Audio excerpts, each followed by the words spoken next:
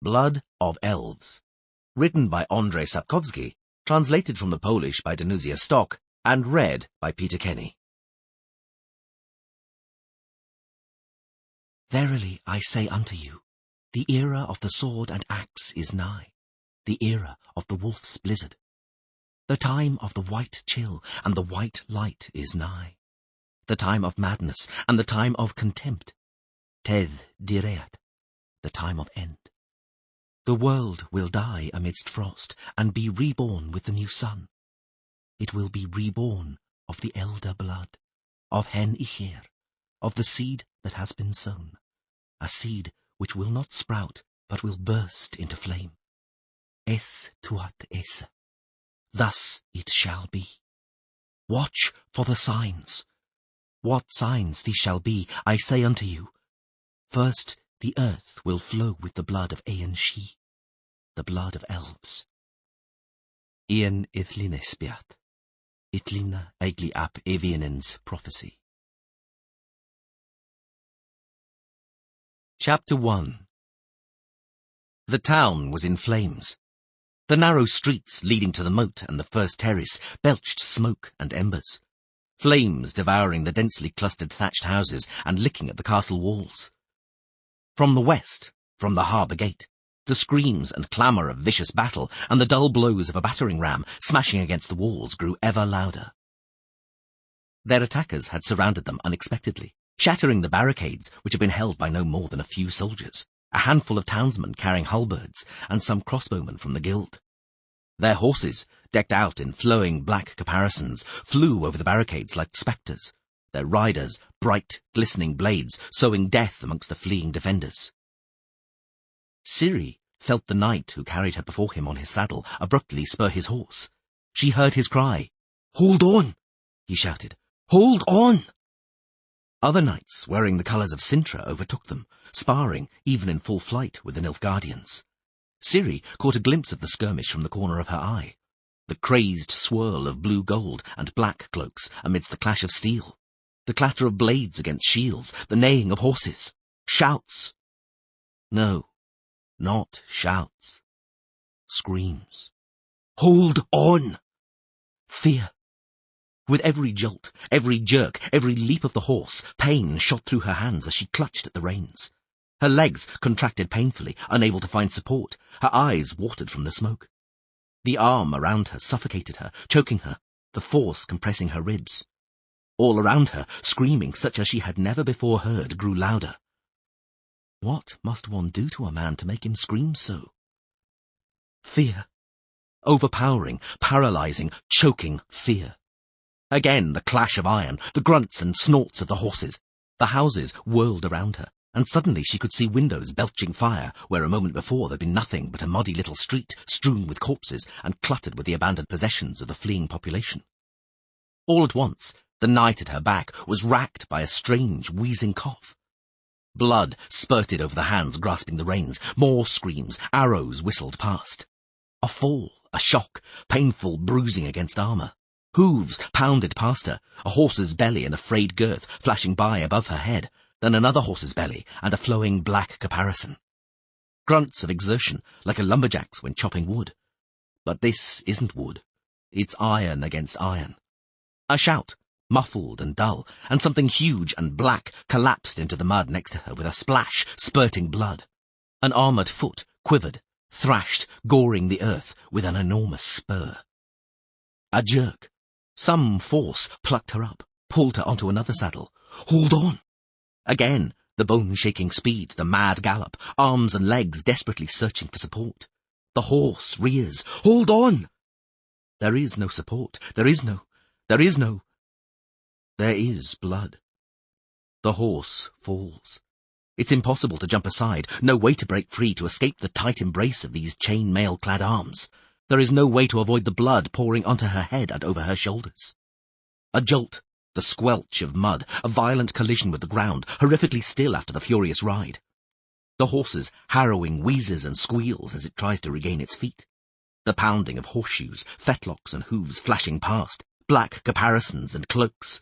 Shouting. The street is on fire.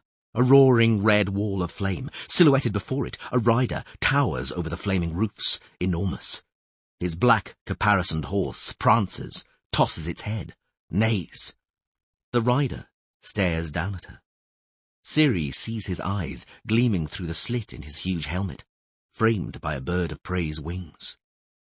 She sees the fire reflected in the broad blade of the sword held in his lowered hand.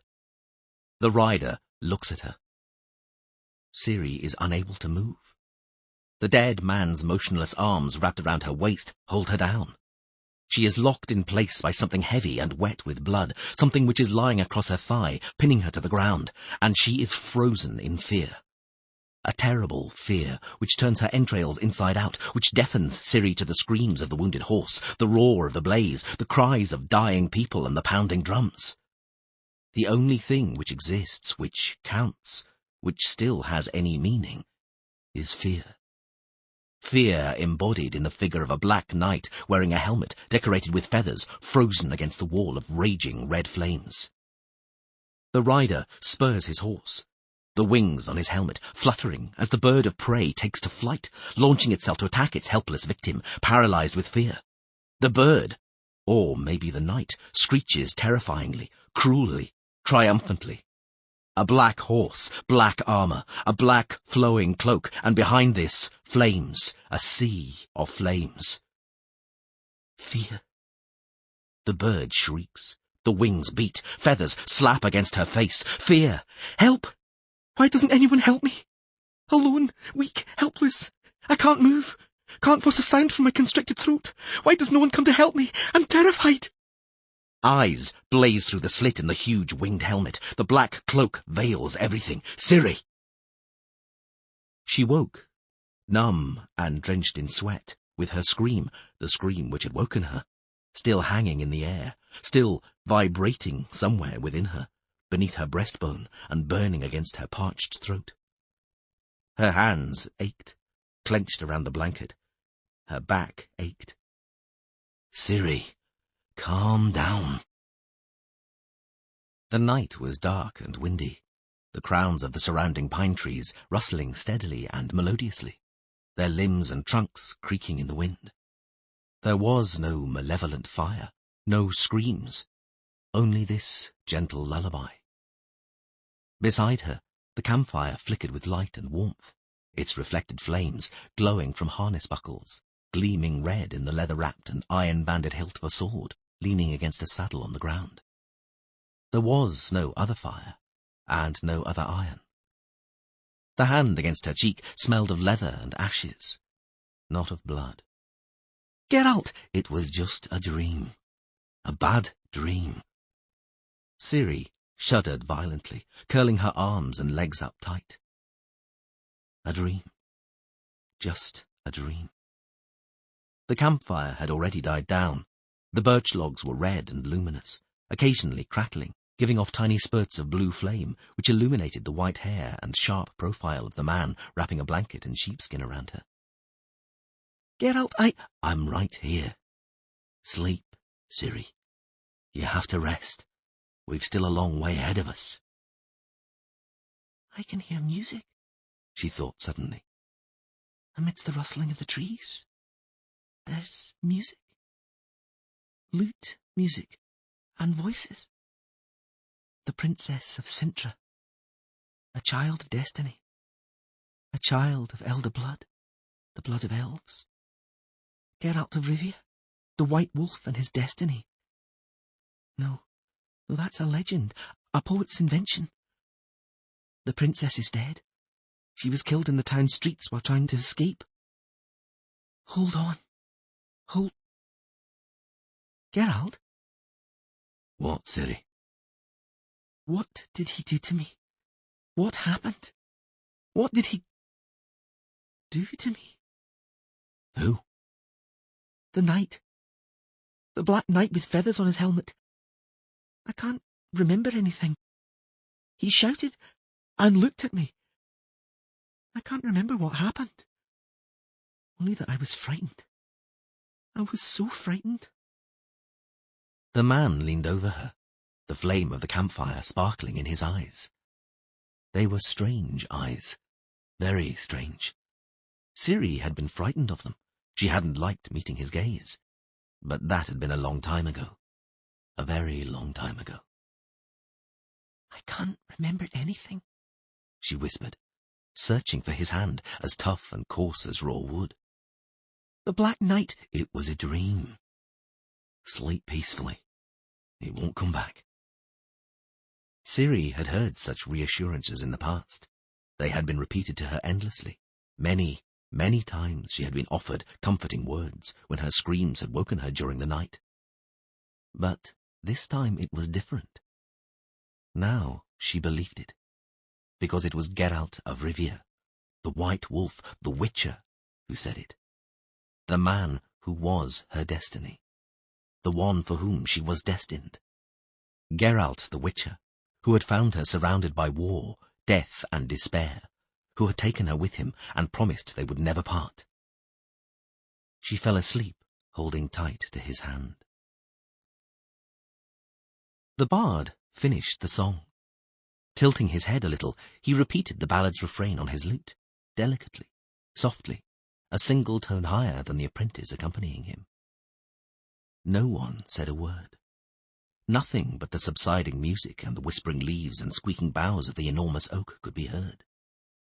Then, all of a sudden, a goat tethered to one of the carts which circled the ancient tree bleated lengthily. At that moment, as if given a signal, one of the men seated in the large semicircular audience stood up. Throwing his cobalt-blue cloak with gold braid trim back over his shoulder, he gave a stiff, dignified bow. "Thank you, Master Dandelion," he said, his voice resonant without being loud. "Allow me, Radcliffe of Oxenford, Master of the Arcana, to express what I am sure is the opinion of everyone here present, and utter words of gratitude and appreciation for your fine art and skill." The wizard ran his gaze over those assembled, an audience of well over 100 people, seated on the ground, on carts, or standing in a tight semicircle, facing the foot of the oak. They nodded and whispered amongst themselves. Several people began to applaud, while others greeted the singer with upraised hands. Women, touched by the music, sniffed and wiped their eyes on whatever came to hand, which differed according to their standing, profession, and wealth. Peasant women used their forearms or the backs of their hands. Merchants' wives dabbed their eyes with linen handkerchiefs, while elves and noblewomen used kerchiefs of the finest tight-woven cotton, and Baron Villebert's 3 daughters, who had, along with the rest of his retinue, halted their falcon hunt to attend the famous troubadour's performance, blew their noses loudly and sonorously into elegant mould-green cashmere scarves. "It would not be an exaggeration to say," continued the wizard, "that you have moved us deeply, Master Dandelion. You have prompted us to reflection and thought. You have stirred our hearts. Allow me to express our gratitude and our respect." The troubadour stood and took a bow, sweeping the heron feather pinned to his fashionable hat across his knees. His apprentice broke off his playing, grinned, and bowed too, until Dandelion glared at him sternly and snapped something under his breath. The boy lowered his head and returned to softly strumming his lute strings. The assembly stirred to life. The merchants, travelling in the caravan, whispered amongst themselves, and then rolled a sizable cask of beer out to the foot of the oak tree. Wizard Radcliffe lost himself in quiet conversation with Baron Villebert. Having blown their noses, the Baron's daughters gazed at Dandelion in adoration, which went entirely unnoticed by the bard, engrossed as he was in smiling, winking, and flashing his teeth at a haughty, silent group of roving elves, and at one of them in particular, a dark-haired, large-eyed beauty sporting a tiny ermine cap. Dandelion had rivals for her attention. The elf, with her huge eyes and beautiful toque hat, had caught his audience's interest as well, and a number of knights, students, and goliards were paying court to her with their eyes. The elf clearly enjoyed the attention, picking at the lace cuffs of her chemise and fluttering her eyelashes. But the group of elves with her surrounded her on all sides, not bothering to hide their antipathy towards her admirers. The glade beneath Bleoveris, the great oak, was a place of frequent rallies, a well-known travellers' resting place and meeting ground for wanderers, and was famous for its tolerance and openness. The druids protecting the ancient tree called it the seat of friendship, and willingly welcomed all comers. But even during an event as exceptional as the world-famous Troubadour's just-concluded performance, the travellers kept to themselves, remaining in clearly delineated groups. Elves stayed with elves. Dwarvish craftsmen gathered with their kin, who were often hired to protect the merchant caravans and were armed to the teeth. Their groups tolerated at best the gnome miners and halfling farmers who camped beside them. All non-humans were uniformly distant towards humans. The humans repaid in kind, but were not seen to mix amongst themselves either. Nobility looked down on the merchants and travelling salesmen with open scorn, while soldiers and mercenaries distanced themselves from shepherds and their reeking sheepskins. The few wizards and their disciples kept themselves entirely apart from the others, and bestowed their arrogance on everyone in equal parts. A tight-knit, dark and silent group of peasants lurked in the background, resembling a forest with their rakes, pitchforks and flails poking above their heads. They were ignored by all and sundry. The exception, as ever, was the children. Freed from the constraints of silence which had been enforced during the bard's performance, the children dashed into the woods with wild cries, and enthusiastically immersed themselves in a game whose rules were incomprehensible to all those who had bidden farewell to the happy years of childhood. Children of elves, dwarves, halflings, gnomes, half-elves, quarter-elves, and toddlers of mysterious provenance, neither knew nor recognized racial or social divisions. At least, not yet. "Indeed," shouted one of the knights present in the glade, who was as thin as a beanpole and wearing a red and black tunic emblazoned with 3 lions passant. "The wizard speaks the truth. The ballads were beautiful. Upon my word, Honourable Dandelion, if ever you pass near Baldhorn, my lord's castle, stop by without a moment's hesitation. You will be welcomed like a prince. What am I saying? Welcomed like King Visimir himself. I swear on my sword I have heard many a minstrel, but none even came close to being your equal, master. Accept the respect and tributes those of us born to knighthood, and those of us appointed to the position, pay to your skills." Flawlessly sensing the opportune moment, the troubadour winked at his apprentice. The boy set his lute aside and picked up a little casket, which served as a collection box for the audience's more measurable expressions of appreciation. He hesitated, ran his eyes over the crowd, then replaced the little casket and grabbed a large bucket standing nearby. Master Dandelion bestowed an approving smile on the young man for his prudence. "Master!" shouted a sizable woman sitting on a cart, the sides of which were painted with a sign for Vera Löwenhaupt and Sons, and which was full of wickerwork.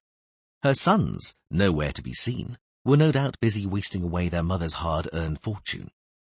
"Master Dandelion, what is this? Are you going to leave us in suspense? Back up with the end of your ballad. Sing to us of what happened next."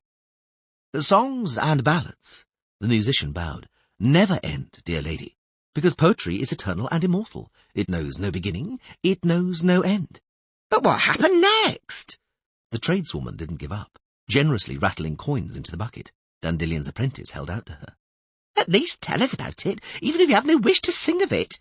Your songs mention no names, but we know the witch you sing of is no other than the famous Geralt of Rivia, and the enchantress for whom he burns with love is the equally famous Yennefer, and the child surprise destined for the witcher and sworn to him from birth is Cirilla, the unfortunate princess of Cintra, the town destroyed by the invaders. Am I right?" Dandelion smiled, remaining enigmatic and aloof. "I sing of universal matters, my dear, generous lady," he stated, "of emotions which anyone can experience, not about specific people." "Oh, come on," yelled a voice from the crowd. "Everyone knows those songs about Geralt the Witcher." "Yes, yes," squealed Baron Villebert's daughters in chorus, drying their sodden scarves. "Sing on, Master Dandelion. What happened next? Did the Witcher and Yennefer the Enchantress find each other in the end? And did they love each other? Were they happy? We want to know." "Enough," roared the dwarf leader with a growl in his throat, shaking his mighty waist-length red beard. "It's crap, all these princesses, sorceresses, destiny, love and women's fanciful tales. If you'll pardon the expression, Greek poet, it's all lies. Just a poetic invention to make the story prettier and more touching. But of the deeds of war, the massacre and plunder of Cintra, the battles of Marnadal and Sodden, you did sing that mightily, Dandelion. There's no regrets in parting with silver for such a song, a joy to a warrior's heart. And I, Sheldon Skaggs, declare there's not an ounce of lies in what you say, and I can tell the lies from the truth, because I was there at Sodden. I stood against the Nilfgaard invaders with an axe in my hand. I, Donimir of Troy, shouted the thin knight with 3 lions passant blazoned across his tunic, was at both battles of Sodden. But I did not see you there, Sir Dwarf. No doubt because you were looking after the supply train, Sheldon Skaggs retorted, while I was in the front line where things got hot. Mind your tongue, Beardy, said Donimir of Troy, flushing, hitching up his sword belt. And who you're speaking to. Have a cur yourself. The dwarf whacked his palm against the axe wedged in his belt, turned to his companions and grinned. Did you see him there, friggin' knight? See his coat of arms? Ha! 3 lions on a shield, 2 shitting and the 3rd snarling. Peace, peace. A grey-haired druid in a white cloak averted trouble with a sharp, authoritative voice. This is not fitting, gentlemen. Not here under Bleoveris' crown, an oak older than all the disputes and quarrels of the world. And not in poet Dandelian's presence, from whose ballads we ought to learn of love, not contention. Quite so. A short, fat priest with a face glistening with sweat seconded the druid. You look but have no eyes, you listen but you have deaf ears. Because divine love is not in you, you are like empty barrels. Speaking of barrels, squeaked a long-nosed gnome from his cart, painted with the sign for iron hardware manufacture and sale. Roll out another, guildsman. Poet Dandelian's throat is surely dry, and ours too from all these emotions. Verily, like empty barrels, I tell ye. The priest, determined not to be put off, drowned out the ironware gnome. You have understood nothing of Master Dandelian's ballad. You have learned nothing. You did not see that these ballads speak of man's fate, that we are no more than toys in the hands of the gods, our lands no more than their playground. The ballads about destiny portray the destinies of us all, and the legend of Geralt the Witcher and Princess Cirilla, although it is set against the true background of that war, is after all a mere metaphor, the creation of a poet's imagination, designed to help us. You're talking rubbish, holy man, hollered Vera Löwenhaupt from the heights of her cart. What legend? What imaginative creation? You may not know him, but I know Geralt of Rivia. I saw him with my own eyes in Vichimer when he broke the spell on King Foltest's daughter, and I met him again later on the Merchant's Trail, where, at Gildea's request, he slew a ferocious griffin, which was preying on the caravans, and thus saved the lives of many good people. No, this is no legend or fairy tale. It is the truth, the sincere truth, which Master Dandelion sang for us. I second that, said a slender female warrior, with her black hair smoothly brushed back and plaited into a thick braid. I, Rayla of Lyria, also know Geralt the White Wolf, the famous slayer of monsters, and I've met the enchantress Lady Yennefer on several occasions. I used to visit Aedirn and her hometown of Vengerberg. I don't know anything about their being in love, though. But it has to be true, the attractive elf in the ermine toque suddenly said in a melodious voice. Such a beautiful ballad of love could not but be true. It could not. Baron Villebert's daughters supported the elf, and, as if on command, wiped their eyes on their scarves. Not by any measure. Honourable wizard, Vera Löwenhaupt turned to Radcliffe. Were they in love or not? Surely you know what truly happened to them, Yennefer and the Witcher. Disclose the secret. If the song says they were in love, replied the wizard, then that's what happened, and their love will endure down the ages. Such is the power of poetry. It is said, interrupted Baron Villebert all of a sudden, that Yennefer of Vengerberg was killed on Sodden Hill. Several enchantresses were killed there. That's not true, said Donimir of Troy. Her name is not on the monument. I'm from those parts and have often climbed Sodden Hill and read the names engraved on the monument. 3 enchantresses died there. Triss Merigold, Lighter Nade, known as Coral, and the name of the 3rd has slipped my mind.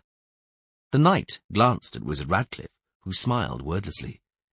And this Witcher, Sheldon Skaggs suddenly called out, this Geralt who loved Yennefer has also bitten the dust, apparently.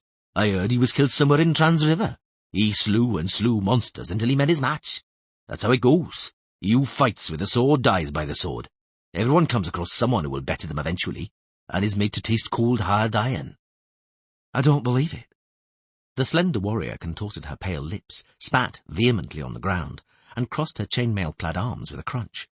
I don't believe there is anyone to best Geralt of Rivia. I have seen this Witcher handle a sword. His speed is simply inhuman. Well said, threw in Wizard Radcliffe. Inhuman. Witches are mutated, so their reactions— I don't understand you, magician. The warrior twisted her lips even more nastily. Your words are too learned. I know one thing. No swordsman I have ever seen can match Geralt of Rivia, the White Wolf, and so I will not accept that he was defeated in battle as the dwarf claims. Every swordsman's an arse when the enemy's not sparse, remarked Sheldon Skaggs sententiously, as the elves say. Elves, stated a tall, fair-haired representative of the elder race coldly, from his place beside the elf with the beautiful toque, are not in the habit of using such vulgar language. No, no, squealed Baron Villebert's daughters from behind their green scarves. Geralt the Witcher can't have been killed. The Witcher found Ciri, the child destined for him, and then the enchantress Yennefer, and all three lived happily ever after. Isn't that true, Master Dandelion? 'Twas a ballad, my noble young ladies, said the beer-parched gnome, manufacturer of ironwares, with a yawn. Why look for truth in a ballad? Truth is one thing, poetry another. Let's take this, what was her name? Ciri? The famous Child Surprise? Master Dandelion trumped that up for sure. I've been to Cintra many a time, and the king and queen lived in a childless home, with no daughter, no son. Liar! Shouted a red-haired man in a sealskin jacket, a checked kerchief bound around his forehead. Queen Calanthe, the lioness of Cintra, had a daughter called Pavetta. She died, together with her husband in a tempest, which struck out at sea, and the depths swallowed them both. So, you see for yourselves, I'm not making this up. The ironware gnome called everyone to be his witnesses. The princess of Cintra was called Pavetta, not Ciri. Cirilla, known as Ciri, was the daughter of this drowned Pavetta, explained the red-haired man. Calanthe's granddaughter. She was not the princess herself, but the daughter of the princess of Cintra. She was the child surprise destined for the Witcher, the man to whom, even before she was born, the queen had sworn to hand her granddaughter over to, just as Master Dandelion has sung. But the Witcher could neither find her nor collect her, and here our poet has missed the truth. Oh yes, he's missed the truth indeed, butted in a sinewy young man who, judging by his clothes, was a journeyman on his travels prior to crafting his masterpiece and passing his master's exams. The Witcher's destiny bypassed him. Cirilla was killed during the siege of Cintra. Before throwing herself from the tower, Queen Calanthe killed the princess's daughter with her own hand to prevent her from falling into the Nilfgaardians' claws alive. It wasn't like that, not like that at all, objected the red-haired man. The princess's daughter was killed during the massacre while trying to escape from the town. One way or another, shouted Ironware, the Witcher didn't find Cirilla, the poet lied. But lied beautifully, said the elf in the toque, snuggling up to the tall, fair-haired elf. It's not a question of poetry, but of facts, shouted the journeyman. I tell you, the princess's daughter died by her grandmother's hand. Anyone who's been to Cintra can confirm that. And I say she was killed in the streets trying to escape, declared the red-haired man. I know, because although I'm not from Cintra, I served in the Earl of Skellige's troop supporting Cintra during the war.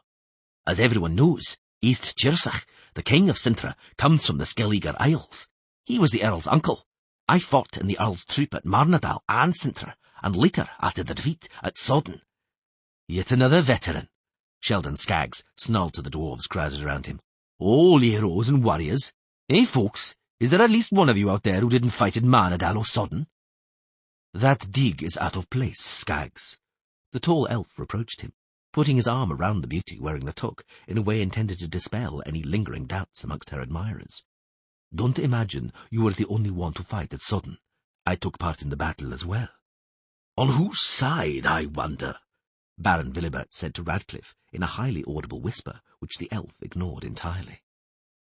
As everyone knows, he continued, sparing neither the Baron nor the wizard so much as a glance, over 100,000 warriors stood on the field during the second battle of Sodden Hill, and of those, at least 30,000 were maimed or killed. Master Dandelion should be thanked for immortalizing this famous, terrible battle in one of his ballads. In both the lyrics and the melody of his work, I heard not an exultation, but a warning. So I repeat, offer praise and everlasting renown to this poet for his ballad, which may, perhaps, prevent a tragedy as horrific as this cruel and unnecessary war from occurring in the future. Indeed, said Baron Villebert, looking defiantly at the elf. You have read some very interesting things into this ballad, honoured sir. An unnecessary war, you say. You'd like to avoid such a tragedy in the future, would you? Are we to understand that if the Nilfgaardians were to attack us again, you would advise that we capitulate, humbly accept the Nilfgaardian yoke?" "Life is a priceless gift and should be protected," the elf replied coldly. "Nothing justifies wide-scale slaughter and sacrifice of life, which is what the battles at Sodden were, both the battle lost and the battle won. Both of them cost the humans thousands of lives, and with them you lost unimaginable potential." "Elven prattle," snarled Sheldon Skaggs. "Dim-wetted rubbish. It was the price that had to be paid to allow others to live decently, in peace, instead of being chained, blinded, whipped and forced to work in salt and sulphur mines. Those who died a heroic death, those who will now, thanks to Dandelion, live on forever in our memories, taught us to defend our own homes. Sing your ballads, Dandelion, sing them to everyone. Your lesson won't go to waste, and it'll come in handy, you'll see, because mark my words, Nilfgaard will attack us again. If not today, then tomorrow. They're licking their wounds now, we're recovering, but the day when we'll see their black cloaks and feathered helmets again is growing ever nearer." "What do they want from us?" yelled Vera Löwenhout. "Why are they bent on persecuting us? Why don't they leave us in peace? Leave us to our lives and work? What do the Nilfgaardians want?" "They want our blood," howled Baron Villibert. "And our land," someone cried from the crowd of peasants. "And our women," chimed in Sheldon Skaggs with a ferocious glower. Several people started to laugh, as quietly and furtively as they could, even though the idea that anyone other than another dwarf would desire one of the exceptionally unattractive dwarf women was highly amusing. It was not a safe subject for teasing or jests, especially not in the presence of the short, stocky-bearded individuals whose axes and short swords had an ugly habit of leaping from their belts and into their hands at incredible speed. And the dwarves, for some unknown reason, were entirely convinced that the rest of the world was lecherously lying in wait for their wives and daughters, and were extremely touchy about it. "This had to happen at some point," the grey-haired druid declared suddenly. "This had to happen. We forgot that we are not the only ones in this world, that the whole of creation does not revolve around us. Like stupid, fat, lazy minnows in a slimy pond, we chose not to accept the existence of pike. We allowed our world, like the pond, to become slimy, boggy and sluggish. Look around you. There is crime and sin everywhere. Greed, the pursuit of profit, quarrels and disagreements are rife. Our traditions are disappearing. Respect for our values is fading. Instead of living according to nature, we have begun to destroy it. And what have we got for it? The air is poisoned by the stink of smelting furnaces. The rivers and brooks are tainted by slaughterhouses and tanneries. Forests are being cut down without a thought. Ha! Just look! Even on the living bark of sacred Bleoveris, there, just above the poet's head, there's a foul phrase carved out with a knife, and it's misspelled at that, by a stupid, illiterate vandal. Why are you surprised? It had to end badly. Yes, yes, the fat priest joined in. Come to your senses, you sinners, while there is still time, because the anger and vengeance of the gods hangs over you. Remember Eithlin's oracle, the prophetic words describing the punishment of the gods reserved for a tribe poisoned by crime. The time of contempt will come, when the tree will lose its leaves, the bud will wither, the fruit will rot, the seed turn bitter, and the river valleys will run with ice instead of water. The white chill will come, and after it the white light, and the world will perish beneath blizzards. Thus spoke Ceres Eithlin, and before this comes to pass, there will be visible signs. Plagues will ravish the earth. Remember, the Nilfgaard are our punishment from the gods. They are the whip with which the immortals will lash you, sinners, so that you may— Shut up, you sanctimonious old man, roared Sheldon Skaggs, stamping his heavy boots. Your superstitious rot makes me sick. My guts are churning. Careful, Sheldon. The tall elf cut him short with a smile. Don't mock another's religion. It's not pleasant, polite, or safe. I'm not mocking anything, protested the dwarf. I don't doubt the existence of the gods, but it annoys me when someone drags them into earthly matters and tries to pull the wool over my eyes using the prophecies of some crazy elf. The Nilfgaardians are the instrument of the gods. Rubbish! Search back through your memories to the past, to the days of Desmod, Radawith, and Sambuc, to the days of Abrad, the old oak. You may not remember them because your lives are so very short. You're like mayflies. But I remember, and I'll tell you what it was like in these lands just after you climbed from your boats on the Yaruga estuary and the Ponta Delta onto the beach. 3 kingdoms sprang from the 4 ships which beached on those shores. The stronger groups absorbed the weaker and so grew, strengthening their positions. They invaded others' territories, conquered them, and their kingdoms expanded, becoming ever larger and more powerful. And now the Nilfgaardians are doing the same, because theirs is a strong and united, disciplined and tightly knit country. And unless you close ranks in the same way, Nilfgaard will swallow you as a pike does a minnow, just as this wise druid said. Let them just try. Donomir of Troy puffed out his lion-emblazoned chest and shook his sword in its scabbard. We beat them hollow on Sodden Hill, and we can do it again. You're very cocksure, snarled Sheldon Skaggs. You've evidently forgotten, Sir Knight, that before the Battle of Sodden Hill, the Nilfgaard had advanced across your lands like an iron roller, strewing the land between Marnadal and Transriver with the corpses of many a gallant fellow like yourself. And it wasn't loud-mouthed smart-asses like you who stopped the Nilfgaardians, but the united strengths of Temeria, Redania, Aiden and Caedwen. Concord and unity, that's what stopped them. Not just that, remarked Radcliffe in a cold, resonant voice. Not just that, Master Skaggs. The dwarf hawked loudly, blew his nose, shuffled his feet, then bowed a little to the wizard. No one is denying the contribution of your fellowship, he said. Shame on he who does not acknowledge the heroism of the Brotherhood of Wizards on Sodden Hill. They stood their ground bravely, shed blood for the common cause, and contributed most eminently to our victory. Dandelion did not forget them in his ballad, and nor shall we. But note that these wizards stood united and loyal on the hill, and accepted the leadership of Vilgefortz of Roggeveen, just as we, the warriors of the 4 kingdoms, acknowledged the command of Vesemir of Redania. It's just a pity this solidarity and concord only lasted for the duration of the war, because, with peace, here we are divided again. Vesemir and Foltest are choking each other with customs taxes and trading laws. Demavend of Idaean is bickering with Hensil over the northern marches, where the League of Hengfors and the Thysanids of Kovia don't give a toss. And I hear that looking for the old concord amongst the wizards is useless too. We are not closely knit, we have no discipline and no unity. But Nilfgaard does. Nilfgaard is ruled by Emperor Emir Var Imris, a tyrant and autocrat who enforces obedience with whip, noose and axe, thundered Baron Villibert. What are you proposing, Sir Dwarf? How are we supposed to close ranks with similar tyranny? And which king, which kingdom, in your opinion, should subordinate the others? In whose hands would you like to see the sceptre and knout? What do I care? Replied Skaggs with a shrug. That's a human affair. Whoever you choose to be king wouldn't be a dwarf anyway. Or an elf, or even half-elf, added the tall representative of the elder race, his arm still wrapped around the toque-wearing beauty. You even consider quarter-elves inferior. That's where it stings, laughed Villibert. You're blowing the same horn as Nilfgaard, because Nilfgaard is also shouting about equality, promising you a return to the old order as soon as we've been conquered and they've scythed us off these lands. That's the sort of unity, the sort of equality you're dreaming of, the sort you're talking about and trumpeting.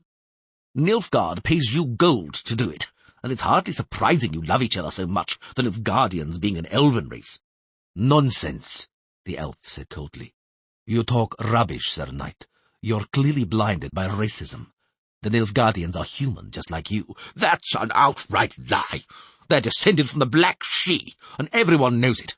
Elven blood flows through their veins, the blood of elves. And what flows through yours? The elf smiled derisively. We've been combining our blood for generations, for centuries, your race and mine, and doing so quite successfully. Fortunately or unfortunately, I don't know. You started persecuting mixed relationships less than a quarter of a century ago, and, incidentally, not very successfully. So, show me a human now who hasn't a dash of she-ihir, the blood of the elder race. Villibert visibly turned red. Vera Löwenhaupt also flushed. Wizard Radcliffe bowed his head and coughed. And, most interestingly, the beautiful elf in the ermine toque blushed too. We are all children of Mother Earth. The grey-haired druid's voice resounded in the silence. We are children of Mother Nature. And though we do not respect our mother, though we often worry her and cause her pain, though we break her heart, she loves us all. Let us remember that, we who are assembled here in this seat of friendship. And let us not bicker over which of us was here first. Acorn was the first to be thrown up by the waves, and from Acorn sprouted the great Bleoveris, the oldest of oaks. Standing beneath its crown, amongst its primordial roots, let us not forget our own brotherly roots, the earth from which these roots grow. Let us remember the words of poet Dandelian's song. Exactly, exclaimed Vera Löwenhaupt. And where is he? He's fled, ascertained Sheldon Skaggs, gazing at the empty place under the oak. Taken the money and fled without saying goodbye. Very elf-like. Dwarf-like, squealed Ironware. Human-like, corrected the tall elf, and the beauty in the talk rested her head against his shoulder. Hey, minstrel, said Mamma Lantieri, striding into the room without knocking, the scents of hyacinths, sweat, beer, and smoked bacon wafting before her. You've got a guest. Enter, noble gentleman. Dandelion smoothed his hair and sat up in the enormous carved armchair. The two girls sitting on his lap quickly jumped up, covering their charms and pulling down their disordered clothes. The Modesty of Harlots, thought the poet, was not at all a bad title for a ballad. He got to his feet, fastened his belt, and pulled on his doublet, all the while looking at the nobleman standing at the threshold. Indeed, he remarked. You know how to find me anywhere, though you rarely pick an opportune moment. You're lucky I'd not yet decided which of these two beauties I prefer, and at your prices, Lantieri, I cannot afford them both. Mamma Lantieri smiled in sympathy and clapped her hands. Both girls, a fair-skinned, freckled islander and a dark-haired half-elf, swiftly left the room. The man at the door removed his cloak and handed it to Mamma, along with a small but well-filled money-bag. "Forgive me, master," he said, approaching the table and making himself comfortable. "I know this is not a good time to disturb you, but you disappeared out from beneath the oak so quickly. I did not catch you on the high road, as I had intended, and did not immediately come across your tracks in this little town. I'll not take much of your time, believe me." "They always say that, and it's always a lie," the bard interrupted. "Leave us alone, Lantieri, and see to it we're not disturbed." "I'm listening, sir." The man scrutinized him. He had dark, damp, almost tearful eyes, a pointed nose, and ugly, narrow lips. "I'll come to the point without wasting your time," he declared, waiting for the door to close behind Mamma. "Your ballads interest me, master. To be more specific, certain characters of which you sang interest me. I am concerned with the true fate of your ballad's heroes. If I am not mistaken, the true destinies of real people inspired the beautiful work I heard beneath the oak tree. I have in mind little Cyrilla of Cintra, Queen Calanthe's granddaughter." Dandelion gazed at the ceiling, drumming his fingers on the table. "Honoured sir," he said dryly, "you are interested in strange matters. You ask strange questions. Something tells me you are not the person I took you to be." "And who did you take me to be, if I may ask?" "I'm not sure you may. It depends if you are about to convey greetings to me from any mutual friends. You should have done so initially, but somehow you have forgotten." "I did not forget at all." The man reached into the breast pocket of his sepia-coloured velvet tunic and pulled out a money bag, somewhat larger than the one he had handed the procuress, but just as well filled, which clinked as it touched the table. "We simply have no mutual friends, Dandelion. But might this purse not suffice to mitigate the lack?" "And what do you intend to buy with this meagre purse?" The troubadour pouted. "Mamma Lantieri's entire brothel and all the land surrounding it?" "Let us say that I intend to support the arts and an artist, in order to chat with the artist about his work." "You love art so much, do you, dear sir?" Is it so vital for you to talk to an artist that you press money on him before you've even introduced yourself, and in doing so break the most elementary rules of courtesy? At the beginning of our conversation, the stranger's dark eyes narrowed imperceptibly. My anonymity did not bother you, and now it is starting to. I am not ashamed of my name, said the man, a faint smile appearing on his narrow lips. I am called Ryons. You do not know me, Master Dandelion, and that is no surprise. You are too famous and well known to know all of your admirers. Yet everyone who admires your talents feels he knows you so well that a certain degree of familiarity is permissible. This applies to me too. I know it is a misconception, so please, graciously forgive me. I graciously forgive you. Then I can count on you agreeing to answer a few questions. No, you cannot, interrupted the poet, putting on airs. Now, if you will graciously forgive me, I am not willing to discuss the subjects of my work, its inspiration or its characters, fictitious or otherwise. To do so would deprive poetry of its poetic veneer and lead to triteness. Is that so? It certainly is. For example, if, having sung the ballad about the miller's merry wife, I were to announce it's really about Zvirka, Miller Loach's wife, and I included an announcement that Zvirka can most easily be bedded every Thursday, because on Thursdays the miller goes to market, it would no longer be poetry. It would be either rhyming couplets or foul slander. I understand, Ryons said quickly, but perhaps that is a bad example. I am not, after all, interested in anyone's peccadilloes or sins. You will not slander anyone by answering my questions.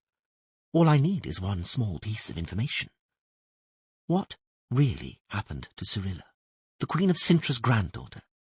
Many people claim she was killed during the siege of the town. There are even eyewitnesses to support the claim. From your ballad, however, it would appear that the child survived. I am truly interested to know if this is your imagination at work, or the truth. True or false? I'm extremely pleased you're so interested. Dandelion smiled broadly. You may laugh, Master, whatever your name is, but that was precisely what I intended when I composed the ballad. I wished to excite my listeners and arouse their curiosity. True or false? Repeated Ryons coldly. If I were to give that away, I would destroy the impact of my work. Goodbye, my friend. You have used up all the time I can spare you, and 2 of my many inspirations are waiting out there, wondering which of them I will choose. Ryons remained silent for a long while, making no move to leave. He stared at the poet with his unfriendly, moist eyes, and the poet felt a growing unease. A merry din came from the bawdy house's main room, punctuated from time to time by high-pitched feminine giggles. Dandelion turned his head away, pretending to show derisive haughtiness, but, in fact, he was judging the distance to the corner of the room, and the tapestry showing a nymph sprinkling her breasts with water poured from a jug. Dandelion. Ryons finally spoke, slipping his hand back into the pocket of his sepia-coloured tunic. Answer my questions. Please. I have to know the answer. It's incredibly important to me. To you too, believe me. Because if you answer of your own free will, then what? A hideous grimace crept over Ryons's narrow lips. Then I won't have to force you to speak. Now listen, you scoundrel. Dandelion stood up and pretended to pull a threatening face. I loathe violence and force, but I'm going to call Mamma Lantieri in a minute, and she will call a certain Grutzilla, who fulfills the honourable and responsible role of bouncer in this establishment. He is a true artist in his field. He'll kick your ass so hard you'll soar over the town roofs with such magnificence that the few people passing by at this hour will take you for a Pegasus. Ryons made an abrupt gesture, and something glistened in his hand. Are you sure, he asked, you'll have time to call her? Dandelion had no intention of checking if he would have time, nor did he intend to wait. Before the stiletto had locked in Ryons's hand, Dandelion had taken a long leap to the corner of the room, dived under the nymph tapestry, kicked open a secret door, and rushed headlong down the winding stairs, nimbly steering himself with the aid of the well-worn banisters. Ryance darted after him, but the poet was sure of himself. He knew the secret passage like the back of his hand, having used it numerous times to flee creditors, jealous husbands, and furious rivals, from whom he had, from time to time, stolen rhymes and tunes. He knew that after the third turning, he would be able to grope for a revolving door, behind which there was a ladder leading down to the cellar. He was sure that his persecutor would be unable to stop in time, would run on, and step on a trapdoor through which he would fall and land in the pigsty. He was equally sure that, bruised, covered in shit and mauled by the pigs, his persecutor would give up the chase. Dandelion was mistaken, as was usually the case whenever he was too confident. Something flashed a sudden blue behind his back, and the poet felt his limbs grow numb, lifeless and stiff. He couldn't slow down for the revolving door, his legs wouldn't obey him. He yelled and rolled down the stairs, bumping against the walls of the little corridor. The trapdoor opened beneath him with a dry crack, and the troubadour tumbled down into the darkness and stench. Before thumping his head on the dirt floor and losing consciousness, he remembered Mamma Lantieri saying something about the pigsty being repaired. The pain in his constricted wrists and shoulders, cruelly twisted in their joints, brought him back to his senses. He wanted to scream, but couldn't. It felt as though his mouth had been stuck up with clay. He was kneeling on the dirt floor, with a creaking rope hauling him up by his wrists. He tried to stand, wanting to ease the pressure on his shoulders, but his legs too were tied together. Choking and suffocating, he somehow struggled to his feet, helped considerably by the rope which tugged mercilessly at him. Ryance was standing in front of him, and his evil eyes glinted in the light of a lantern, held aloft by an unshaven ruffian who stood over 6 feet tall. Another ruffian, probably no shorter, stood behind him. Dandelion could hear his breathing, and caught a whiff of stale sweat. It was the reeking man who tugged on the rope, looped over a roof beam, and fastened to the poet's wrists. Dandelion's feet tore off the dirt floor. The poet whistled through his nose, unable to do anything more. "Enough!" Ryance snapped at last. He spoke almost immediately, yet it had seemed an age to Dandelion. The bard's feet touched the ground, but, despite his most heartfelt desire, he could not kneel again. The tight-drawn rope was still holding him as taut as a string. Ryance came closer. There was not even a trace of emotion on his face. The damp eyes had not changed their expression in the least. His tone of voice, too, remained calm, quiet, even a little bored. "You nasty rhymester, you runt, you scum, you arrogant nobody. You tried to run from me. No one has escaped me yet. We haven't finished our conversation, you clown, you sheep's head. I asked you a question under much pleasanter circumstances than these. Now you are going to answer all my questions, and in far less pleasant circumstances. Am I right?" Dandelion nodded eagerly. Only now did Ryance smile and make a sign. The bard squealed helplessly, feeling the rope tighten and his arms twisted backwards, cracking in their joints. "You can't talk," Ryance confirmed, still smiling loathsomely. "And it hurts, doesn't it? For the moment, you should know, I'm having you strung up like this for my own pleasure, just because I love watching people suffer. Go on, just a little higher." Dandelion was wheezing so hard he almost choked. "Enough," Ryance finally ordered, then approached the poet and grabbed him by his shirt ruffles. "Listen to me, you little cock. I'm going to lift the spell so you can talk. But if you try to raise your charming voice any louder than necessary, you'll be sorry." He made a gesture with his hand, touched the poet's cheek with his ring, and Dandelion felt sensation return to his jaw, tongue, and palate. "Now," Ryance continued quietly, "I'm going to ask you a few questions, and you're going to answer them quickly, fluently, and comprehensively. And if you stammer, or hesitate even for a moment, if you give me the slightest reason to doubt the truth of your words, then look down." Dandelion obeyed. He discovered to his horror that a short rope had been tied to the knots around his ankles, with a bucket full of lime attached to the other end. "If I have you pulled any higher," Ryance smiled cruelly. "And this bucket lives with you. Then you will probably never regain the feeling in your hands. After that, I doubt you will be capable of playing anything on a lute. I really doubt it. So, I think you'll talk to me. Am I right?" Dandelion didn't agree, because he couldn't move his head or find his voice out of sheer fright. But Ryals did not seem to require confirmation. "It is to be understood," he stated, "that I will know immediately if you are telling the truth.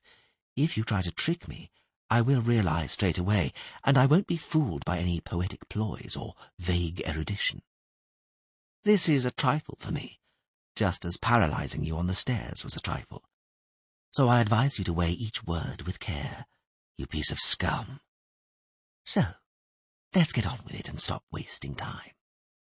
As you know, I'm interested in the heroine of one of your beautiful ballads, Queen Calanthe of Cintra's granddaughter, Princess Cyrilla, endearingly known as Ciri.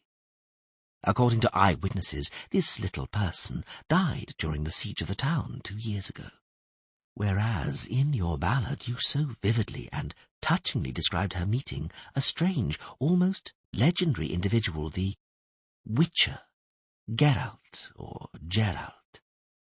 Leaving the poetic drivel about destiny and the decrees of fate aside from the rest of the ballad, it seems the child survived the Battle of Cintra in one piece. Is that true?" I don't know," moaned Dandelion. "By all the gods! I'm only a poet. I've heard this and that, and the rest. "Well?" "The rest I invented. Made it up. I don't know anything."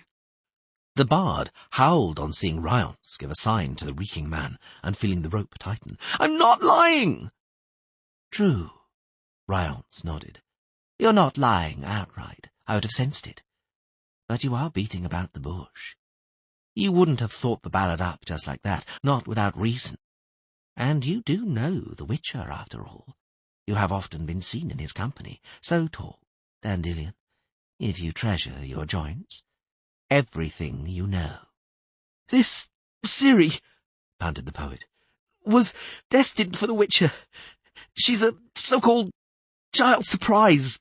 You must have heard it. The story's well known. Her parents swore to hand her over to the Witcher." "Her parents are supposed to have handed the child over to that crazed mutant? That murderous mercenary? You're lying, rhymester. Keep such tales for women." "That's what happened. I swear on my mother's soul," sobbed Dandelion. "I have it from a reliable source. The Witcher—" "Talk about the girl. For the moment, I'm not interested in the Witcher." "I don't know anything about the girl.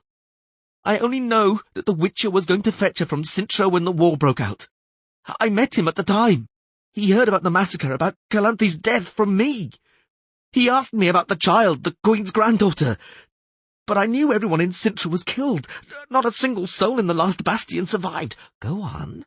Fewer metaphors, more hard facts." "When the Witcher learned of the massacre and fall of Cintra, he forsook his journey. We both escaped north. We parted ways in Hengfors, and I haven't seen him since. But because he talked on the way a bit about this Ciri, or whatever her name is, and about destiny, well, I made up this ballad. I don't know any more, I swear." Ryance scowled at him. "And where is this Witcher now?" he asked. "This hired monster murderer, this poetic butcher who likes to discuss destiny." "I told you, the last time I saw him—" "I know what you said," Ryance interrupted. "I listened carefully to what you said, and now you're going to listen carefully to me. Answer my questions precisely. The question is, if no one has seen Geralt or Gerald, the Witcher, for over a year, where is he hiding? Where does he usually hide?" "I don't know where it is," the troubadour said quickly. "I'm not lying. I really don't know." "Too quick, Dandelion. Too quick." Ryance smiled ominously. "Too eager. You are cunning, but not careful enough. You don't know where it is, you say. But I warrant you know what it is." Dandelion clenched his teeth with anger and despair. "Well?" Ryance made a sign to the reeking man. Where is the Witcher hiding? What is the place called? The poet remained silent. The rope tightened, twisting his hands painfully, and his feet left the ground. Dandelion let out a howl, brief and broken, because Ryance's wizardly ring immediately gagged him. Higher! Higher! Ryance rested his hands on his hips. You know, Dandelion, I could use magic to sound out your mind, but it's exhausting. Besides, I like seeing people's eyes pop out of their sockets from pain. And you're going to tell me anyway. Dandelion knew he would. The rope secured to his ankles grew taut. The bucket of lime scraped along the ground. "Sir," said the first ruffian suddenly, covering the lantern with his cloak and peering through the gap in the pigsty door. "Someone's coming. A lass, I think." "You know what to do," Ryance hissed. "Put the lantern out." The reeking man released the rope, and Dandelion tumbled inertly to the ground, falling in such a way that he could see the man with the lantern standing at the door, and the reeking man, a long knife in his hand, lying in wait on the other side. Light broke in from the bawdy house through gaps in the planks, and the poet heard the singing and hubbub. The door to the pigsty creaked open, revealing a short figure wrapped in a cloak and wearing a round, tightly fitting cap. After a moment's hesitation, the woman crossed the threshold. The reeking man threw himself at her, slashing forcefully with his knife, and tumbled to his knees as the knife met with no resistance, passing through the figure's throat as though through a cloud of smoke. Because the figure really was a cloud of smoke, one which was already starting to disperse. But before it completely vanished, another figure burst into the pigsty, indistinct, dark, and nimble as a weasel. Dandelion saw it throw a cloak at the lantern man, jump over the reeking one, saw something glisten in its hand, and heard the reeking man wheeze and choke savagely. The lantern man disentangled himself from the cloak, jumped, took a swing with his knife. A fiery lightning bolt shot from the dark figure with a hiss, slapped over the tough's face and chest with a crack, and spread over him like flaming oil. The ruffian screamed piercingly, and the grim reek of burning meat filled the pigsty. Then Ryance attacked. The spell he cast illuminated the darkness with a bluish flash, in which Dandelion saw a slender woman wearing man's clothes, gesticulating strangely with both hands. He only glimpsed her for a second, before the blue glow disappeared with a bang and a blinding flash. Ryance fell back with a roar of fury and collapsed onto the wooden pigsty walls, breaking them with a crash. The woman, dressed in man's clothing, leapt after him, a stiletto flashing in her hand. The pigsty filled with brightness again, this time golden, beaming from a bright oval which suddenly appeared in the air. Dandelion saw Ryance spring up from the dusty floor, leap into the oval, and immediately disappear. The oval dimmed, but before it went out entirely, the woman ran up to it, shouting incomprehensibly, stretching out her hand. Something crackled and rustled, and the dying oval boiled with roaring flames for a moment. A muffled sound, as if coming from a great distance, reached Dandelion's ears, a sound very much like a scream of pain. The oval went out completely, and darkness engulfed the pigsty again. The poet felt the power which gagged him disappear. "Help!" he howled. "Help!" "Stop yelling, Dandelion," said the woman, kneeling next to him and slicing through the knots with Ryance's stiletto. "Yennefer? Is that you?" "Surely you're not going to say you don't remember how I look, and I'm sure my voice is not unfamiliar to your musical ear. Can you get up? They didn't break any bones, did they?" Dandelion stood with difficulty, groaned and stretched his aching shoulders. "What's with them?" He indicated the bodies lying on the ground. "We'll check." The enchantress snicked the stiletto shut. "One of them should still be alive. I have a few questions for him." "This one," the troubadour stood over the reeking man, "probably still lives." "I doubt it," said Yennefer indifferently. "I severed his windpipe and carotid artery. There might still be a little murmur in him, but not for long." Dandelion shuddered. "You slashed his throat. If, out of inborn caution, I hadn't sent an illusion in first, I would be the one lying there now. Let's look at the other one. Bloody hell. Such a sturdy fellow, and he still couldn't take it. Pity, pity. He's dead too. He couldn't take the shock. I fried him a little too hard. See, even his teeth are charred. What's the matter with you, Dandelion? Are you going to be sick?" "I am," the poet replied indistinctly, bending over and leaning his forehead against the pigsty wall. "That's everything?" The enchantress put her tumbler down and reached for the skewer of roast chickens. You haven't lied about anything, haven't forgotten anything. Nothing, apart from thank you. Thank you, Yennefer. She looked him in the eyes and nodded her head lightly, making her glistening black curls writhe and cascade down to her shoulders. She slipped the roast chicken onto a trencher and began dividing it skillfully. She used a knife and fork. Dandelion had only known one person up until then who could eat a chicken with a knife and fork as skillfully. Now he knew how and from whom Geralt had learnt the knack. Well, he thought, no wonder. After all, he did live with her for a year in Vengerberg, and before he left her, she had instilled a number of strange things into him. He pulled the other chicken from the skewer, and without a second thought, ripped off a thigh and began eating it, pointedly holding it with both hands. "How did you know?" he asked. "How did you arrive with help on time?" "I was beneath Blaeveris during your performance. I didn't see you. I didn't want to be seen. Then I followed you into town. I waited here in the tavern. It wasn't fitting, after all, for me to follow you into that haven of dubious delight and certain gonorrhea. But I eventually became impatient and was wandering around the yard when I thought I heard voices coming from the pigsty. I sharpened my hearing, and it turned out it wasn't, as I'd first thought, some sodomite, but you."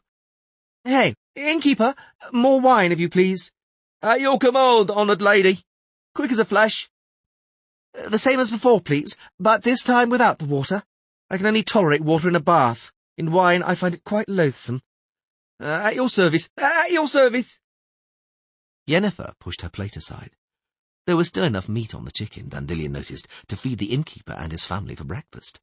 A knife and fork was certainly elegant and refined, but they weren't very effective. "Thank you," he repeated, "for rescuing me. That cursed Ryance wouldn't have spared my life.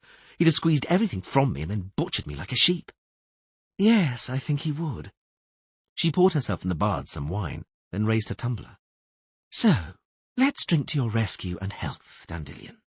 "And to yours, Yennefer," he toasted her in return. "To health, for which, as of today, I shall pray whenever the occasion arises. I'm indebted to you, beautiful lady, and I shall repay the debt in my songs. I shall explode the myth which claims wizards are insensitive to the pain of others, that they are rarely eager to help poor, unfortunate, unfamiliar mortals." "What to do?" She smiled, half shutting her beautiful violet eyes. "The myth has some justification. It did not spring from nowhere. But you're not a stranger, Dandelion. I know you, and like you." "Really?" The poet smiled too. "You've been good at concealing it up until now. I've even heard the rumour that you can't stand me, I quote, any more than the plague." "It was the case once." The enchantress suddenly grew serious. "Later my opinion changed. Later, I was grateful to you." "What for, if I may ask?" "Never mind," she said, toying with the empty tumbler. "Let us get back to more important questions. Those you were asked in the pigsty while your arms were being twisted out of their sockets. What really happened, Dandelion? Have you really not seen Geralt since you fled the banks of the Yaruga? Did you really not know he returned south after the war? That he was seriously wounded? So seriously, there were even rumours of his death? Didn't you know anything?" "No, I didn't. I stayed in Pont Varnes for a long time, in Esterad Thyssen's court, and then at Niedermeer's in Hengfors." "You didn't know?" The enchantress nodded and unfastened her tunic. A black velvet ribbon wound around her neck, an obsidian star set with diamonds hanging from it. "You didn't know that when his wounds healed, Geralt went to Trance River? You can't guess who he was looking for?" "That I can, but I don't know if he found her." "You don't know," she repeated. "You, who usually know everything, and then sing about everything, even such intimate matters as someone else's feelings? I listened to your ballads beneath Blaeveris, Dandelion. You dedicated a good few verses to me." "Poetry," he muttered, staring at the chicken, "has its rights. No one should be offended." "Hair like a raven's wing as a storm in the night," quoted Yennefer with exaggerated emphasis. "And in the violet eyes sleep lightning bolts. Isn't that how it went?" "That's how I remembered you." The poet smiled faintly. "May the first who wishes to claim the description is untrue throw the first stone." Only I don't know. The enchantress pinched her lips together. Who gave you permission to describe my internal organs? How did it go? Her heart as though a jewel adorned her neck? Hard as if of diamond made, and as a diamond so unfeeling. Sharper than obsidian cutting. Did you make that up yourself? Or perhaps... Her lips quivered, twisted. Or perhaps you listened to someone's confidences and grievances. Dandelion cleared his throat and veered away from the dangerous subject. Tell me, Yennefer, when did you last see Geralt? A long time ago. After the war? After the war. Yennefer's voice changed a little. No. I never saw him after the war. For a long time, I didn't see anybody. Well, back to the point, poet. I am a little surprised to discover that you do not know anything, you have not heard anything, and that in spite of this, someone searching for information picked you out to stretch over a beam. Doesn't that worry you? It does. Listen to me, she said sharply, banging her tumbler against the table. Listen carefully. Strike that ballad from your repertoire. Do not sing it again. Are you talking about... You know perfectly well what I'm talking about. Sing about the war against Nilfgaard. Sing about Geralt and me. You'll neither harm nor help anyone in the process. You'll make nothing any better or worse. But do not sing about the lion cub of Cintra. She glanced around to check if any of the few customers at this hour were eavesdropping, and waited until the lass, clearing up, had returned to the kitchen. And do try to avoid one-to-one meetings with people you don't know, she said quietly. People who forget to introduce themselves by conveying greetings from a mutual acquaintance. Understand? He looked at her, surprised. Yennefer smiled. Greetings from Dijkstra, Dandelion. Now the bard glanced around timidly. His astonishment must have been evident, and his expression amusing, because the sorceress allowed herself a quite derisive grimace. While we are on the subject, she whispered, leaning across the table, Dijkstra is asking for a report. You're on your way back from Verden, and he's interested in hearing what's being said at King Ervil's court. He asked me to convey that this time your report should be to the point, detailed, and under no circumstances in verse. Prose, Dandelion, prose. The poet swallowed and nodded. He remained silent, pondering the question. But the enchantress anticipated him. Difficult times are approaching, she said quietly. Difficult and dangerous. A time of change is coming. It would be a shame to grow old with the uncomfortable conviction that one had done nothing to ensure that these changes are for the better. Don't you agree? He agreed with a nod and cleared his throat. Yennefer, I'm listening, poet. Those men in the pigsty. I would like to know who they were, what they wanted, who sent them. You killed them both. But rumour has it that you can draw information even from the dead. And doesn't rumour also have it that necromancy is forbidden by edict of the chapter? Let it go, Dandelion. Those thugs probably didn't know much anyway. The one who escaped... he's another matter. Ryance? He was a wizard, wasn't he? Yes, but not a very proficient one. Yet he managed to escape from you. I saw how he did it. He teleported, didn't he? Doesn't that prove anything? Indeed it does. That someone helped him. Ryance had neither the time nor the strength to open an oval portal suspended in the air. A portal like that is no joke. It's clear that someone else opened it. Someone far more powerful. That's why I was afraid to chase him, not knowing where I would land. But I sent some pretty hot stuff after him. He's going to need a lot of spells and some effective burn elixirs, and will remain marked for some time. Maybe you will be interested to hear that he was a Nilfgaardian. You think so? Yennefer sat up, and with a swift movement pulled the stiletto from her pocket and turned it in her palm. A lot of people carry Nilfgaardian knives now. They're comfortable and handy. They can even be hidden in a cleavage. It's not the knife. When he was questioning me, he used the term battle for Cintra, conquest of the town, or something along those lines. I've never heard anyone describe those events like that. For us, it has always been a massacre. The massacre of Cintra. No one refers to it by any other name. The magician raised her hand, scrutinized her nails. Clever, Dandelion. You have a sensitive ear. It's a professional hazard. I wonder which profession you have in mind. She smiled coquettishly, but thank you for the information. It was valuable. Let it be, he replied with a smile, my contribution to making changes for the better. Tell me, Yennefer, why is Nilfgaard so interested in Geralt and the girl from Cintra? Don't stick your nose into that business. She suddenly turned serious. I said you were to forget you ever heard of Calanthe's granddaughter. Indeed you did, but I'm not searching for a subject for a ballad. What the hell are you searching for, then? Trouble? Let's take it, he said quietly, resting his chin on his clasped hands and looking the enchantress in the eye. Let's take it that Geralt did, in fact, find and rescue the child. Let's take it that he finally came to believe in the power of destiny and took the child with him. Where to? Ryance tried to force it out of me with torture. But you know, Yennefer, you know where the Witcher is hiding. I do.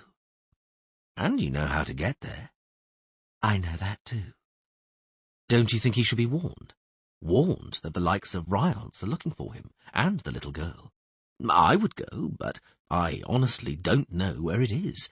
That place whose name I prefer not to say.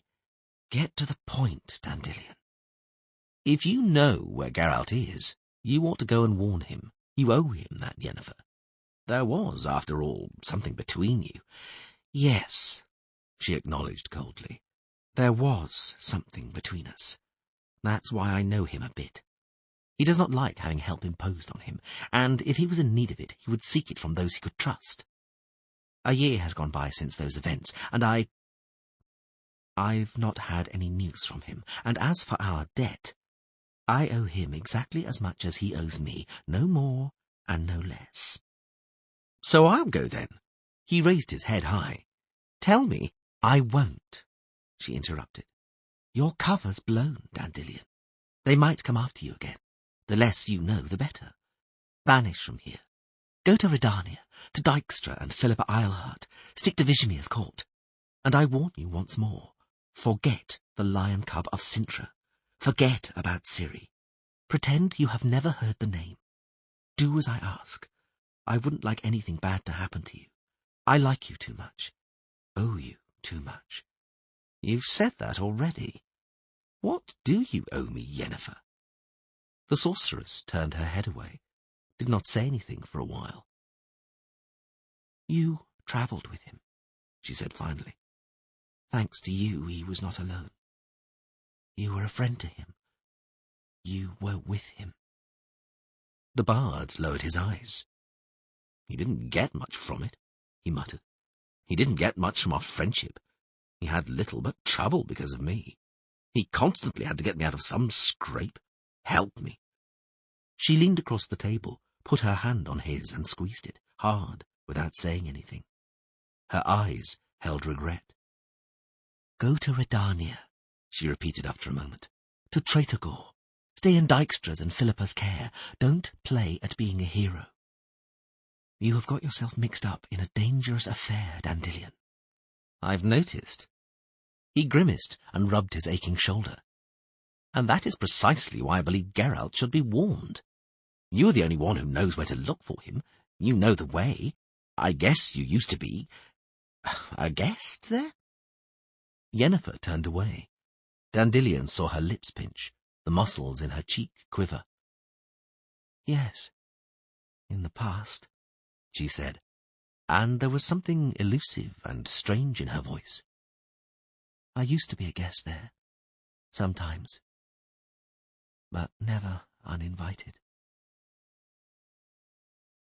The wind howled savagely, rippling through the grasses growing over the ruins, rustling in the hawthorn bushes and tall nettles. Clouds sped across the sphere of the moon, momentarily illuminating the great castle, drenching the moat and few remaining walls in a pale glow, undulating with shadows, and revealing mounds of skulls baring their broken teeth and staring into nothingness through the black holes of their eye sockets. Ciri squealed sharply and hid her face in the witch's cloak. The mare, prodded on by the witch's heels, carefully stepped over a pile of bricks and passed through the broken arcade. Her horseshoes, ringing against the flagstones, awoke weird echoes between the walls, muffled by the howling gale. Ciri trembled, digging her hands into the horse's mane. "I'm frightened," she whispered. "There's nothing to be frightened of," replied the Witcher, laying his hand on her shoulder. "It's hard to find a safer place in the whole world. This is Kaer Morhen, the Witcher's Keep. There used to be a beautiful castle here, a long time ago." She did not reply, bowing her head low. The Witcher's mare, called Roach, snorted quietly, as if she too wanted to reassure the girl. They immersed themselves in a dark abyss, in a long, unending black tunnel, dotted with columns and arcades. Roach stepped confidently and willingly, ignoring the impenetrable darkness, and her horseshoes rang brightly against the floor. In front of them, at the end of the tunnel, a straight, vertical line suddenly flared with a red light. Growing taller and wider, it became a door beyond which was a faint glow, the flickering brightness of torches stuck in iron mounts on the walls. A black figure stood framed in the door, blurred by the brightness. "Who comes?" Ciri heard a menacing, metallic voice, which sounded like a dog's bark. "Geralt?" "Yes, Eskel. It's me. Come in." The Witcher dismounted, took Ciri from the saddle, stood her on the ground, and pressed a bundle into her little hands, which she grabbed tightly, only regretting that it was too small for her to hide behind completely. "Wait here with Eskel," he said. "I'll take Roach to the stables." "Come into the light, laddie," growled the man called Eskel. "Don't lurk in the dark." Ciri looked up into his face and barely restrained her frightened scream. He wasn't human. Although he stood on two legs, although he smelled of sweat and smoke, although he wore ordinary human clothes, he was not human. "No human can have a face like that," she thought. "Well, what are you waiting for?" repeated Eskel. She didn't move. In the darkness, she heard the clatter of Roach's horseshoes grow fainter. Something soft and squeaking ran over her foot. She jumped. "Don't loiter in the dark, or the rats will eat your boots." Still clinging to her bundle, Ciri moved briskly towards the light. The rats bolted out from beneath her feet with a squeak. Eskel leaned over, took the package from her, and pulled back her hood. "A plague on it," he muttered. "A girl. That's all we need." She glanced at him, frightened. Eskel was smiling. She saw that he was human after all, that he had an entirely human face, deformed by a long, ugly, semicircular scar running from the corner of his mouth across the length of his cheek up to the ear. "Since you're here, welcome to Kaer Morhen," he said. "What do they call you?" "Ciri," Geralt replied for her, silently emerging from the darkness. Eskel turned around. Suddenly, quickly, wordlessly, the Witchers fell into each other's arms and wound their shoulders around each other tight and hard for one brief moment. "Wolf, you're alive." "I am." "All right." Eskel took a torch from his bracket. "Come on. I'm closing the inner gates to stop the heat escaping." They walked along the corridor. There were rats here too. They flitted under the walls, squeaked from the dark abyss, from the branching passages, and skittered before the swaying circle of light thrown by the torch. Ciri walked quickly, trying to keep up with the men. "Who's wintering here, Eskel, apart from Vesemir?"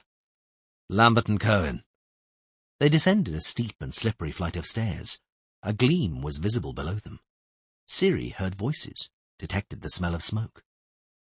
The hall was enormous, and flooded with light from a huge hearth roaring with flames, which were being sucked up into the heart of the chimney. The centre of the hall was taken up by an enormous heavy table.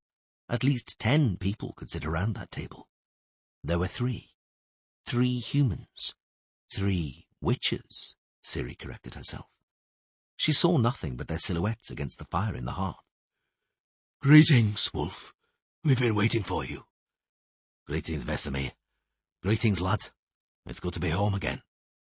"Who have you brought us?" Geralt was silent for a moment.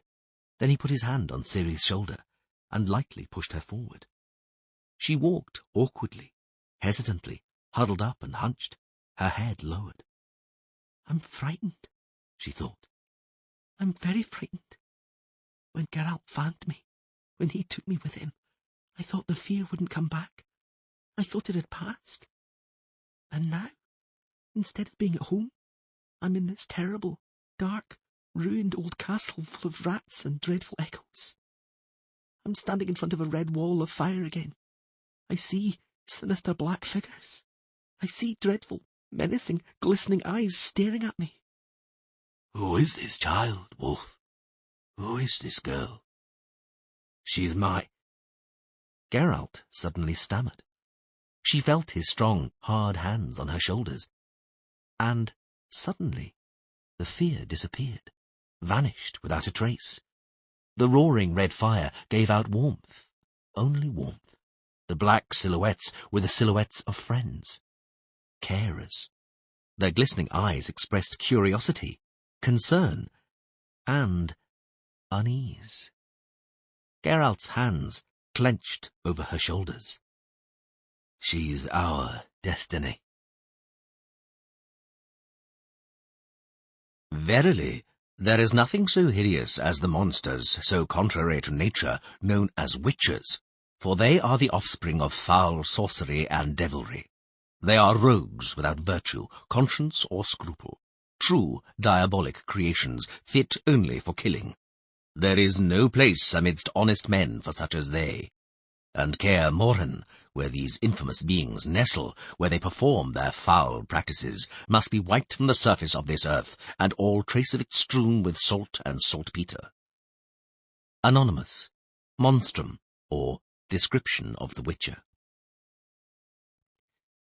Intolerance and superstition has always been the domain of the more stupid amongst the common folk, and, I conjecture, will never be uprooted, for they are as eternal as stupidity itself. There, where mountains tower today, one day there will be seas. There, where today seas surge, will one day be deserts. But stupidity will remain stupidity. Nicodemus de Boot, Meditations on Life, Happiness, and Prosperity. Chapter 2. Triss Merigold blew into her frozen hands, wriggled her fingers, and murmured a magic formula. Her horse, a gelding, immediately reacted to the spell, snorting and turning its head, looking at the enchantress with eyes made watery by the cold and wind. "You've got two options, old thing," said Triss, pulling on her gloves. "Either you get used to magic, or I sell you to some peasants to pull a plough." The gelding pricked up its ears, snorted vapour through its nostrils, and obediently started down the wooded mountainside. The magician leaned over in the saddle, avoiding being lashed by the frosty branches. The magic worked quickly. She stopped feeling the sting of cold in her elbows and on her neck, and the unpleasant sensation of cold, which had made her hunch her shoulders and draw her head in, disappeared. The spell, warming her, also muffled the hunger which had been eating at her for several hours. Triss cheered up, made herself comfortable in the saddle, and, with greater attention than before, started to take stock of her surroundings.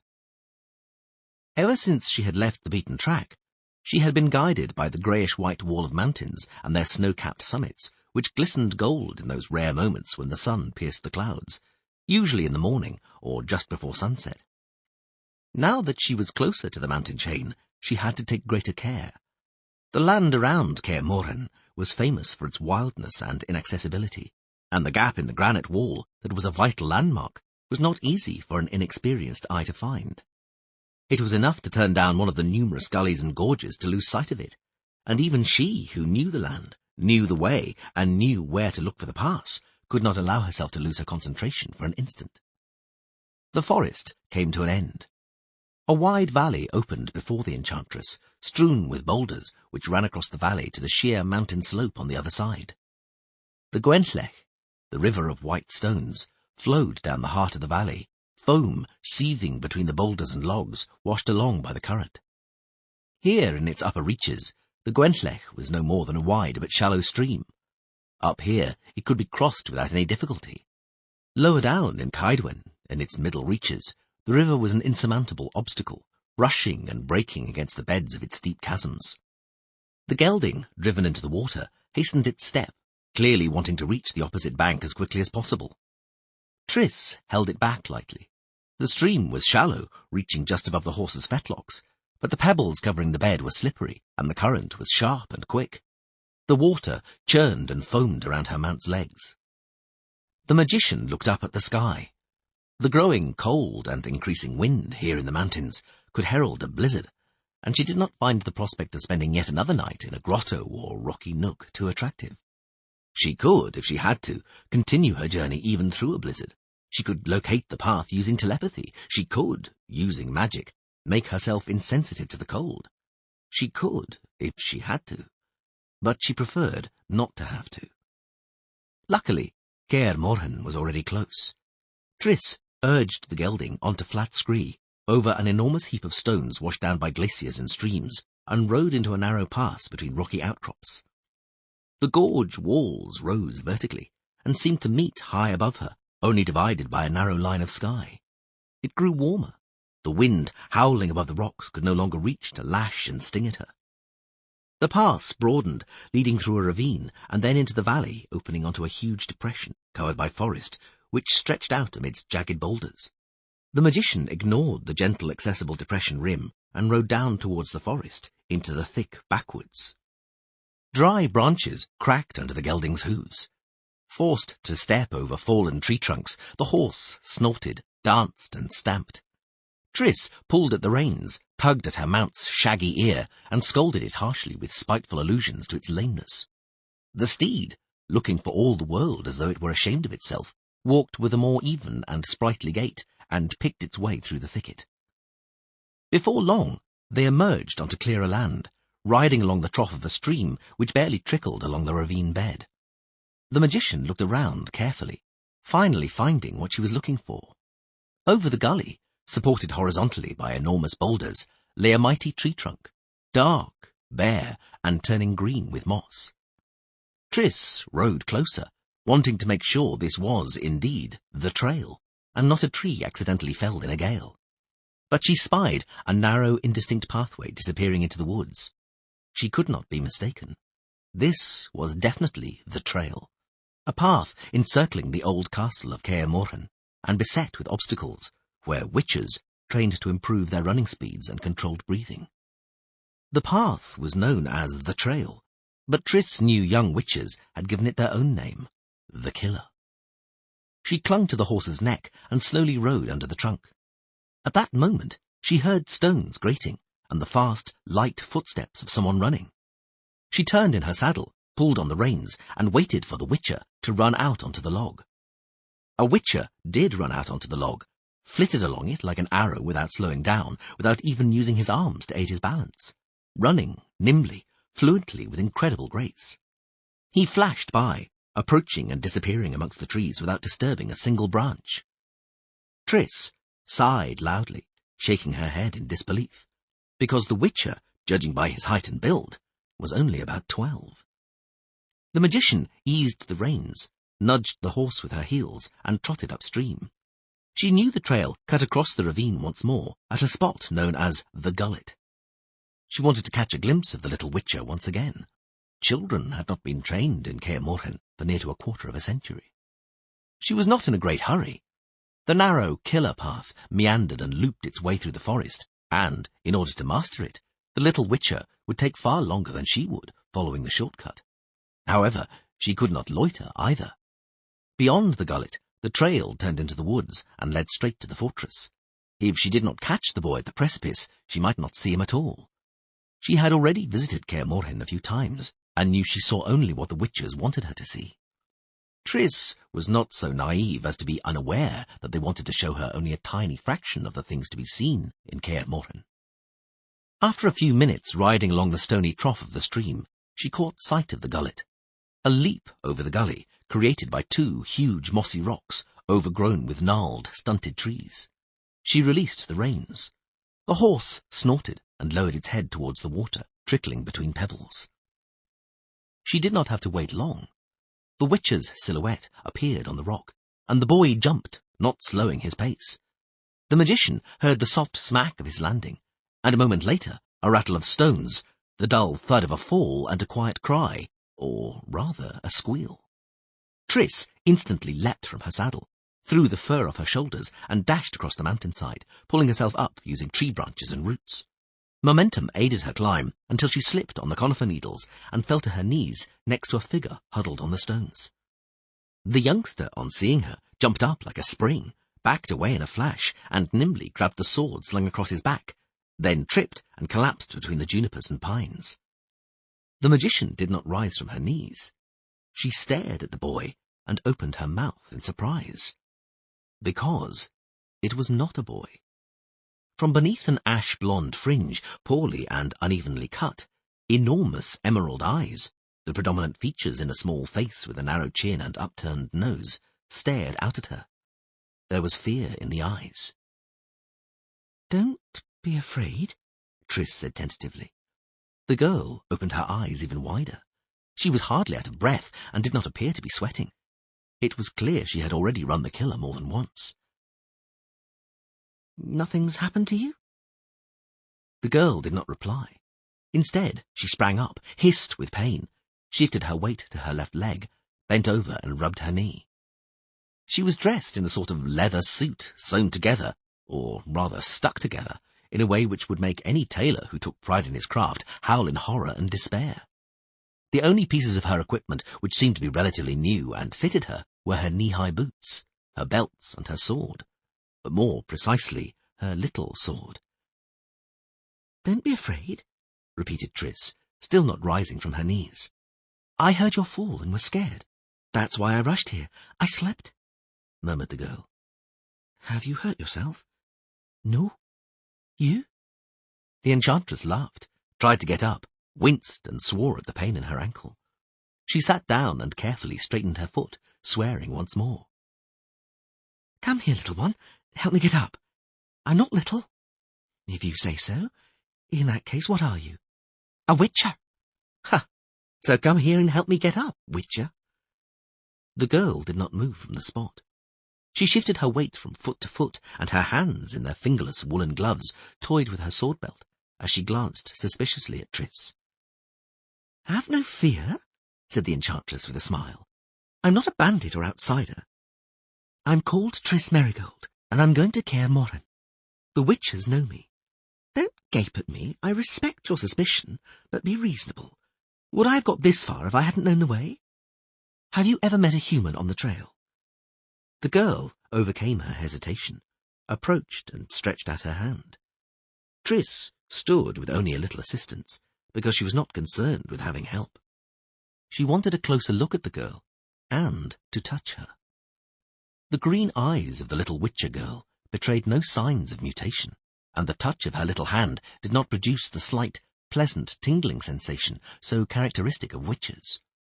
Although she ran the killer path with a sword slung across her back, the ashen-haired girl had not been subjected to the trial of grasses or to changes. Of that, Triss was certain. "Show me your knee, little one." "I'm not little." "Sorry, but surely you have a name." "I do. I'm Ciri." "It's a pleasure. A bit closer, if you please, Ciri." "It's nothing. I want to see what nothing looks like." "Ah, that's what I thought. Nothing looks remarkably like torn trousers and skin grazed down to raw flesh. Stand still, and don't be scared." "I'm not scared. Ow!" The magician laughed and rubbed her palm, itching from casting the spell against her hip. The girl bent over and gazed at her knee. "Oh," she said, "it doesn't hurt any more, and there's no hole. Was that magic?" "You've guessed it." "Are you a witch?" "Guessed again, although I prefer to be called an enchantress. To avoid getting it wrong, you can call me by my name. Triss. Just Triss. Come on, Ciri. My horse is waiting at the bottom. We'll go to Kaer Morhen together." "I ought to run." Ciri shook her head. "It's not good to stop running, because you get milk in your muscles. Geralt says Geralt is at the keep." Ciri frowned, pinched her lips together, and shot a glance at the enchantress from beneath her ashen fringe. Triss chuckled again. "All right," she said. "I won't ask. A secret's a secret, and you're right not to disclose it to someone you hardly know. Come on. When we get there, we'll see who's at the castle and who isn't. And don't worry about your muscles. I know what to do about lactic acid. Here's my mount. I'll help you. She stretched out her hand, but Ciri didn't need any help. She jumped agilely into the saddle, lightly, almost without taking off. The gelding started, surprised, and stamped, but the girl quickly took up the reins and reassured it. You know how to handle a horse, I see. I can handle anything. Move up towards the pommel. Triss slipped her foot into the stirrup and caught hold of the mane. Make a bit of room for me, and don't poke my eye out with that sword. The gelding, spurred on by her heels, moved off along the stream bed at a walking pace. They rode across another gully and climbed the rounded mountainside. From there, they could see the ruins of Kaer Morhen, huddled against the stone precipices. The partially demolished trapezium of the defensive wall, the remains of the barbican and gate, the thick, blunt column of the donjon. The gelding snorted and jerked its head, crossing what remained of the bridge over the moat. Triss tugged at the reins. The decaying skulls and skeletons strewn across the riverbed made no impression on her. She had seen them before. I don't like this, the girl suddenly remarked. It's not as it should be. The dead should be buried in the ground, under a barrow, shouldn't they? They should, the magician agreed calmly. I think so too, but the witches treat this graveyard as a reminder. Reminder of what? Kaer Morhen, Triss said, as she guided the horse towards the shattered arcades, was assaulted. There was a bloody battle here, in which almost all the witches died. Only those who weren't in the keep at the time survived. Who attacked them? And why? I don't know, she lied. It was a terribly long time ago, Ciri. Ask the witches about it. I have, grunted the girl, but they didn't want to tell me. I can understand that, thought the magician. A child trained to be a witcher, a girl at that, who has not undergone the mutations, should not be told such things. A child like that should not hear about the massacre. A child like that should not be terrified by the prospect that they too may one day hear words describing it, like those which were screamed by the fanatics who marched on Kaer Morhen long ago. Mutant, monster, freak, damned by the gods, a creature contrary to nature. No, I do not blame the witches for not telling you about it, little Ciri, and I shan't tell you either. I have even more reason to be silent, because I am a wizard, and without the aid of wizards, those fanatics would never have conquered the castle, and that hideous lampoon, that widely distributed monstrum which stirred the fanatics up and drove them to such wickedness was also, apparently, some wizard's anonymous work. But I, little Ciri, do not recognize collective responsibility.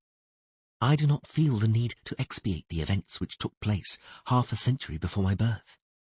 And the skeletons, which are meant to serve as an eternal reminder, will ultimately rot away completely, disintegrate into dust and be forgotten, will disappear with the wind, which constantly whips the mountainside. They don't want to lie like that, said Ciri suddenly. They don't want to be a symbol, a bad conscience or a warning. But neither do they want the dust to be swept away by the wind. Triss raised her head, hearing a change in the girl's voice. Immediately she sensed a magical aura, a pulsating and a rush of blood in her temples. She grew tense, but did not utter a word, afraid of breaking into or disrupting what was happening. An ordinary barrow. Ciri's voice was becoming more and more unnatural, metallic, cold and menacing. A mound of earth, which will be overgrown with nettles. Death has cold blue eyes, and the height of the obelisk does not matter, nor does the writing engraved on it matter. Who can know that better than you, Triss Merigold, the 14th one of the hill? The enchantress froze.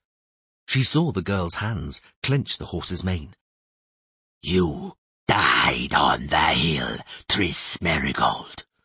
The strange, evil voice spoke again. Why have you come here? Go back. Go back at once and take this child, the child of elder blood, with you. Return her to those to whom she belongs.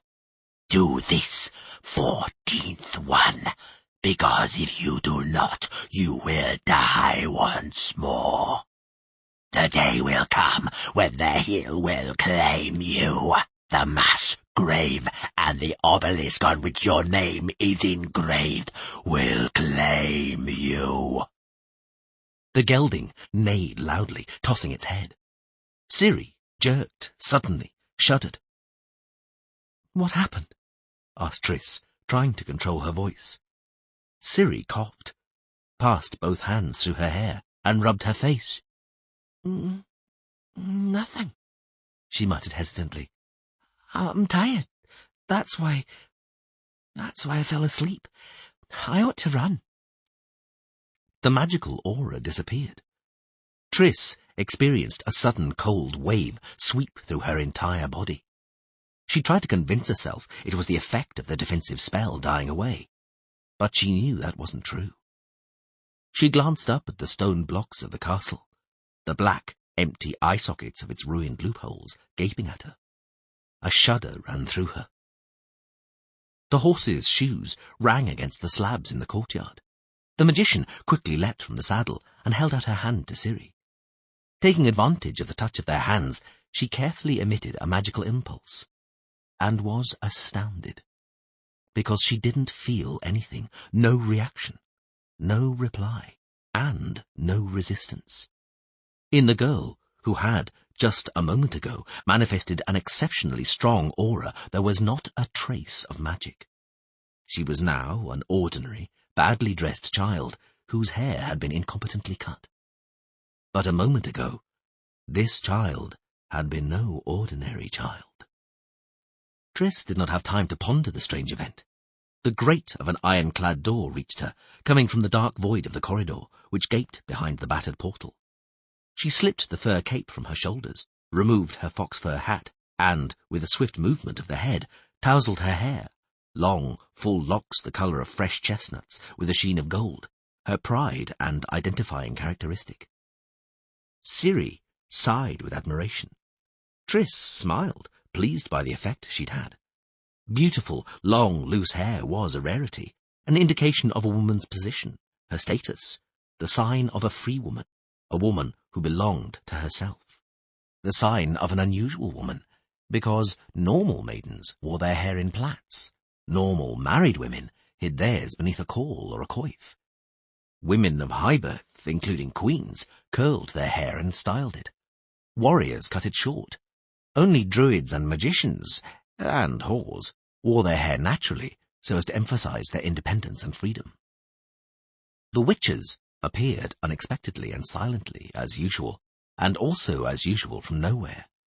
They stood before her, tall, slim, their arms crossed, the weight of their bodies on their left legs, a position from which she knew they could attack in a split second. Ciri stood next to them, in an identical position. In her ludicrous clothes, she looked very funny. "Welcome to Kaer Morhen, Triss." "Greetings, Geralt." He had changed. He gave the impression of having aged.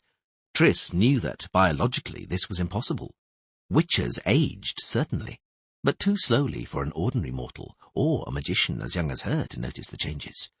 But one glance was enough for her to realize that although mutation could hold back the physical process of aging, it did not alter the mental. Geralt's face, slashed by wrinkles, was the best evidence of this. With a sense of deep sorrow, Triss tore her gaze away from the white-haired witch's eyes. Eyes which had evidently seen too much. What's more, she saw nothing of what she had expected in those eyes. "Welcome," he repeated. "We are glad you've come." Eskil stood next to Geralt, resembling the wolf like a brother, apart from the colour of his hair and the long scar which disfigured his cheek. And the youngest of the Kaer Morhen witches, Lambert, was there, with his usual ugly, mocking expression. Vesemir was not there. "Welcome, and come in," said Eskil. "It is as cold and blustery as if someone has hung themselves. Ciri, where are you off to? The invitation does not apply to you. The sun is still high. Even if it is obscured, you can still train. Hey! The enchantress tossed her hair. Politeness comes cheap in Witch's Keep now, I see. Ciri was the first to greet me and brought me to the castle. She ought to keep me company. She is undergoing training here, Merigold. Lambert grimaced in a parody of a smile. He always called her that, Merigold, without giving her a title or a name. Triss hated it. She is a student, not a major domo. Welcoming guests, even such pleasant ones as yourself, is not one of her duties. We're off, Ciri. Triss gave a little shrug, pretending not to see Geralt and Eskild's embarrassed expressions. She did not say anything, not wanting to embarrass them further. And, above all, she did not want them to see how very intrigued and fascinated she was by the girl. I'll take your horse, offered Geralt, reaching for the reins. Triss surreptitiously shifted her hand, and their palms joined. So did their eyes. I'll come with you, she said naturally. There are a few little things in the saddlebags which I'll need. You gave me a very disagreeable experience not so long ago, he muttered, as soon as they had entered the stable. I studied your impressive tombstone with my own eyes. The obelisk in memory of your heroic death at the Battle of Sodden. The news that it was a mistake only reached me recently. I can't understand how anyone could mistake anyone else for you, Triss. It's a long story, she answered. I'll tell you sometime, and please forgive me for the disagreeable moment. There's nothing to forgive.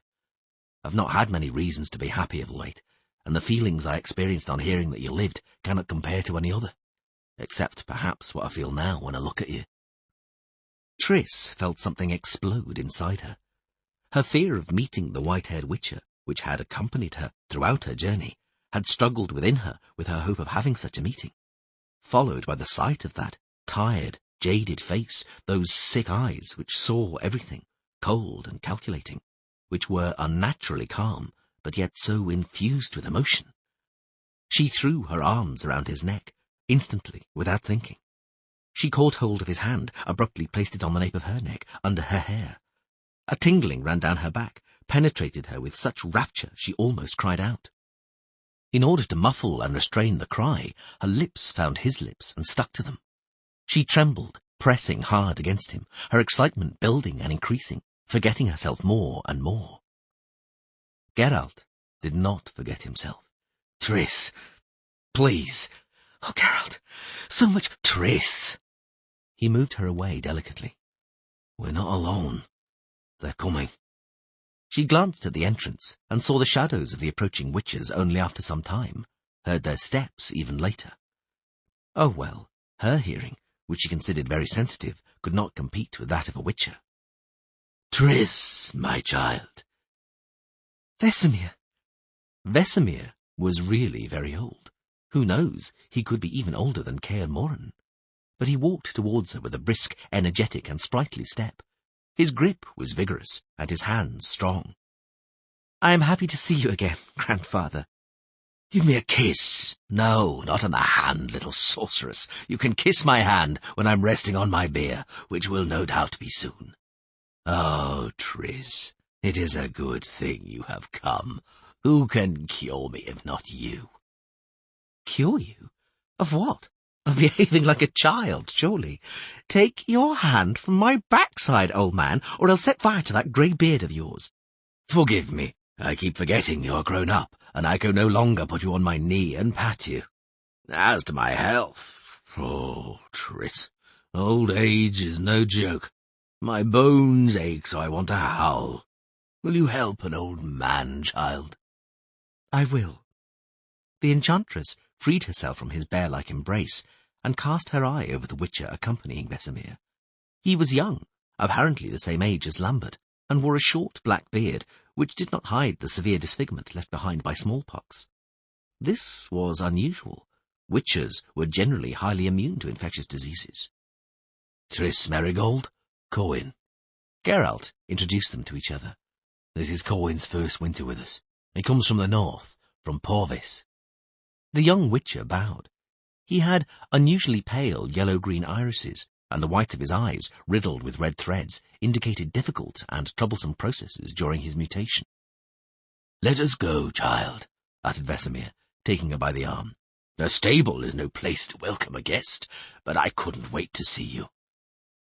In the courtyard, in a recess in the wall sheltered from the wind, Ciri was training under Lambert's instructions. Deftly balancing on a beam hanging on chains, she was attacking with her sword, a leather sack bound with straps to make it resemble a human torso. Triss stopped to watch. "Wrong!" yelled Lambert. "You're getting too close. Don't hack blindly at it. I told you, the very tip of the sword at the carotid artery. Where does a humanoid have its carotid artery? On top of its head? What's happening? Concentrate, princess." Ah, thought Triss. So it is truth, not a legend. She is the one. I guessed correctly.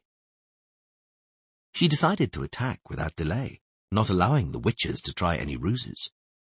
"The famous child surprise?" she said, indicating Ciri. "I see you have applied yourselves to fulfilling the demands of fate and destiny. But it seems you have muddled the stories, boys. In the fairy tales I was told, shepherdesses and orphans become princesses. But here I see a princess is becoming a witcher. Does that not appear somewhat daring to you?" Vesemir glanced at Geralt. The white-haired witcher remained silent, his face perfectly still. He did not react with even the slightest quiver of his eyelids to Vesemir's unspoken request for support. "It's not what you think." The old man cleared his throat. Geralt brought her here last autumn. She has no one apart from...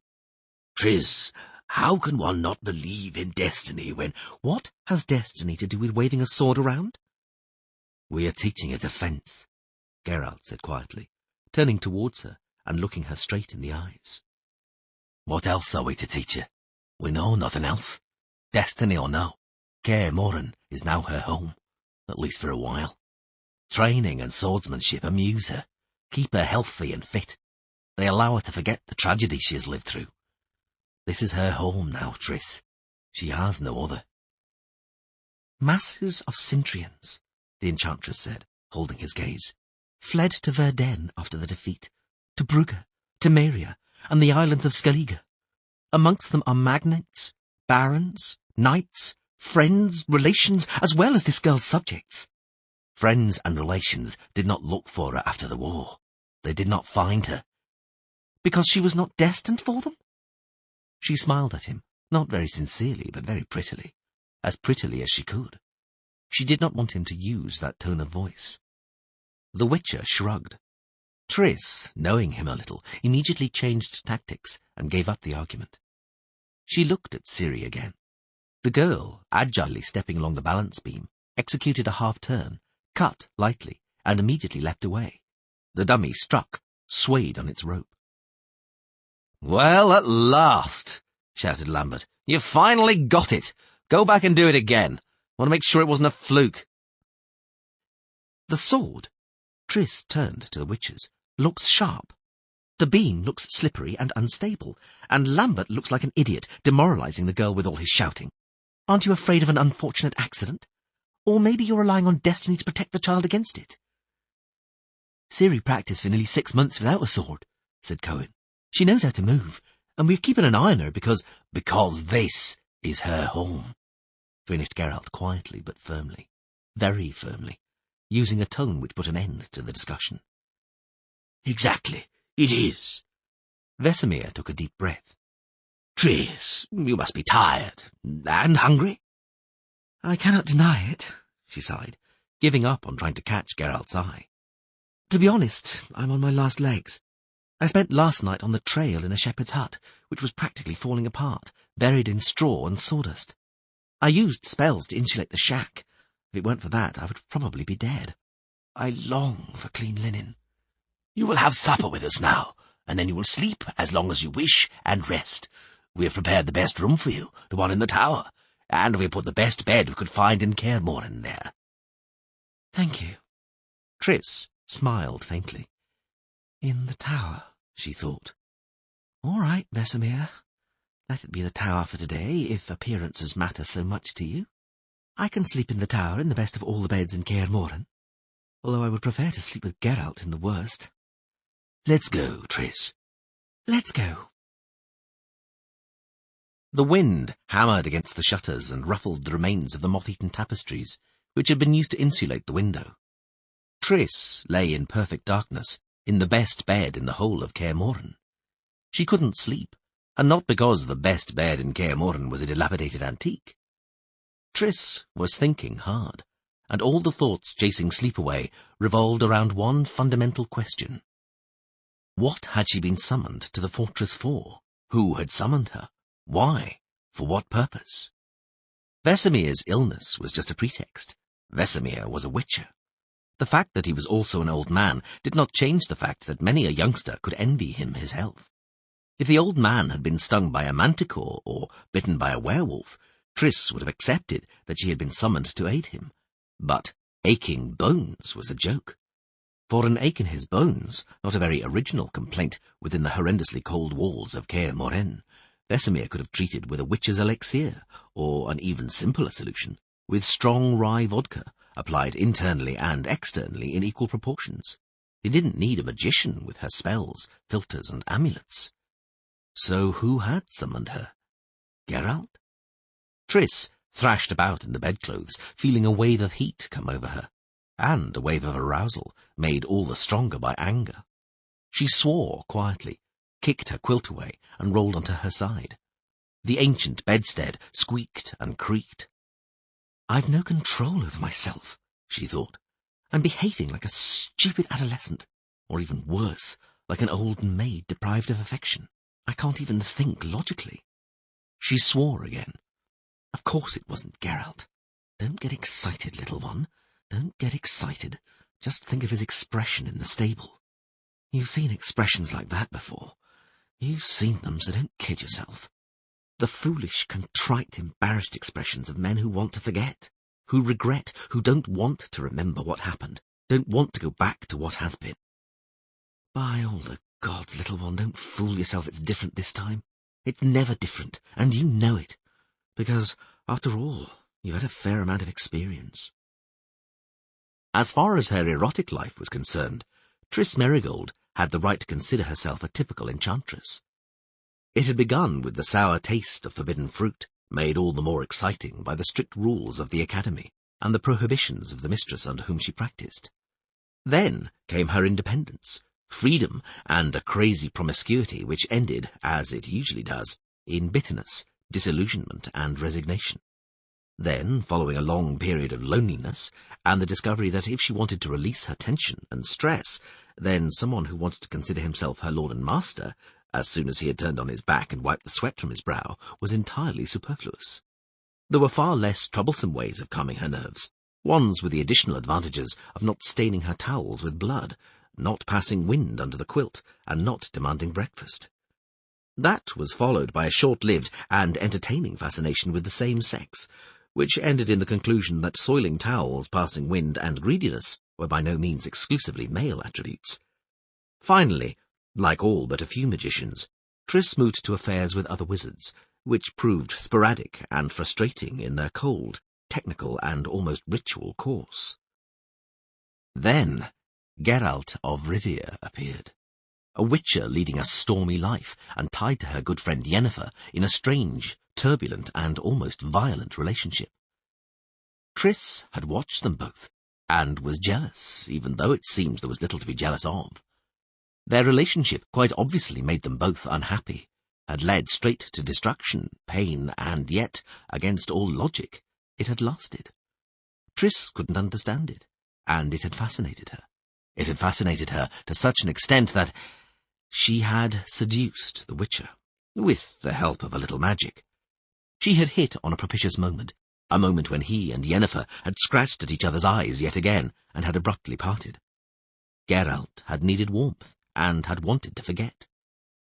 No, Triss had not desired to take him away from Yennefer. As a matter of fact, her friend was more important to her than he was. But her brief relationship with the Witcher had not disappointed. She had found what she was looking for, emotions in the form of guilt, anxiety, and pain. His pain. She had experienced his emotions, it had excited her, and when they parted, she had been unable to forget it.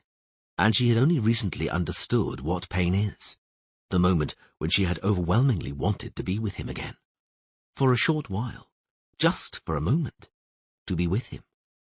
And now she was so close. Triss clenched her fist and punched the pillow. No, she thought. No, don't be silly. Don't think about it. Think about Ciri. Is she? Yes. She was the real reason behind her visit to Kaer Morhen.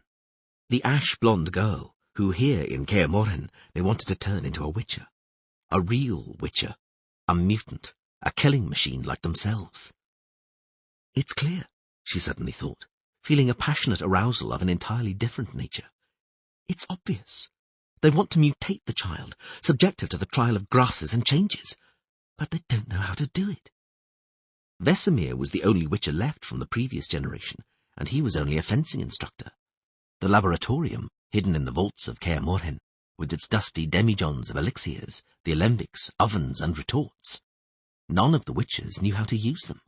The mutagenic elixirs had been concocted by some renegade wizard in the distant past, and then perfected over the years by the wizard's successors, who had, over the years, magically controlled the process of changes to which children were subjected.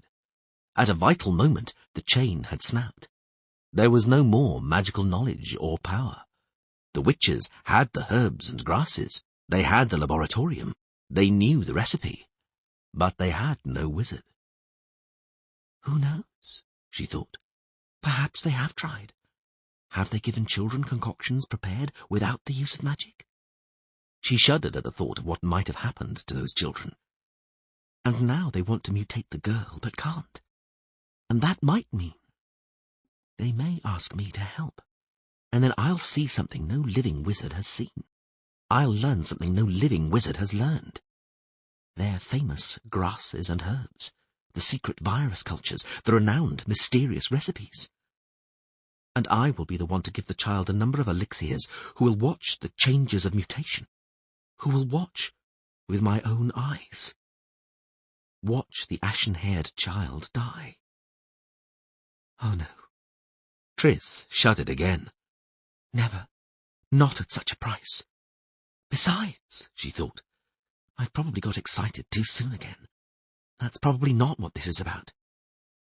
We talked over supper, gossiped about this and that. I tried to guide the conversation to the child's surprise several times to no avail. They changed the subject at once. She had watched them. Vesemir had been tense and troubled, Geralt uneasy, Lambert and Eskel falsely merry and talkative, Cohen so natural as to be unnatural. The only one who had been sincere and open was Ciri, rosy-cheeked from the cold, dishevelled, happy and devilishly voracious. They had eaten beer pottage, thick with croutons and cheese, and Ciri had been surprised they had not served mushrooms as well. They had drunk cider, but the girl had been given water, and was clearly both astonished and revolted by it. "Where's the salad?" she had yelled, and Lambert had rebuked her sharply and ordered her to take her elbows off the table.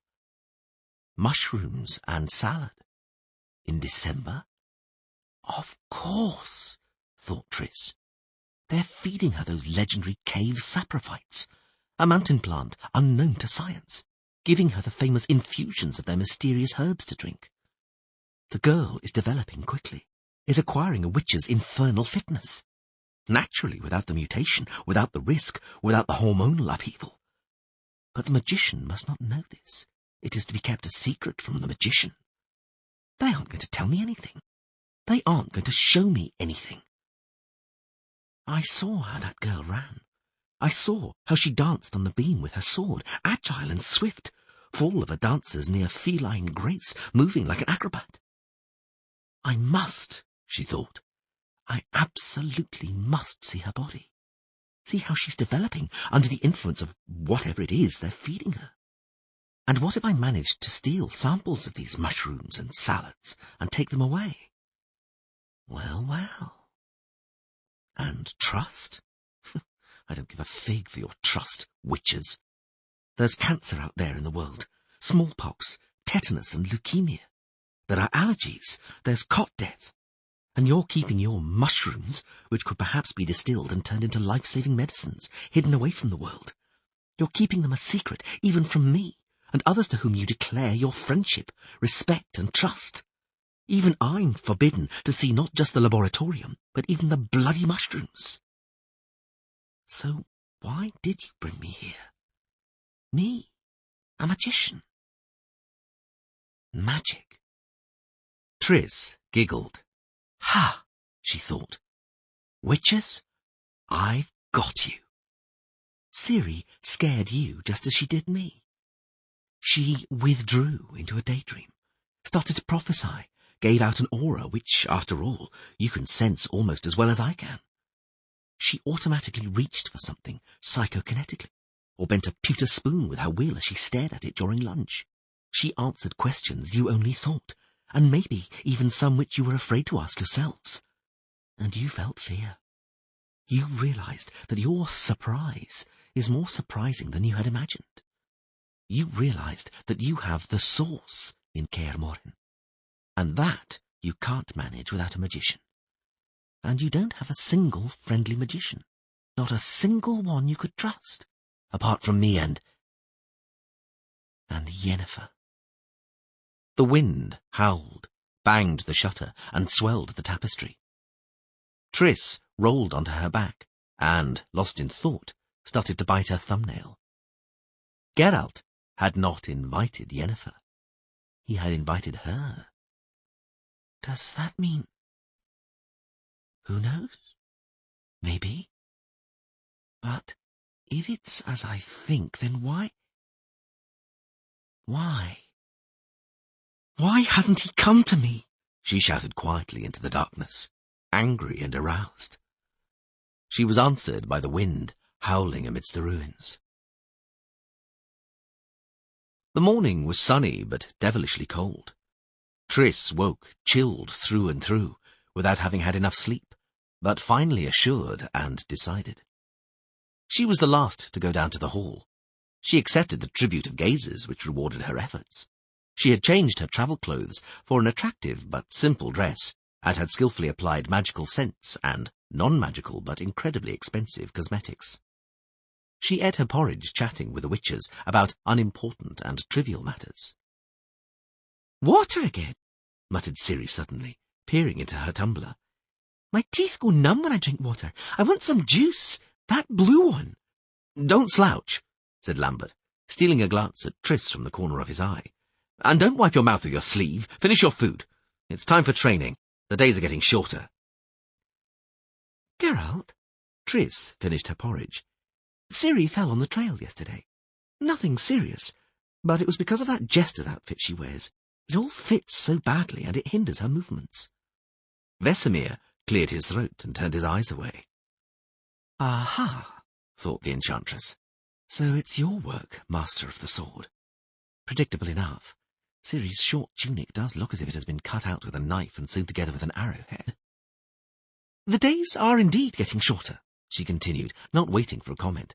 But we're going to make today shorter still. Ciri, have you finished? Come with me, if you please. We shall make some vital adjustments to your uniform. She's been running around in this for a year, Merigold, said Lambert angrily. And everything was fine until a woman arrived who can't bear to look at clothes in poor taste which don't fit. You're right, Lambert. But a woman has arrived, and the old order's collapsed. A time of great change has arrived. Come on, Ciri. The girl hesitated, looked at Geralt. Geralt nodded his agreement, and smiled, pleasantly, just as he had smiled in the past, when... Triss turned her eyes away. His smile was not for her. Ciri's little room was a faithful replica of the witches' quarters. It was, like theirs, devoid of almost all fittings and furniture. There was practically nothing there beside a few planks nailed together to form a bed, a stool, and a trunk. Witches decorated the walls and doors of their quarters with the skins of animals they killed when hunting.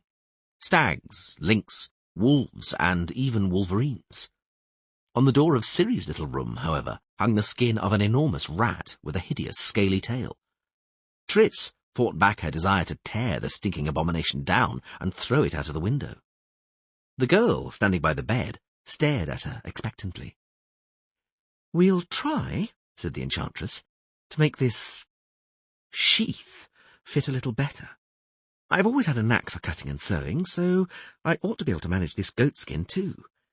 And you, little witcher girl, have you ever had a needle in your hand? Have you been taught anything other than making holes with a sword in sacks of straw? When I was in Transriver, in Kargan, I had to spin, muttered Ciri unwillingly. They didn't give me any sewing because I only spoilt the linen and wasted thread. They had to undo everything. The spinning was terribly boring. Yuck. True, giggled Triss. It's hard to find anything more boring. I hated spinning too. And did you have to? I did because... But you're a magician.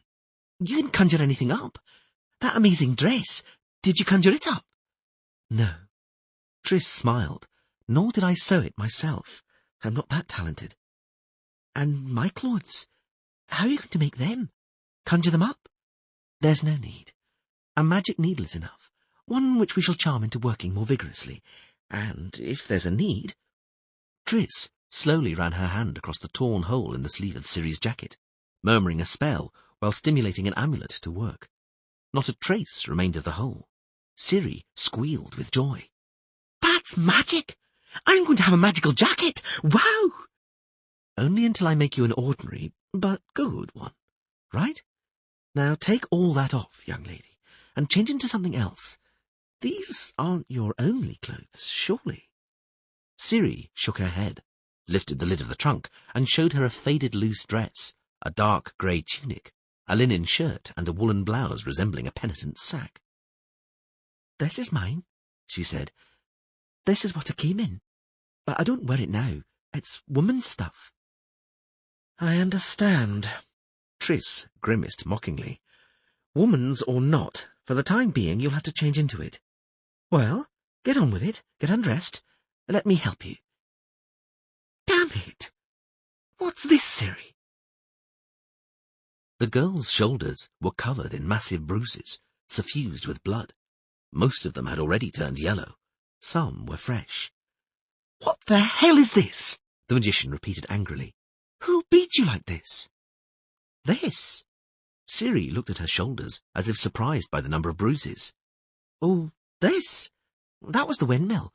I was too slow. What windmill? Bloody hell! The windmill, repeated Ciri, raising her huge eyes to look up at the magician. It's a sort of... well, I'm using it to learn to dodge while attacking. It's got these paws made of sticks, and it turns and waves the paws. You have to jump very quickly and dodge. You have to learn a leaf rex. If you haven't got the leaf rex, the windmill wallops you with a stick. At the beginning, the windmill gave me a really terribly horrible thrashing, but now... Take the leggings and shirt off. Oh, sweet gods! Dear girl, can you really walk? Run? Both hips and her left thigh were black and blue with hematomas and swellings.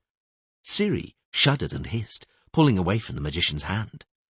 Triss swore viciously in Dwarvish, using inexpressibly foul language. Was that the windmill too? She asked, trying to remain calm. This? No. This was the windmill. Ciri pointed indifferently to an impressive bruise below her left knee, covering her shin. And these other ones, they were the pendulum. I practiced my fencing steps on the pendulum. Geralt says I'm already good at the pendulum. He says I've got... flair. I've got flair. And if you run out of flair? Triss ground her teeth together. I take it the pendulum thumps you. But of course, the girl confirmed, looking at her, clearly surprised at this lack of knowledge. It thumps you. And how? And here? On your side? What was that? A smith's hammer? Ciri hissed with pain and blushed. I fell off the comb. And the comb thumped you? Finished Triss, controlling herself with increasing difficulty. Ciri snorted. How can a comb thump you when it's buried in the ground? It can't. I just fell. I was practicing a jumping pirouette, and it didn't work. That's where the bruise came from, because I hit a post. And you lay there for 2 days in pain, finding it hard to breathe? Not at all. Cohen rubbed it and put me straight back on the comb. You have to, you know, otherwise you catch fear. What? You catch fear? Ciri repeated proudly, brushing her ashen fringe from her forehead. Didn't you know? Even when something bad happens to you, you have to go straight back to that piece of equipment, or you get frightened. And if you're frightened, you'll be hopeless at the exercise. You mustn't give up. Geralt said so. I have to remember that maxim, the enchantress murmured through her teeth, and that it came from Geralt. Not a bad prescription for life, although I'm not sure it applies in every situation. But it is easy to put it into practice at someone else's expense. So you mustn't give up. Even though you're being thumped and beaten in 1,000 ways, you're to get up and carry on practicing. Of course, a witch is not afraid of anything. Is that so? And you, Ciri, you aren't afraid of anything? Answer truthfully. The girl turned away and bit her lip. You won't tell anybody? I won't. I'm frightened of 2 pendulums. 2 at the same time. And the windmill, but only when it's set to go fast. And there's also a long balance. I still have to go on that, with a safety device. Lambert says I'm a sissy and a wimp, but that's not true. Geralt told me my weight is distributed a little differently because I'm a girl. I've simply got to practice more and less. I wanted to ask you something. May I? You may. If you know magic and spells, if you can cast them, can you turn me into a boy? No, Triss replied in an icy tone. I can't. The little witcher girl was clearly troubled. But could you at least what? Could you do something so I don't have to... Ciri blushed. I'll whisper it in your ear. Go on. Triss leaned over.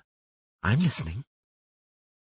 Ciri, growing even redder, brought her head closer to the enchantress's chestnut hair. Triss sat up abruptly, her eyes flaming. Today? Now? Hell and bloody damnation! The enchantress yelled, and kicked the stool so hard that it hit the door and brought down the rat skin. Pox, plague, shit and leprosy! I'm gonna kill those cursed idiots! Calm down, Merigold, said Lambert. It's unhealthy to get so worked up, especially with no reason.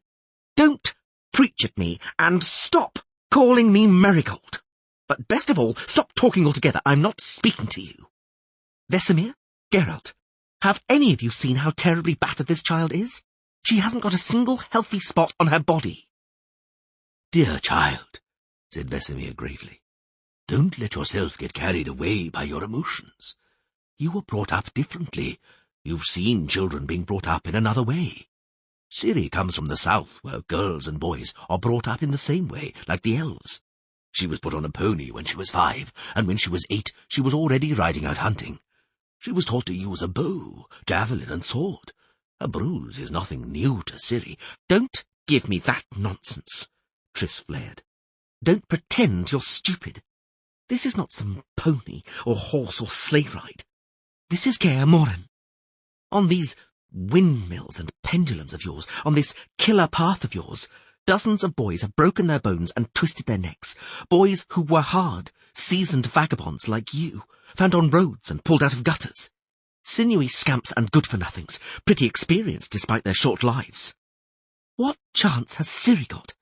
Even though she's been brought up in the south with elven methods, even growing up under the hand of a battle-axe like Lioness Calanthe. That little one was, and still is, a princess. Delicate skin, slight build, light bones. She's a girl. What do you want to turn her into, a witcher? That girl, said Geralt, quietly and calmly. That petite, delicate princess lived through the massacre of Sintra. Left entirely to her own devices, she stole past Nilfgaard's cohorts. She successfully fled the marauders who prowled the villages, plundering and murdering anything that still lived. She survived on her own for 2 weeks in the forests of Transriver, entirely alone. She spent a month roaming with a pack of fugitives, slogging as hard as all the others and starving like all the others. For almost half a year, having been taken in by a peasant family, she worked on the land and with the livestock.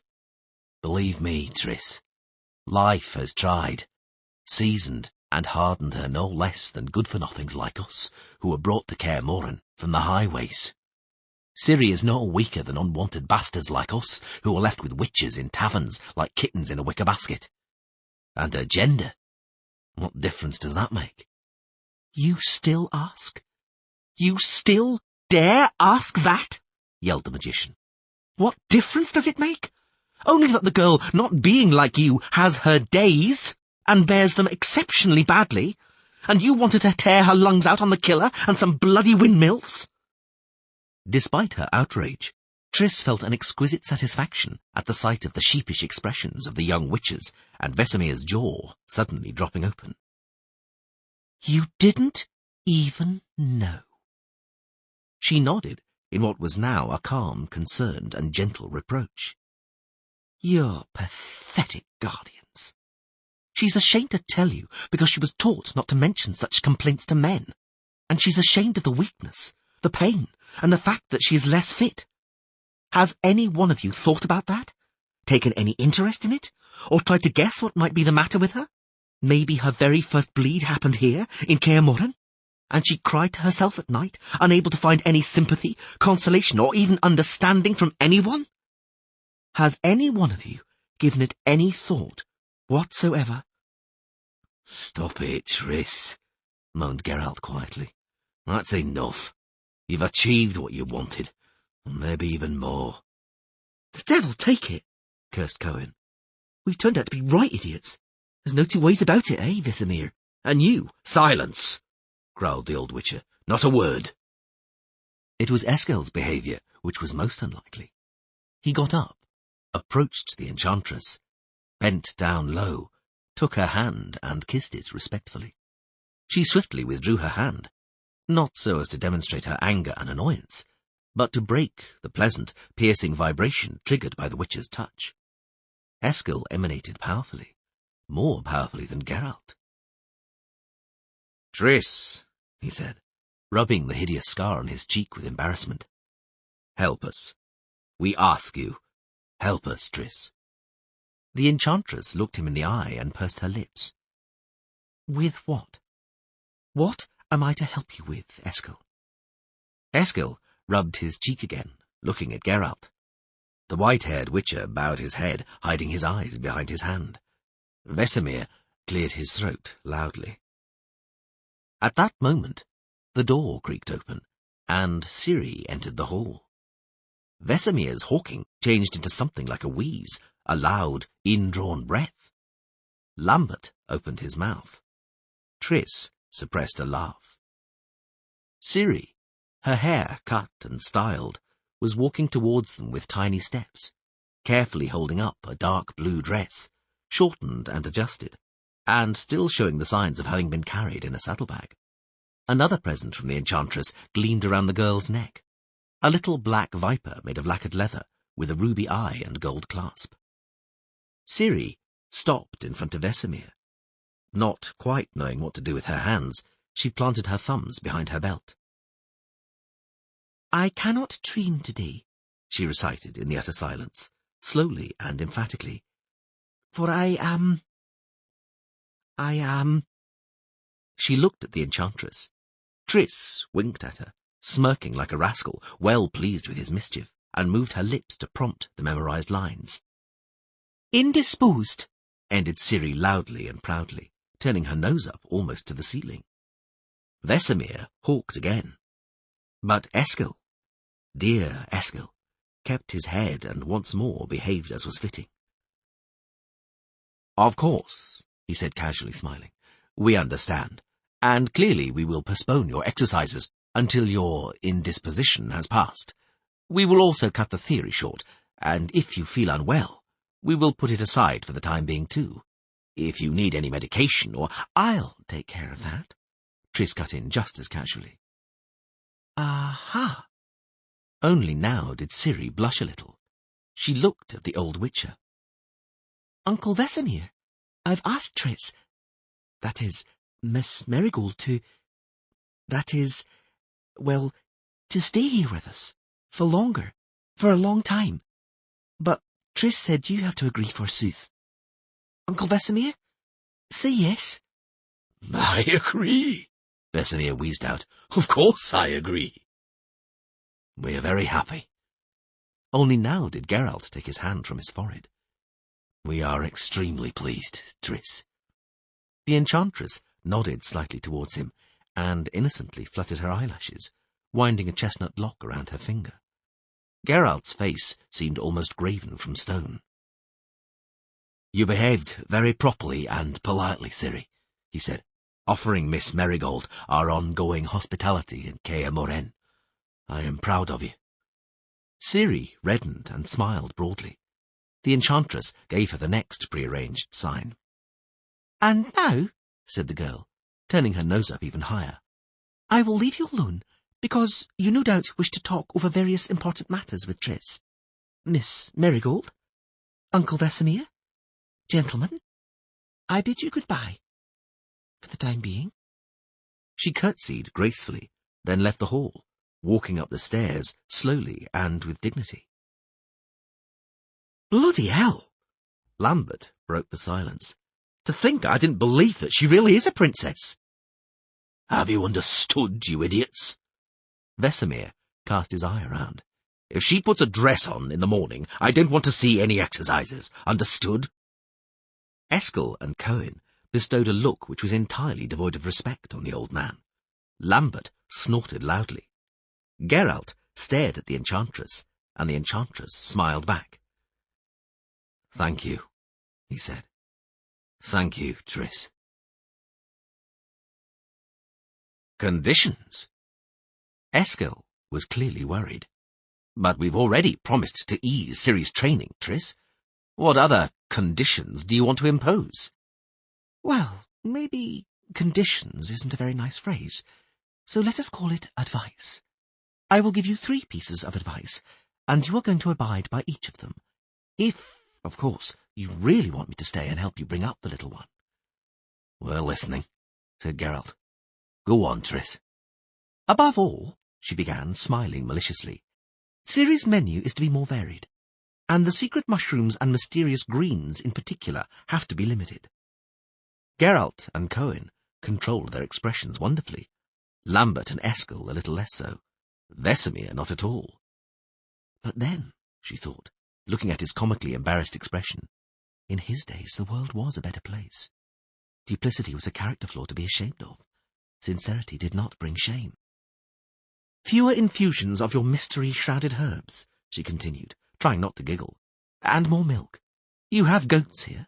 Milking is no great art. You'll see, Lambert. You'll learn how to do it in no time. Triss, started Geralt. Listen. No, you listen. You haven't subjected Ciri to violent mutations, haven't touched her hormones, haven't tried any elixirs or grasses on her. And that's to be praised. That was sensible, responsible, and humane. You haven't harmed her with any of your poisons. All the more so, you must not cripple her now. What are you talking about? The mushrooms, whose secrets you guard so carefully, she explained, do indeed keep the girl wonderfully fit and strengthen her muscles. The herbs guarantee an ideal metabolic rate and hasten her development. All this, taken together and helped along by grueling training, causes certain changes in her build, in her adipose tissue. She's a woman. And as you haven't crippled her hormonal system, do not cripple her physically now. She might hold it against you later, if you so ruthlessly deprive her of her womanly attributes. Do you understand what I'm saying? And how, muttered Lambert, brazenly eyeing Triss's breasts, which strained against the fabric of her dress. Eskel cleared his throat and looked daggers at the young witcher. At the moment, Geralt asked slowly, also gliding his eyes over this and that, you haven't noticed anything irreversible in her, I hope? No, she smiled. Fortunately not. She is developing healthily and normally, and is built like a young dryad. It's a pleasure to look at her. But I ask you to be moderate in using your accelerants. We will, promised Vesemir. Thank you for the warning, child. What else? You said 3 pieces of advice? Indeed. This is the second. Ciri must not be allowed to grow wild. She has to have contact with the world, with her peers. She has to be decently educated and prepared for a normal life. Let her wave her sword about for the time being. You won't turn her into a witcher without mutation anyway. But having a witcher's training won't harm her. Times are hard and dangerous. She'll be able to defend herself when necessary, like an elf. But you must not bury her alive here in the middle of nowhere. She has to enter normal life. Her normal life went up in flames along with Sintra, murmured Geralt. But regarding this, Triss, as usual, you're right. We've already thought about it. In spring, I'm going to take her to the temple school, to Nenneke, to Elender. That's a very good idea and a wise decision. Nenneke is an exceptional woman, and Goddess Melitola's sanctuary an exceptional place. Safe, sure, and it guarantees an appropriate education for the girl. Does Ciri know yet? She does. She kicked up a fuss for a few days, but finally accepted the idea. Now she's even looking forward to spring with impatience, excited by the prospect of an expedition to Temeria. She's interested in the world. So was I at her age. Triss smiled. And that comparison brings us dangerously close to the third piece of advice, the most important piece. And you already know what it is. Don't pull silly faces. I'm a magician, have you forgotten? I don't know how long it took you to recognize Ciri's magical abilities. It took me less than half an hour. After that, I knew who, or rather what, the girl is. And what is she? A source. That's impossible. It's possible, certain even. Ciri is a source, and has mediumistic powers. What is more, these powers are very, very worrying.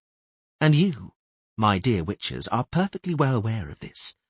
You've noticed these powers, and they have worried you too. That is the one and only reason you brought me here to Kaer Morhen.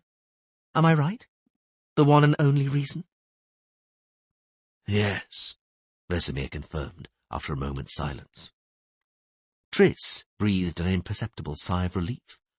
For a moment, she was afraid that Geralt would be the one to confirm it. The first snow fell the following day. Fine snowflakes initially, but soon turning into a blizzard. It fell throughout the night, and in the early morning, the walls of Kaer Morhen were drowned beneath a snowdrift. There could be no question of running the killer, especially since Ciri was still not feeling very well. Triss suspected that the witch's accelerants might be the cause of the girl's menstrual problems. She could not be sure, however, knowing practically nothing about the drugs, and Ciri was, beyond doubt, the only girl in the world to whom they had been administered. She did not share her suspicions with the witches. She did not want to worry or annoy them, and preferred to apply her own methods. She gave Ciri elixirs to drink, tied a string of active jaspers around her waist under her dress, and forbade her to exert herself in any way, especially by chasing around wildly hunting rats with a sword. Ciri was bored. She roamed the castle sleepily and, finally, for lack of any other amusement, joined Cohen, who was cleaning the stable, grooming the horses, and repairing a harness. Geralt, to the enchantress's rage, disappeared somewhere, and appeared only towards evening, bearing a dead goat. Triss helped him skin his prey. Although she sincerely detested the smell of meat and blood, she wanted to be near the Witcher. Near him. As near as possible. A cold, determined resolution was growing in her. She did not want to sleep alone any longer. "Triss!" yelled Ciri suddenly, running down the stairs, stamping. "Can I sleep with you tonight? Triss, please, please say yes, please, Triss!" The snow fell and fell. It brightened up only with the arrival of Midinvierne, the day of the winter equinox. On the third day all the children died save one, a male barely 10. Hitherto agitated by a sudden madness, he fell all at once into deep stupor. His eyes took on a glassy gaze. Incessantly with his hands did he clutch at clothing, or brandish them in the air as if desirous of catching a quill. His breathing grew loud and hoarse. Sweat, cold, clammy and malodorous appeared on his skin. Then was he once more given elixir through the vein, and the seizure it did return. This time a nosebleed did ensue, coughing turned to vomiting, after which the male weakened entirely and became inert. For 2 days more did symptoms not subside. The child's skin, hitherto drenched in sweat, grew dry and hot. The pulse ceased to be full and firm, albeit remaining of average strength, slow rather than fast. No more did he wake, nor did he scream. Finally came the 7th day. The male awoke and opened his eyes, and his eyes were as those of a viper. Carla Demesia Crest, The Trial of Grasses and Other Secret Witcher Practices, seen with my own eyes. Manuscript exclusively accessible to the chapter of Wizards. Chapter 3. Your fears were unfounded, entirely ungrounded. Triss grimaced, resting her elbows on the table. The time when wizards used to hunt sources and magically gifted children, tearing them from their parents or guardians by force or deceit, is long gone. Did you really think I might want to take Ciri away from you? Lambert snorted and turned his face away. Eskil and Vesemir looked at Geralt, and Geralt said nothing. He continued to gaze off to the side, playing incessantly with his silver witcher medallion, depicting the head of a snarling wolf. Triss knew the medallion reacted to magic. On such a night as Midinvierne, when the air itself was vibrating with magic, the witcher's medallions must be practically humming. It must be both irritating and bothersome. "No, child," Vesemir finally said. "We know you would not do such a thing, but we also know that you do, ultimately, have to tell the chapter about her. We've known for a long time that every wizard, male or female, is burdened with this duty. You don't take talented children from their parents and guardians anymore. You observe such children so that later, at the right moment, you can fascinate them in magic, influence them." "Have no fear," she interrupted coldly. "I will not tell anyone about Ciri, not even the chapter. Why are you looking at me like that?" "We're amazed by the ease with which you pledged to keep this secret," said Eskil calmly. "Forgive me, Triss. I do not mean to offend you, but what has happened to your legendary loyalty to the Council and chapter?" "A lot has happened. The war changed many things, and the battle for Sodden Hill changed even more. I won't bore you with the politics, especially as certain issues and affairs are bound by secrets I am not allowed to divulge. But as for loyalty, I am loyal, and believe me, in this matter, I can be loyal to both you and to the chapter." "Such double loyalty." Geralt looked her in the eyes for the first time that evening. "Is devilishly difficult to manage. Rarely does it succeed, Triss." The enchantress turned her gaze on Ciri. The girl was sitting on a bearskin with Cohen, tucked away in the far corner of the hall, and both were busy playing a hand-slapping game. The game was growing monotonous, as both were incredibly quick. Neither could manage to slap the other's hand in any way. This, however, clearly neither mattered to them nor spoiled their game. "Geralt," she said, "when you found Ciri on the Yaruga, you took her with you. You brought her to Kaer Morhen, hid her from the world, and do not let even those closest to the child know she is alive. You did this because something, about which I know nothing, convinced you that destiny exists, holds sway over us, and guides us in everything we do. I think the same, and have always done so. If destiny wants Ciri to become a magician, she will become one. Neither the chapter nor the council have to know about her. They don't have to observe or encourage her. So, in keeping your secret, I won't betray the chapter in any way. But, as you know, there is something of a hitch here." "Were it only one," sighed Vesemir. "Go on, child." "The girl has magical abilities, and that can't be neglected. It's too dangerous." "In what way?" "Uncontrolled powers are an ominous thing, for both the source and those in their vicinity. The source can threaten those around them in many ways, but they threaten themselves in only one: mental illness, usually catatonia." "Devil take it," said Lambert after a long silence. "I am listening to you, half convinced that someone here has already lost their marbles and will any moment now present a threat to the rest of us. Destiny, sources, spells, hocus pocus. Aren't you exaggerating, Merigold?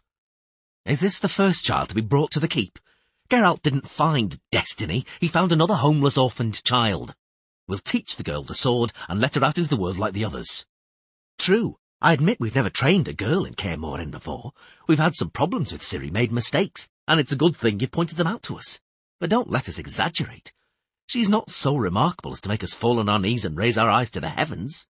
Is there a lack of female warriors roaming the world? I assure you, Merigold, Ciri will leave here skillful and healthy, strong and able to face life. And, I warrant, without catatonia or any other epilepsy, unless you delude her into believing she has some such disease. Vesemir.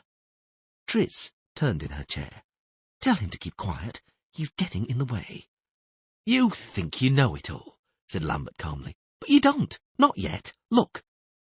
He stretched his hand towards the hearth, arranging his fingers together in a strange way. The chimney roared and howled. The flames burst out violently. The glowing embers grew brighter and rained sparks. Geralt, Vesemir and Eskil glanced at Ciri anxiously, but the girl paid no attention to the spectacular fireworks. Triss folded her arms and looked at Lambert defiantly. The sign of Ard, she stated calmly. Did you think to impress me? With the use of the same sign, strengthened through concentration, willpower and a spell, I can blow the logs from the chimney in a moment and blast them so high you will think they are stars. You can, he agreed. But Ciri can't. She can't form the sign of Ard, or any other sign. She has tried hundreds of times to no effect. And you know our signs require minimal power. Ciri does not even have that. She is an absolutely normal child. She has not the least magical power. She has, in fact, a comprehensive lack of ability.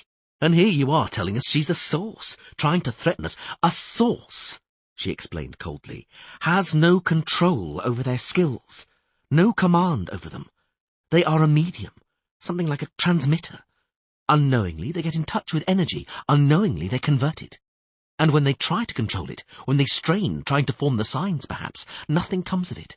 And nothing will come of it. Not just after hundreds of attempts, but after thousands. It is one characteristic of a source. Then, one day, a moment comes when the source does not exert itself, does not strain, is daydreaming or thinking about cabbage and sausages, playing dice, enjoying themselves in bed with a partner, picking their nose. And suddenly, something happens. A house might go up in flames, or sometimes half a town goes up. You're exaggerating, Merigold. Lambert. Geralt released his medallion and rested his hands on the table. First, stop calling Triss Merigold. She has asked you a number of times not to. Second, Triss is not exaggerating. I saw Ciri's mother, Princess Pavetta, in action with my own eyes. I tell you, it was really something. I don't know if she was a source or not, but no one suspected she had any power at all, until, save by a hair's breadth, she almost reduced the royal castle of Sintra to ashes.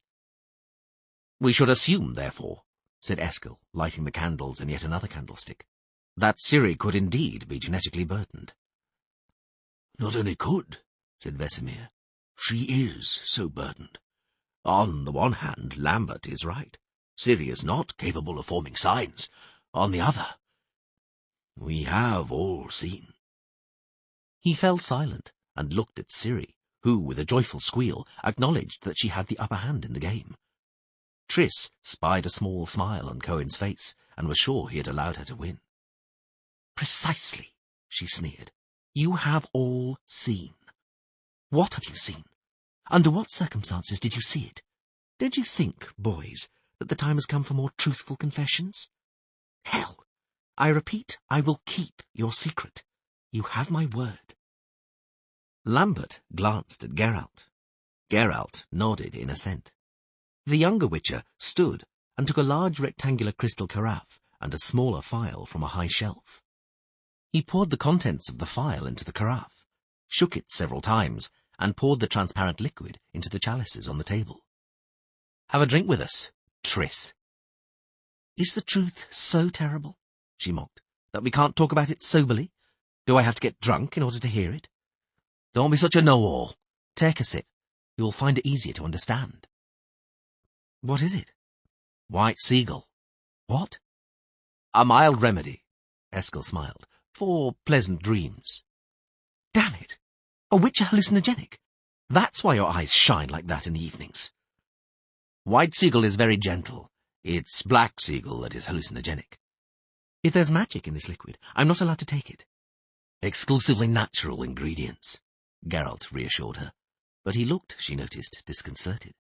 He was clearly afraid she would question them about the elixir's ingredients, and diluted with a great deal of water. We would not offer you anything that could harm you. The sparkling liquid, with its strange taste, struck her throat with its chill, and then dispersed warmth throughout her body. The magician ran her tongue over her gums and palate. She was unable to recognize any of the ingredients. You gave Ciri some of this seagull to drink, she surmised. And then? It was an accident, Geralt interrupted quickly. That first evening, just after we arrived, she was thirsty, and the seagull stood on the table. Before we had time to react, she had drunk it all in one go, and fallen into a trance. We had such a fright, Vesemir admitted and sighed. Oh, that we did, child. More than we could take. She started speaking with another voice, the magician stated calmly, looking at the witch's eyes gleaming in the candlelight. She started talking about events and matters of which she could have no knowledge. She started to prophesy. Right? What did she say? Rubbish, said Lambert dryly. Senseless drivel. Then I have no doubt, she looked straight at him, that you understood each other perfectly well. Drivel is your speciality, and I'm further convinced of it every time you open your mouth. Do me a great favour, and don't open it for a while, all right? This once, said Eskel gravely, rubbing the scar across his cheek. Lambert is right, Triss. After drinking seagull, Ciri really was incomprehensible. That first time it was gibberish. Only after... He broke off. Triss shook her head. It was only the second time that she started talking sense, she guessed. So there was a second time too. Also after she drank a drug because of your carelessness. Triss! Geralt raised his head.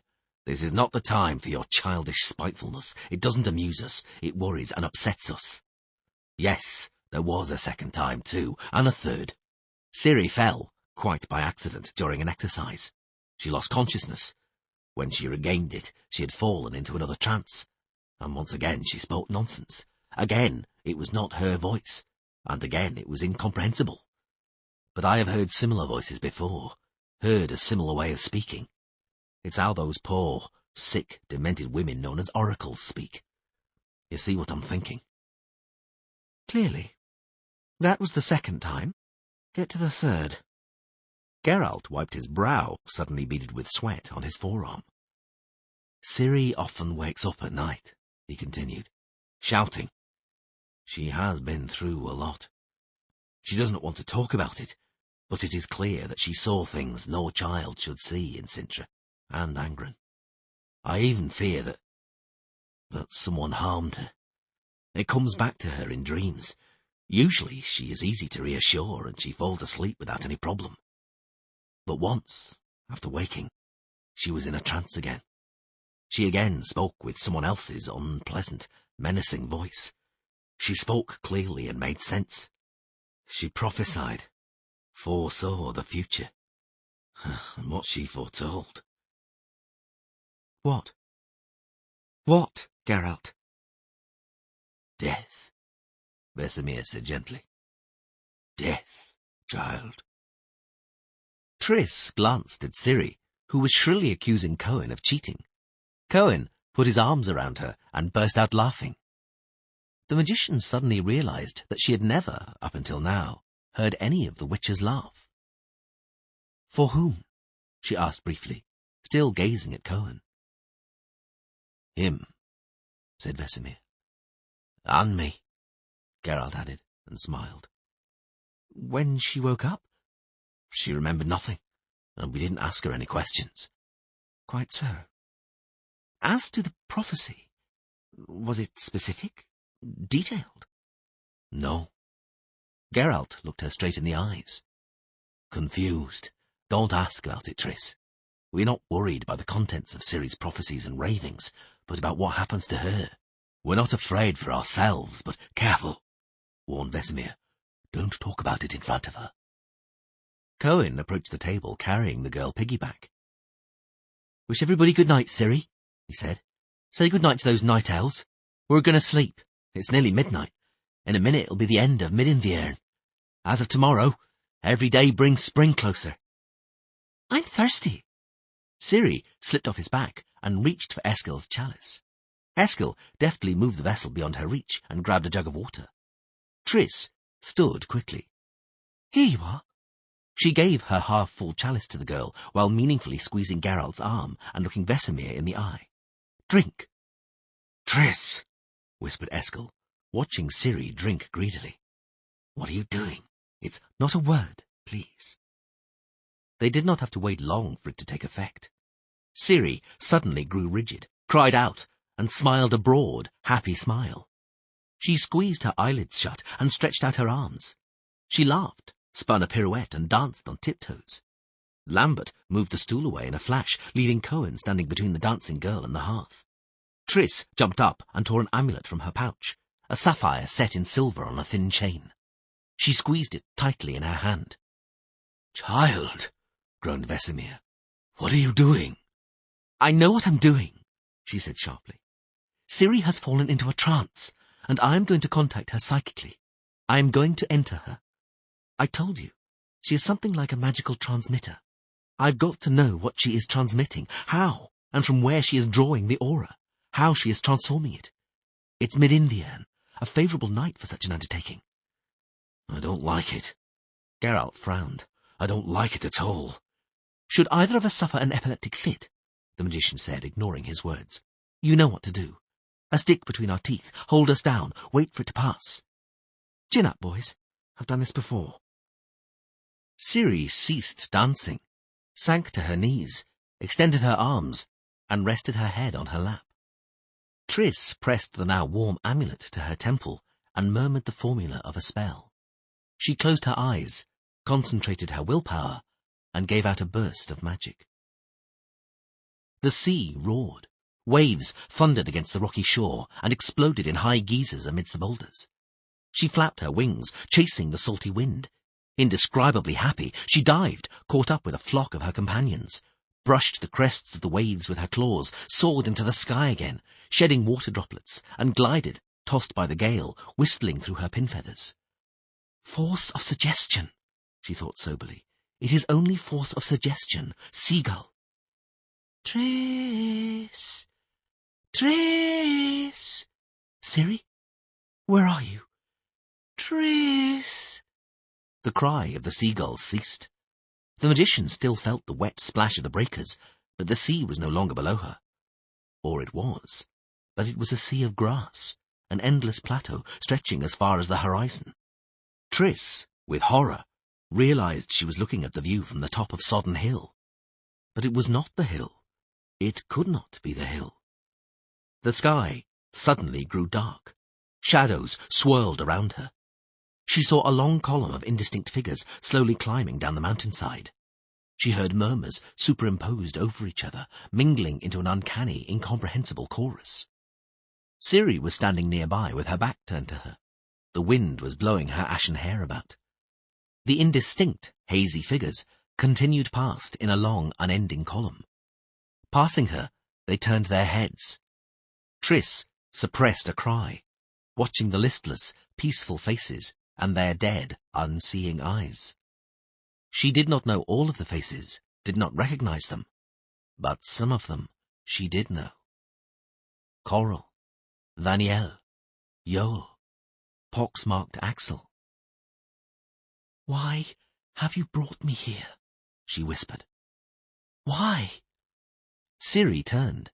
She raised her arm, and the magician saw a trickle of blood run down her lifeline, across her palm and onto her wrist. "It is the rose," the girl said calmly. "The rose of Shiroweth. I pricked myself. It is nothing. It is only blood. The blood of elves." The sky grew even darker, then a moment later flared with the sharp, blinding glare of lightning. Everything froze in the silence and stillness. Triss took a step, wanting to make sure she could. She stopped next to Ciri, and saw that both of them stood on the edge of a bottomless chasm, where reddish smoke, glowing as though it was lit from behind, was swirling.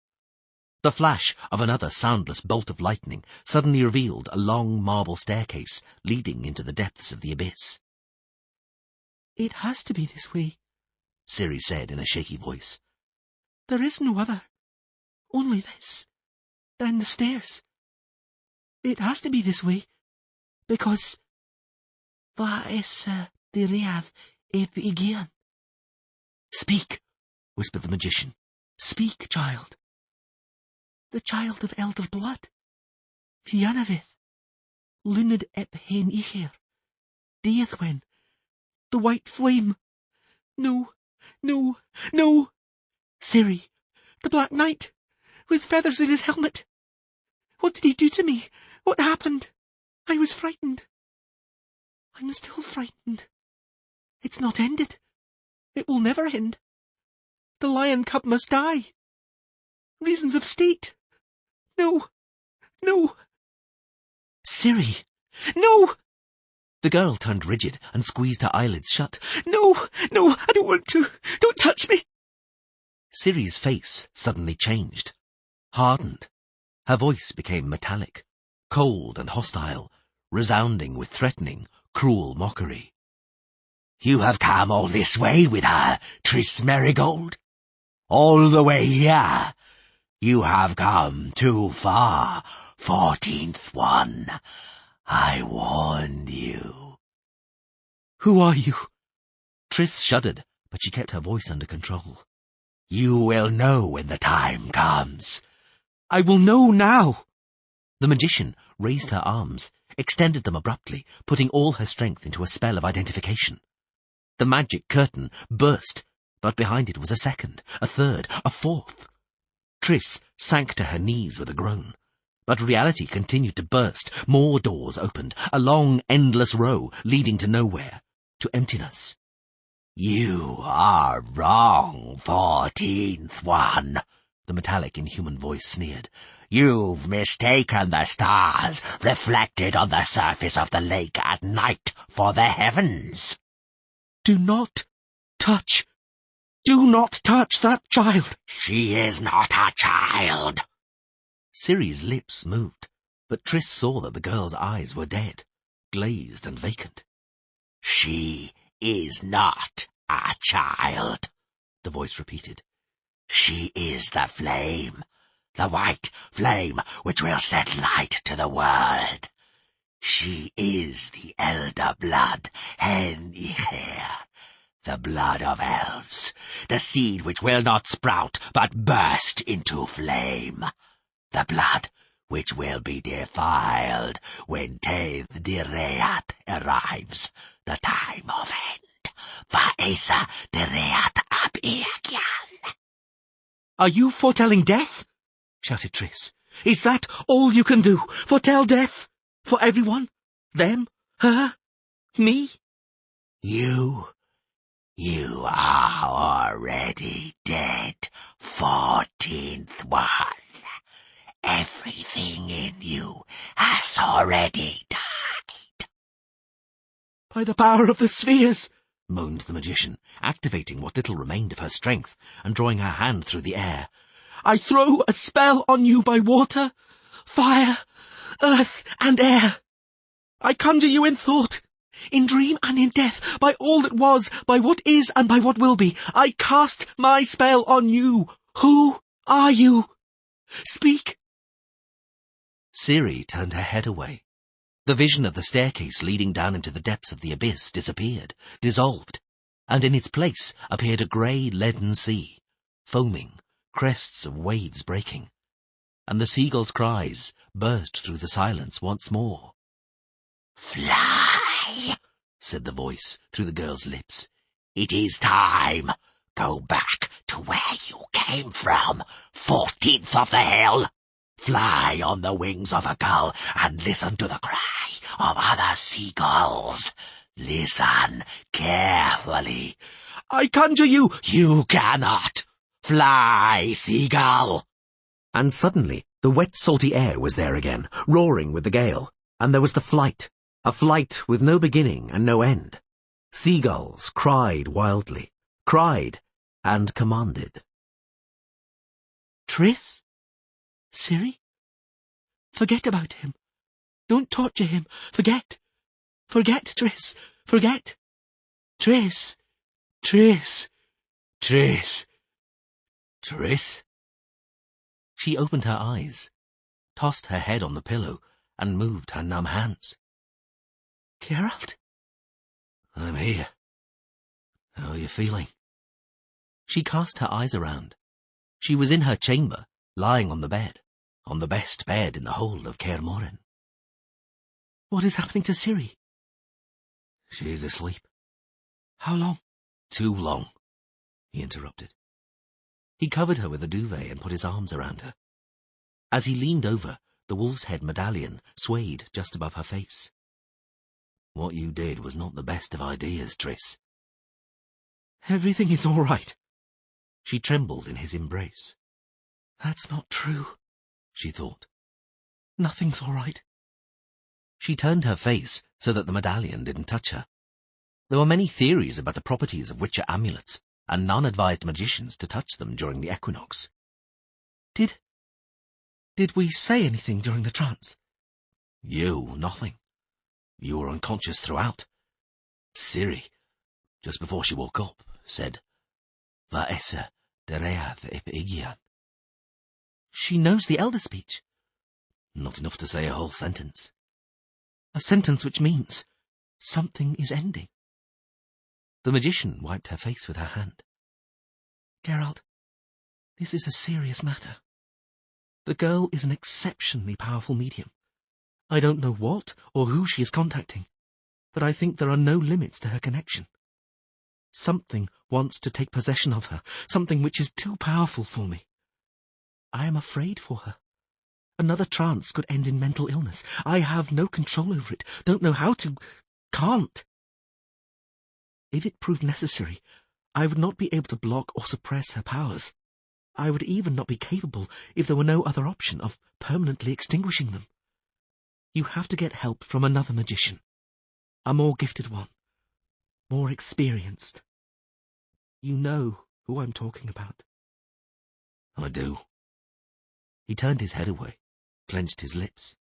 Don't resist. Don't defend yourself. I can guess why you turned to me rather than her. Overcome your pride, crush your rancour and obstinacy. There is no point to it. You'll torture yourself to death. And you are risking Ciri's health and life in the process. Another trance is liable to be more dangerous to her than the trial of grasses. Ask Yennefer for help, Geralt. And you, Triss? What about me? She swallowed with difficulty. I'm not important. I let you down. I let you down in everything. I was your mistake, nothing more. Mistakes, he said with effort, are also important to me. I don't cross them out of my life or memory, and I never blame others for them. You are important to me, Triss, and always will be. You never let me down, never. Believe me. She remained silent a long while. I will stay until spring, she said finally, struggling against her shaking voice. I will stay with Ciri.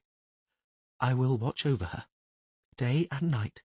I will be with her day and night, and when spring is here, we will take her to Melitele's temple in Elender. The thing that wants to possess her might not be able to reach her in the temple, and then you will ask Yennefer for help. All right, Triss. Thank you. Geralt? Yes? Ciri said something else, didn't she? Something only you heard. Tell me what it was. No, he protested, and his voice quivered. No, Triss. Please. She wasn't speaking to me. I know. She was speaking to me. Tell me. Please. After coming to, when I picked her up, she whispered, Forget about him. Don't torture him. I won't, she said quietly. But I can't forget. Forgive me. I am the one who ought to be asking for forgiveness, and not only asking you. You love her that much? She stated, not asking. That much, he admitted in a whisper, after a long moment of silence. Geralt? Yes, Triss? Stay with me tonight. Triss, Only stay. all right. Not long after mid-Inviern, the snow stopped falling. The frost came. Triss stayed with Ciri day and night. She watched over her. She surrounded her with care, visible and invisible. The girl woke up shouting almost every night. She was delirious, holding her cheek and crying with pain. The magician calmed her with spells and elixirs, put her to sleep, cuddling and rocking her in her arms. And then she herself would be unable to sleep for a long time, thinking about what Ciri had said in her sleep, and after she came to. And she felt a mounting fear. Va essa dreat ep aegean. Something is ending. That is how it was for 10 days and nights, and finally it passed. It ended, disappeared without a trace. Ciri calmed. She slept peacefully with no nightmares and no dreams. But Triss kept a constant watch. She did not leave the girl for a moment. She surrounded her with care, visible and invisible. Faster, Ciri! Lunge! Attack! Dodge! Half pirouette, thrust, dodge! Balance with your left arm or you'll fall from the comb, and you'll hurt your womanly attributes. What? Nothing. Aren't you tired? We'll take a break if you like. No, Lambert, I can go on. I'm not that weak, you know. Shall I try jumping over every other post? Don't you dare. You might fall, and then Merigold will tear my head off. I won't fall. I've told you once, and I'm not going to say it again. Don't show off. Steady on your legs, and breathe, Ciri, breathe. You're panting like a dying mammoth. That's not true. Don't squeal. Practice. Attack, dodge, parry, half pirouette, parry, full pirouette. Steadier on the posts, damn it. Don't wobble. Lunge, thrust, faster. Half pirouette, jump and cut. That's it. Very good. Really? Was that really very good, Lambert? Who said so? You did, a moment ago. Slip of the tongue. Attack, half pirouette, dodge, and again. Ciri, where was the parry? How many times do I have to tell you? After you dodge, you always parry. Deliver a blow with the blade to protect your head and shoulders, always. Even when I'm only fighting one opponent. You never know what you're fighting. You never know what's happening behind you. You always have to cover yourself. Foot and sword work. It's got to be a reflex. Reflex, understand? You mustn't forget that. You forget it in a real fight and you're finished. Again. At last, that's it. See how much a parry lands? You can take any strike from it. You can cut backwards from it if you have to. Right. Show me a pirouette and a thrust backwards. Ha! Very good. You see the point now? Has it got through to you? I'm not stupid. You're a girl. Girls don't have brains. Lambert, if Triss heard that... If ifs and ands were pots and pans. All right, that's enough. Come down. We'll take a break. I'm not tired. But I am. I said a break. Come down from the comb. Turning a somersault. What do you think? Like a hen off its roost? Go on, jump. Don't be afraid, I'm here for you. Ha! Nice. Very good. For a girl. You can take off the blindfold now. Triss, maybe that's enough for today. What do you think? Maybe we could take the sleigh and ride down the hill. The sun's shining, the snow's sparkling so much it hurts the eyes. The weather's beautiful. Don't lean out or you'll fall from the window. Oh, let's go sleighing, Triss. Suggest that again in elder speech and we'll end the lesson there. Move away from the window. Come back to the table. Ciri, how many times do I have to ask you? Stop waving that sword about and put it away. It's my new sword. It's real. A witcher's sword, made of steel, which fell from heaven. Really? Geralt said so, and he never lies. You know that? Oh, yes, I know that. I've got to get used to this sword. Uncle Vesemir had it adjusted just right for my weight, height, and arm length. I've got to get my hand and wrist accustomed to it. Accustom yourself to your heart's content, but outside, not here. Well, I'm listening. You wanted to suggest we get the sleigh out in elder speech. So, suggested. What's sleigh? Sled, as a noun. Slith, as a verb. Aha. Vayan I slither ilia? Don't end a question that way, it's impolite. You form questions using intonation. But the children from the islands, you're not learning the local Skellige jargon, but classical elder speech. And why am I learning this speech, tell me? So that you know it. It's fitting to learn things you don't know. Anyone who doesn't know other languages is handicapped. But people only speak the common tongue anyway. True, but some speak more than just it. I warrant, Ciri, that it is better to count yourself amongst those few than amongst everyone. So, I'm listening. A full sentence. The weather today is beautiful, so let's get the sleigh. Elaine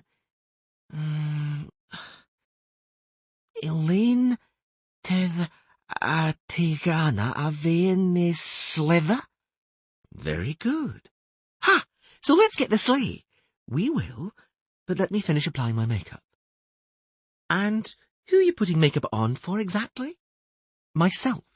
A woman accentuates her beauty for her own self-esteem.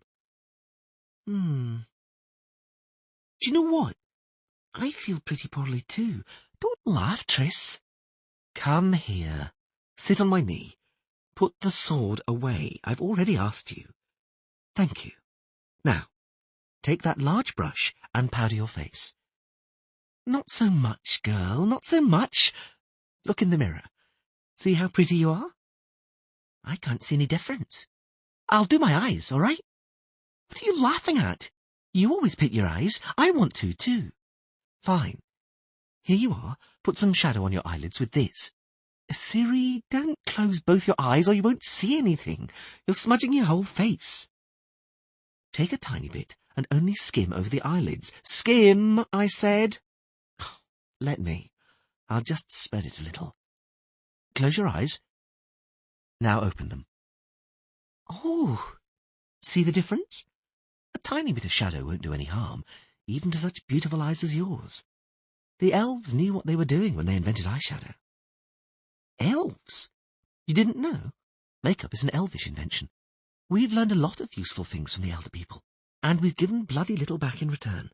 Now take the pencil and draw a thin line across your upper lids, just above the lashes. Ciri, what are you doing? Don't laugh. My eyelid's trembling, that's why. Part your lips a little and it'll stop trembling. See? Oh. Come on, now we'll go and stun the witches with our beauty. It's hard to find a prettier sight. And then we'll take the sleigh and smudge our makeup in the deep snowdrifts. And we'll make ourselves up again. No, we'll tell Lambert to warm the bathroom and we'll take a bath. Again? Lambert says we're using up too much fuel with our baths. Lambert ken me a bath I pers. What? I didn't understand. With time you'll master the idioms too. We've still got a lot of time for studying before spring. But now, vaien I sledder me Elaine Luned. Here on this engraving. No, damn it, not on that one, on this one. This is, as you already know, a ghoul. Tell us, Ciri, what you've learned about ghouls. Hey, look at me. What the devil have you got on your eyelids? Greater self-esteem. What? Never mind, I'm listening. The ghoul, Uncle Vesemir, is a corpse-devouring monster. It can be seen in cemeteries, in the vicinity of barrows, anywhere the dead are buried, at necropolia, on battlegrounds, on fields of battle. So it's only a danger to the dead, is that right? No, not only. A ghoul may also attack the living if it's hungry or falls into a fury. If, for example, there's a battle, a lot of people killed. What's the matter, Ciri? Nothing. Ciri, listen. Forget about that. That will never return. I saw. In Sodden and in Transriver. Entire fields. They were lying there, being eaten by wolves and wild dogs. Birds were picking at them. I guess there were ghouls there too. That's why you're learning about ghouls now, Ciri. When you know about something, it stops being a nightmare. When you know how to fight something, it stops being so threatening. So, how do you fight a ghoul, Ciri? With a silver sword. The ghoul is sensitive to silver. And to what else? Bright light and fire. So you can fight it with light and fire? You can, but it's dangerous. A witcher doesn't use light or fire because it makes it harder to see. Every light creates a shadow, and shadows make it harder to get your bearings. One must always fight in darkness by moon or starlight. Quite right. You've remembered it well, clever girl. And now, look here at this engraving. Well, true enough, it is not a beautiful creature. It's a gravier. A gravier is a type of ghoul. It looks very much like a ghoul, but is considerably larger. He can also be told apart, as you can see, by these 3 bony combs on his skull. The rest is the same as any other corpse-eater. Take note of the short, blunt claws, adapted for digging up graves and churning the earth. Strong teeth for shattering bones, and a long, narrow tongue used to lick the decaying marrow from them. Such stinking marrow is a delicacy for the gravier. What's the matter? Nothing. You're completely pale. And green. You don't eat enough. Did you eat breakfast? Yes, I did. What was I? Aha! I almost forgot. Remember, because this is important. Graviers, like ghouls and other monsters in this category, do not have their own ecological niche. They are relicts from the age of the interpenetration of spheres. Killing them does not upset the order and interconnections of nature which prevail in our present sphere. In this sphere, these monsters are foreign, and there is no place for them. Do you understand, Ciri? I do, Uncle Vesemir. Geralt explained it to me. I know all that. An ecological niche is all right. That's fine. I know what it is. If Geralt has explained it to you, you don't have to recite it to me. Let us return to the gravier.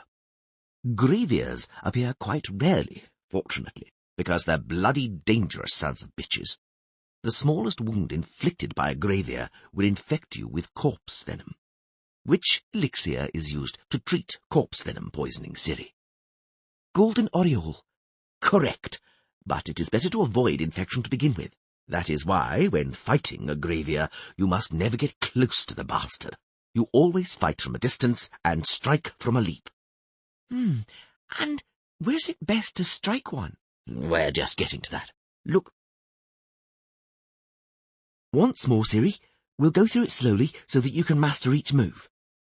Now, I'm attacking you with tierce, taking the position as if to thrust. Why are you retreating? Because I know it's a feint. You can move into a wide sinistra or strike with upper quarter, and I'll retreat and parry with a counter feint. Is that so? And if I do this? Oh, it was supposed to be slow. What did I do wrong, Cohen? Nothing. I'm just taller and stronger than you are. That's not fair. There's no such thing as a fair fight. You have to make use of every advantage and every opportunity that you get. By retreating, you gave me the opportunity to put more force into the strike. Instead of retreating, you should have executed a half pirouette to the left and tried to cut at me from below with corte dextra, under the chin, in the cheek or throat. As if you'd let me. You'll do a reverse pirouette and get my neck from the left before I can parry. How am I meant to know what you're doing? You have to know, and you do know. Oh, sure. Ciri, what we're doing is fighting. I'm your opponent. I want to and have to defeat you because my life is at stake. I'm taller and stronger than you, so I'm going to watch for opportunities to strike in order to avoid or break your parry, as you've just seen. What do I need a pirouette for? I'm already in Sinistra, see? What could be simpler than to strike with a seconde under the arm on the inside? If I slash your artery, you'll be dead in a couple of minutes. Defend yourself. Ah! Very good. A beautiful quick parry. See how exercising your wrist is coming useful? And now pay attention. A lot of fencers make the mistake of executing a standing parry and freeze for a second, and that's just when you can catch them out. Strike. Like so. Ah! Beautiful. Now, jump away immediately, pirouette. I could have a dagger in my left hand. Good, very good. And now, Ciri, what am I going to do now? How am I to know? Watch my feet. How is my body weight distributed? What can I do from this position? Anything. So spin. Force me to open up. Defend yourself. Good. And again. Good. And again. Ow! Not so good. What did I do wrong? Nothing. I'm just faster. Take your guards off. We'll sit for a moment, take a break. You must be tired. You've been running the trail all morning. I'm not tired. I'm hungry. Bloody hell, so am I. And today's Lambert's turn, and he can't cook anything other than noodles. If he could only cook those properly.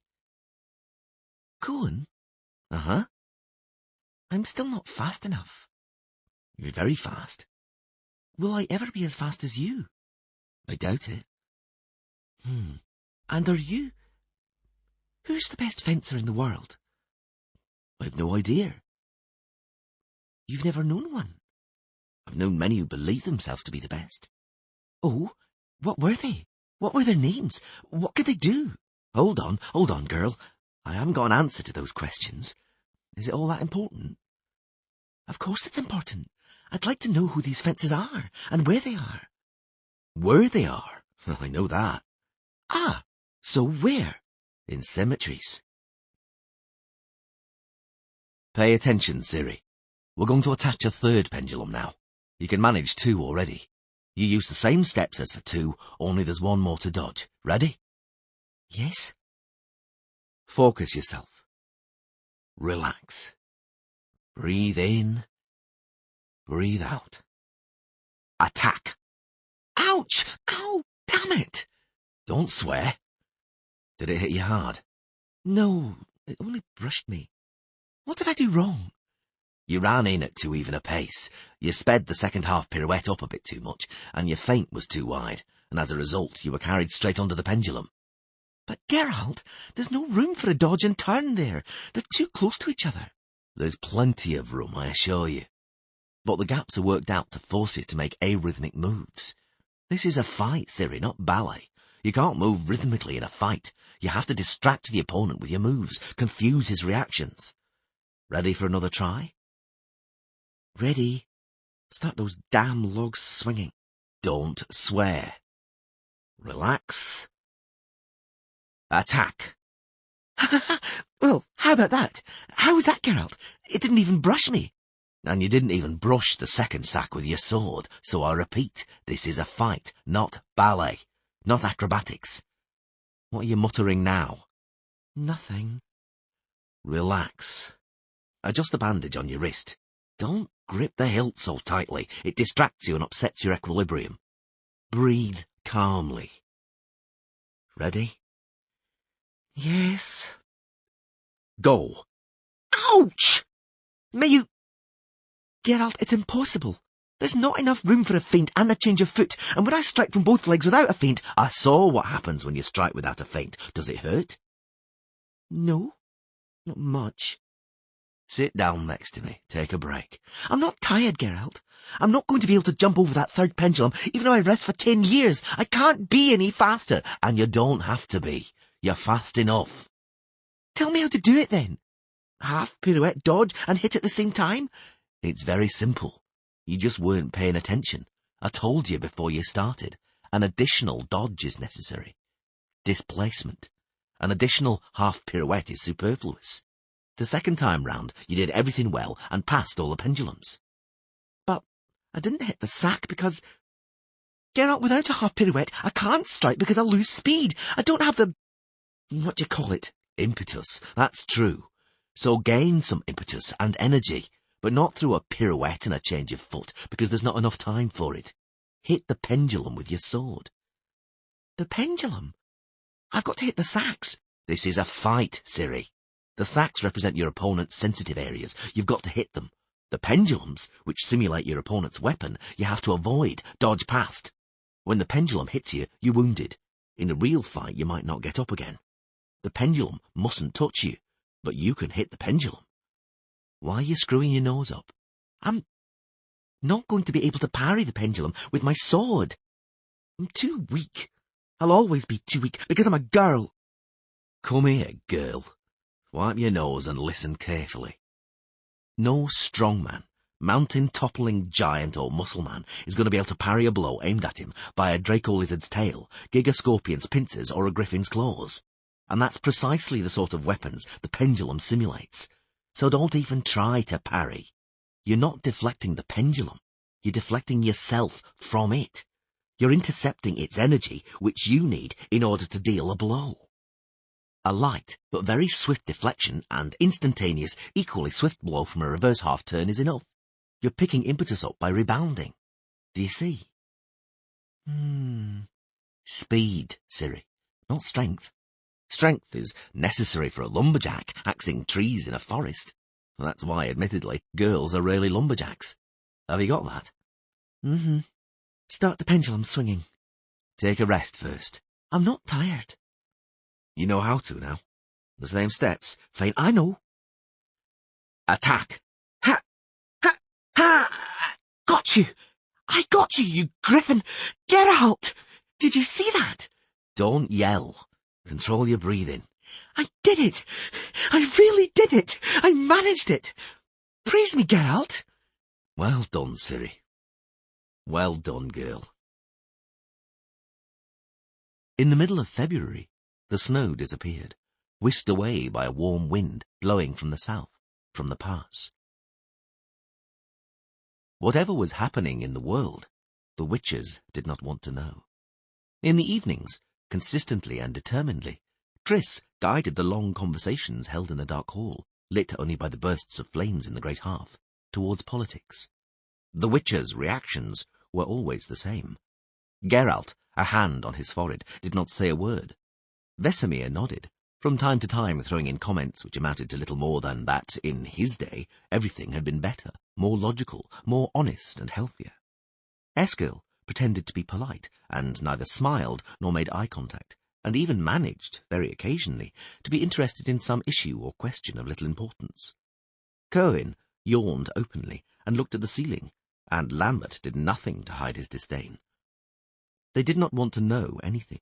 They cared nothing for dilemmas which drove sleep from kings, wizards, rulers and leaders, or for the problems which made councils, circles and gatherings tremble and buzz. For them, nothing existed beyond the passes, drowning in snow, or beyond the Gwenllech River, carrying ice floats in its leaden current. For them, only Kaer Morhen existed, lost and lonely amongst the savage mountains. That evening, Triss was irritable and restless. Perhaps it was the wind howling along the great castle's walls. And that evening they were all oddly excited. The witches, apart from Geralt, were unusually talkative. Quite obviously, they only spoke of one thing. Spring. About their approaching departure for the trail. About what the trail would have in store for them. About vampires, wyverns, leshies, lycanthropes and basilisks. This time, it was Triss who began to yawn and stare at the ceiling. This time, she was the one who remained silent, until Eskel turned to her with a question which she had anticipated.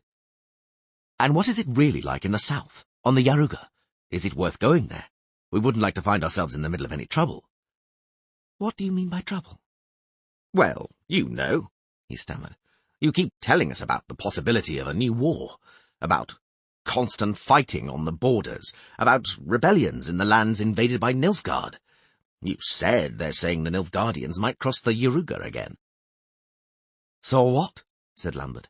"They've been hitting, killing and striking against each other constantly for hundreds of years. It's nothing to worry about.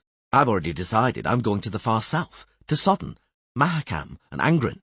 It's well known that monsters abound wherever armies have passed. The most money is always made in places like that." "True," Cohen acknowledged.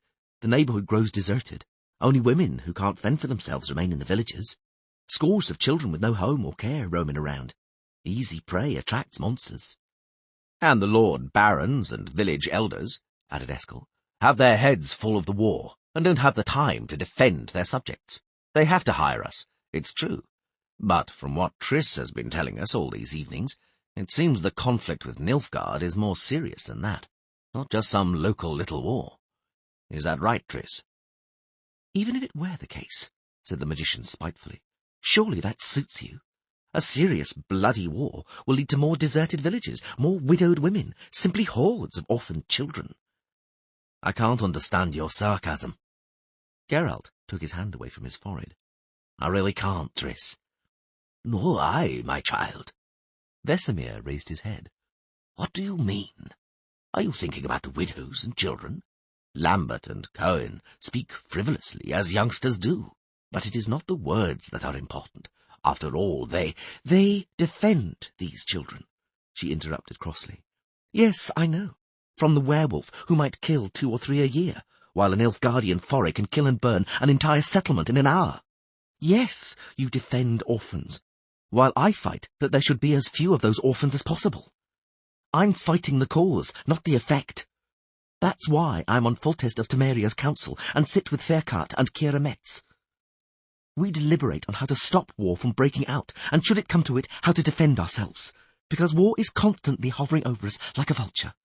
For you, it's an adventure. For me, it's a game in which the stakes are survival. I'm involved in this game, and that's why your indifference and frivolity hurt and insult me. Geralt sat up and looked at her. We're witches, Triss. Can't you understand that? What's there to understand? The enchantress tossed her chestnut mane back. Everything's crystal clear. You've chosen a certain attitude to the world around you. The fact that this world might at any moment fall to pieces has a place in this choice. In mine, it doesn't. That's where we differ. I'm not sure it's only there we differ. The world is falling to ruins, she repeated. We can watch it happen and do nothing. Or we can counteract it. How? He smiled derisively. With our emotions? She did not answer, turning her face to the fire roaring in the hearth. The world is falling to ruins, repeated Cohen, nodding his head in feigned thoughtfulness. How many times I've heard that? Me too. Lambert grimaced. And it's not surprising. It's a popular saying of late. It's what kings say when it turns out that a modicum of brains is necessary to rule after all. It's what merchants say when greed and stupidity have led them to bankruptcy. It's what wizards say when they start to lose their influence on politics or income. And the person they're speaking to should expect some sort of proposal straight away. So cut the introduction short, Triss, and present us with your proposition. Verbal squabbling has never amused me, the enchantress declared, gauging him with cold eyes. All displays of eloquence which mock whoever you're talking to. I don't intend to take part in anything like that. You know only too well what I mean. You want to hide your heads in the sand, that's your business. But coming from you, Geralt, it's a great surprise. Triss. The white-haired witcher looked her straight in the eyes again. What do you expect from me? To take an active part in the fight to save a world which is falling to pieces? Am I to enlist in the army and stop Nilfgaard? Should I, if it comes to another battle for Sodden, stand with you on the hill, shoulder to shoulder, and fight for freedom? I'd be proud, she said quietly, lowering her head. I'd be proud and happy to fight at your side. I believe that, but I'm not gallant enough, nor valiant enough. I'm not suited to be a soldier or a hero. And having an acute fear of pain, mutilation and death is not the only reason. You can't stop a soldier from being frightened, but you can give him motivation to help him overcome that fear. I have no such motivation. I can't have. I'm a witcher, an artificially created mutant. I kill monsters for money. I defend children when their parents pay me to. If Nilfgaardian parents pay me, I'll defend Nilfgaardian children. And even if the world lies in ruin, which does not seem likely to me, I'll carry on killing monsters in the ruins of this world until some monster kills me. That is my fate, my reason, my life, and my attitude to the world. And it is not what I chose. It was chosen for me. You're embittered, she stated, tugging nervously at a strand of hair, or pretending to be. You forget that I know you, so don't play the unfeeling mutant, devoid of a heart, of scruples, and of his own free will in front of me. And the reasons for your bitterness I can guess and understand. Ciri's prophecy, correct? No, not correct, he answered icily. I see that you don't know me at all. I'm afraid of death just like everyone else, but I grew used to the idea of it a very long time ago. I'm not under any illusions. I'm not complaining about fate, Triss. This is plain, cold calculation. Statistics. No witcher has yet died of old age, lying in bed dictating his will. Not a single one. Ciri didn't surprise or frighten me. I know I'm going to die in some cave which stinks of carcasses, torn apart by a griffin, lamia or manticore. But I don't want to die in a war, because they're not my wars. I'm surprised at you, she replied sharply. I'm surprised that you're saying this. Surprised by your lack of motivation, as you learnedly chose to describe your supercilious distance and indifference. You were at Sodden, Angren and Trans River. You know what happened to Cintra, know what befell Queen Calanthe and many thousands of people there. You know the hell Ciri went through, know why she cries out at night, and I know too, because I was also there. I'm afraid of pain and death too, even more so now than I was then. I have good reason. As for motivation, it seems to me that back then I had just as little as you. Why should I, a magician, care about the fates of Sodden, Brugge, Cintra, or other kingdoms? The problems of having more or less competent rulers, the interests of merchants and barons. I was a magician. I too could have said it wasn't my war, that I could mix elixirs for the Nilfgaardians on the ruins of the world. But I stood on that hill next to Vilgefortz, next to Artu Terranova, next to Faircart, next to Enid Finn de Beyer and Philippa Eilhart, next to your Yennefer, next to those who no longer exist. Coral, Yoel, Vaniel. There was a moment when out of sheer terror I forgot all my spells except for one, and thanks to that spell I could have teleported myself from that horrific place back home to my tiny little tower in Maribor. There was a moment when I threw up from fear, when Yennefer and Coral held me up by the shoulders and hair. Stop! Please, stop! No, Geralt, I won't! After all, you want to know what happened there on the hill, so listen. There was a din and flames. There were flaming arrows and exploding balls of fire. There were screams and crashes, and I suddenly found myself on the ground on a pile of charred, smoking rags, and I realized that the pile of rags was Yoel, and that thing next to her, that awful thing, that trunk with no arms and no legs, which was screaming so horrifically, was Coral. And I thought the blood in which I was lying was Coral's blood. But it was my own. And then I saw what they had done to me, and I started to howl. Howl like a beaten dog, like a battered child. Leave me alone! Don't worry, I'm not going to cry. I'm not a little girl from a tiny tower in Maribor anymore. Damn it! I'm Triss Merigold, the 14th one, killed at Sodden. There are 14 graves at the foot of the obelisk on the hill, but only 13 bodies. You're amazed such a mistake could have been made? Most of the corpses were in hard-to-recognize pieces. No one identified them. The living were hard to account for, too. Of those who had known me well, Yennefer was the only one to survive, and Yennefer was blind. Others knew me fleetingly, and always recognized me by my beautiful hair. And I, damn it, didn't have it any more. Geralt held her closer. She no longer tried to push him away. They used the highest magics on us, she continued in a muted voice. Spells, elixirs, amulets and artifacts. Nothing was left wanting for the wounded heroes of the hill. We were cured, patched up, our former appearances returned to us, our hair and sight restored. You can hardly see the marks, but I will never wear a plunging neckline again, Geralt. Never. The witches said nothing. Neither did Ciri, who had slipped into the hall without a sound, and stopped at the threshold, hunching her shoulders and folding her arms.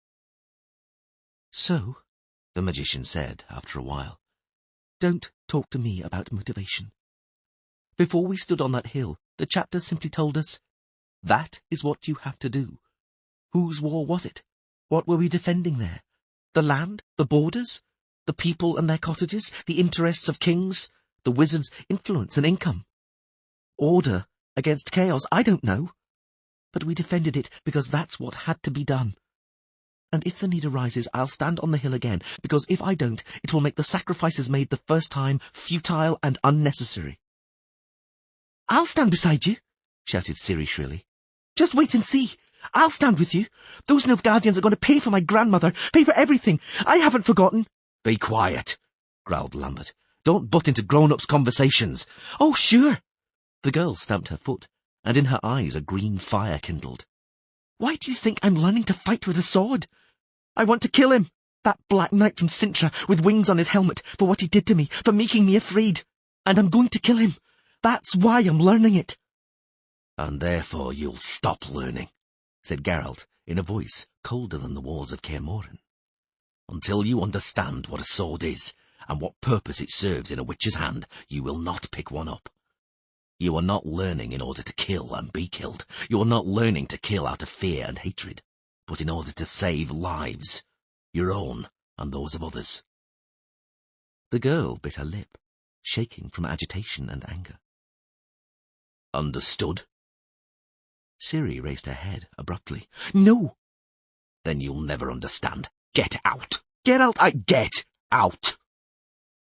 Ciri spun on her heel and stood still for a moment, undecided, as if waiting for something that could not happen. Then she ran swiftly up the stairs. They heard the door slam. "Too severe, Wolf," said Vesemir. "Much too severe. And you shouldn't have done it in Triss's presence. The emotional ties. Don't talk to me about emotions. I've had enough of all this talk about emotions." "And why is that?" The magician smiled derisively and coldly. "Why, Geralt? Ciri is normal. She has normal feelings. She accepts emotions naturally, takes them for what they really are. You obviously don't understand, and are therefore surprised by them. It surprises and irritates you. The fact that someone can experience normal love, normal hatred, normal fear, pain and regret, normal joy and normal sadness. That it is coolness, distance and indifference which are considered abnormal. Oh, yes, Geralt. It annoys you. It annoys you so much that you are starting to think about Kaer Morhen's vaults, about the laboratorium, the dusty demijohns full of mutagenic poisons." "Triss!"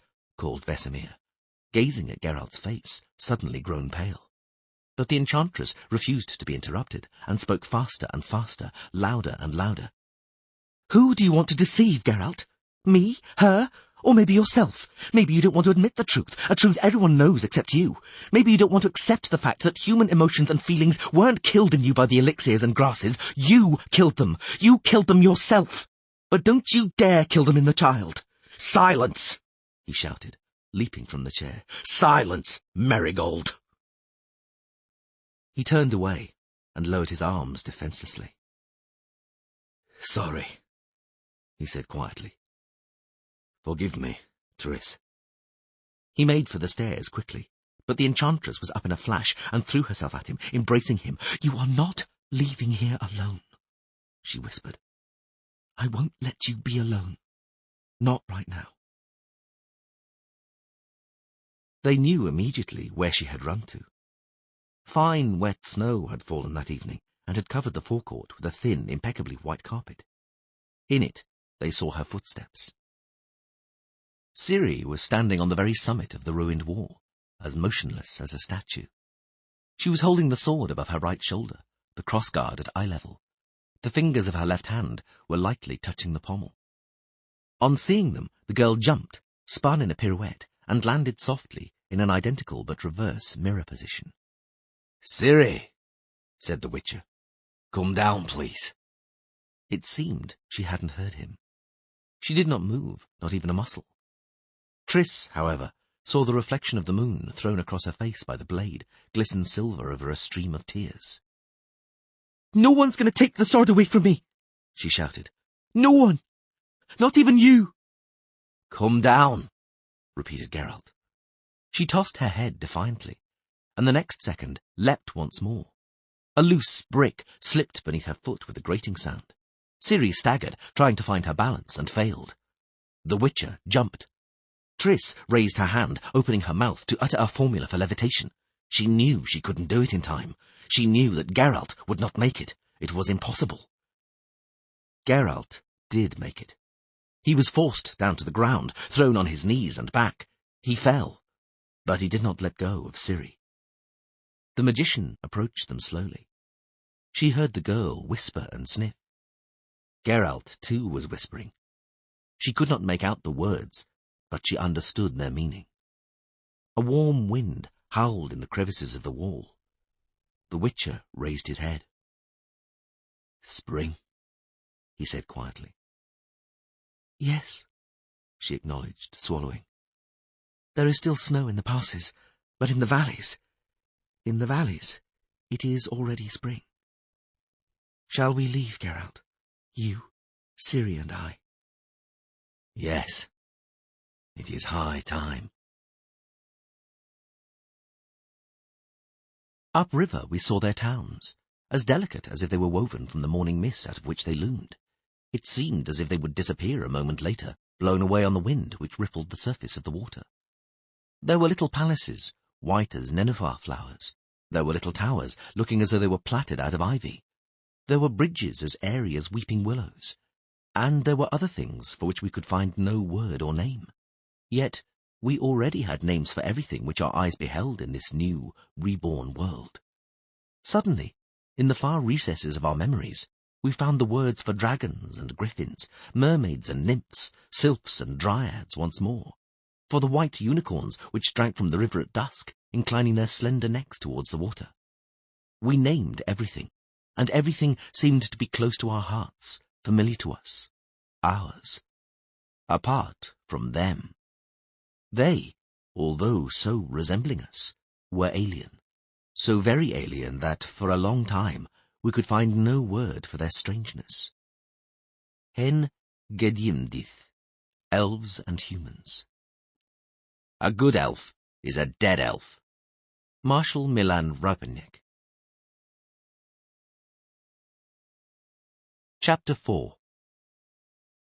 The misfortune behaved in the eternal manner of misfortunes and hawks. It hung over them for some time, waiting for an appropriate moment before it attacked.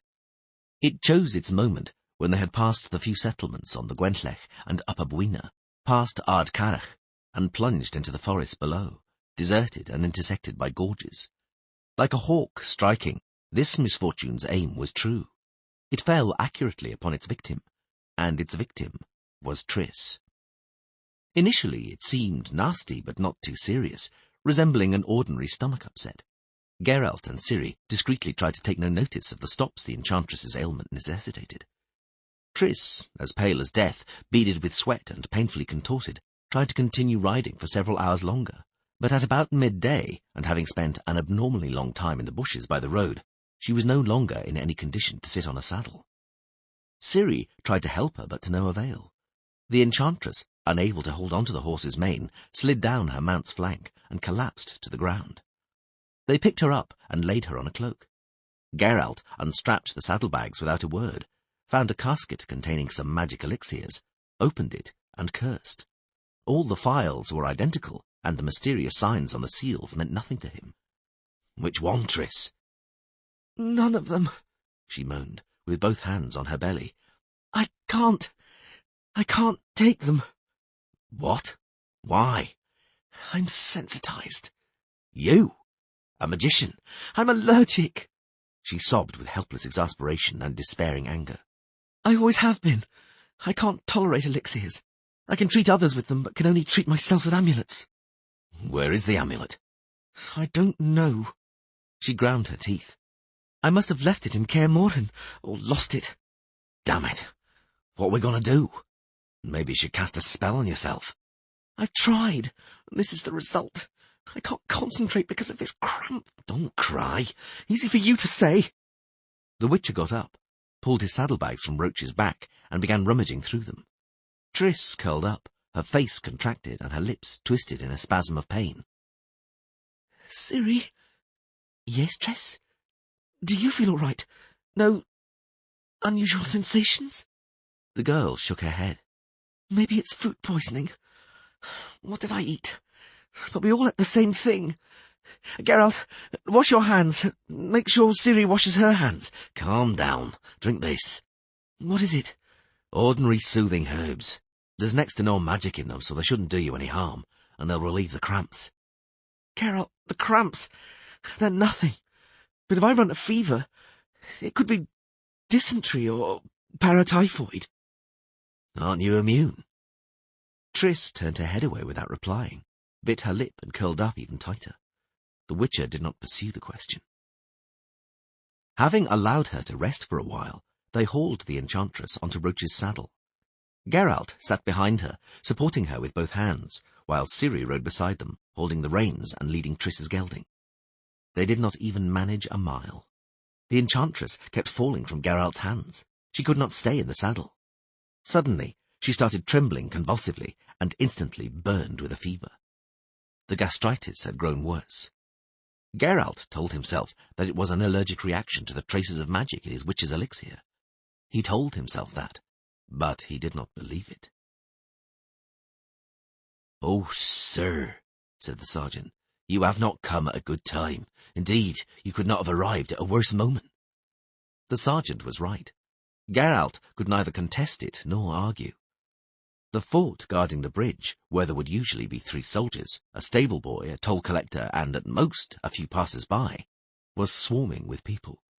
The Witcher counted over 30 lightly armed soldiers wearing the colours of Kaedwen, and a good 50 shield-bearers camping around the low palisade.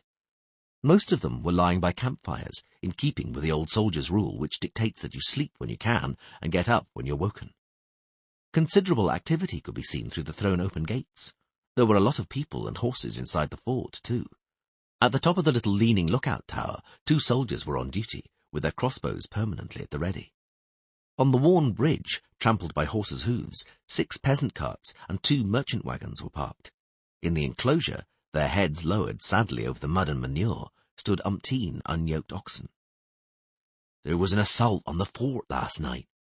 The sergeant anticipated his question. "We just got here in time with the relief troops. Otherwise we'd have found nothing here but charred earth."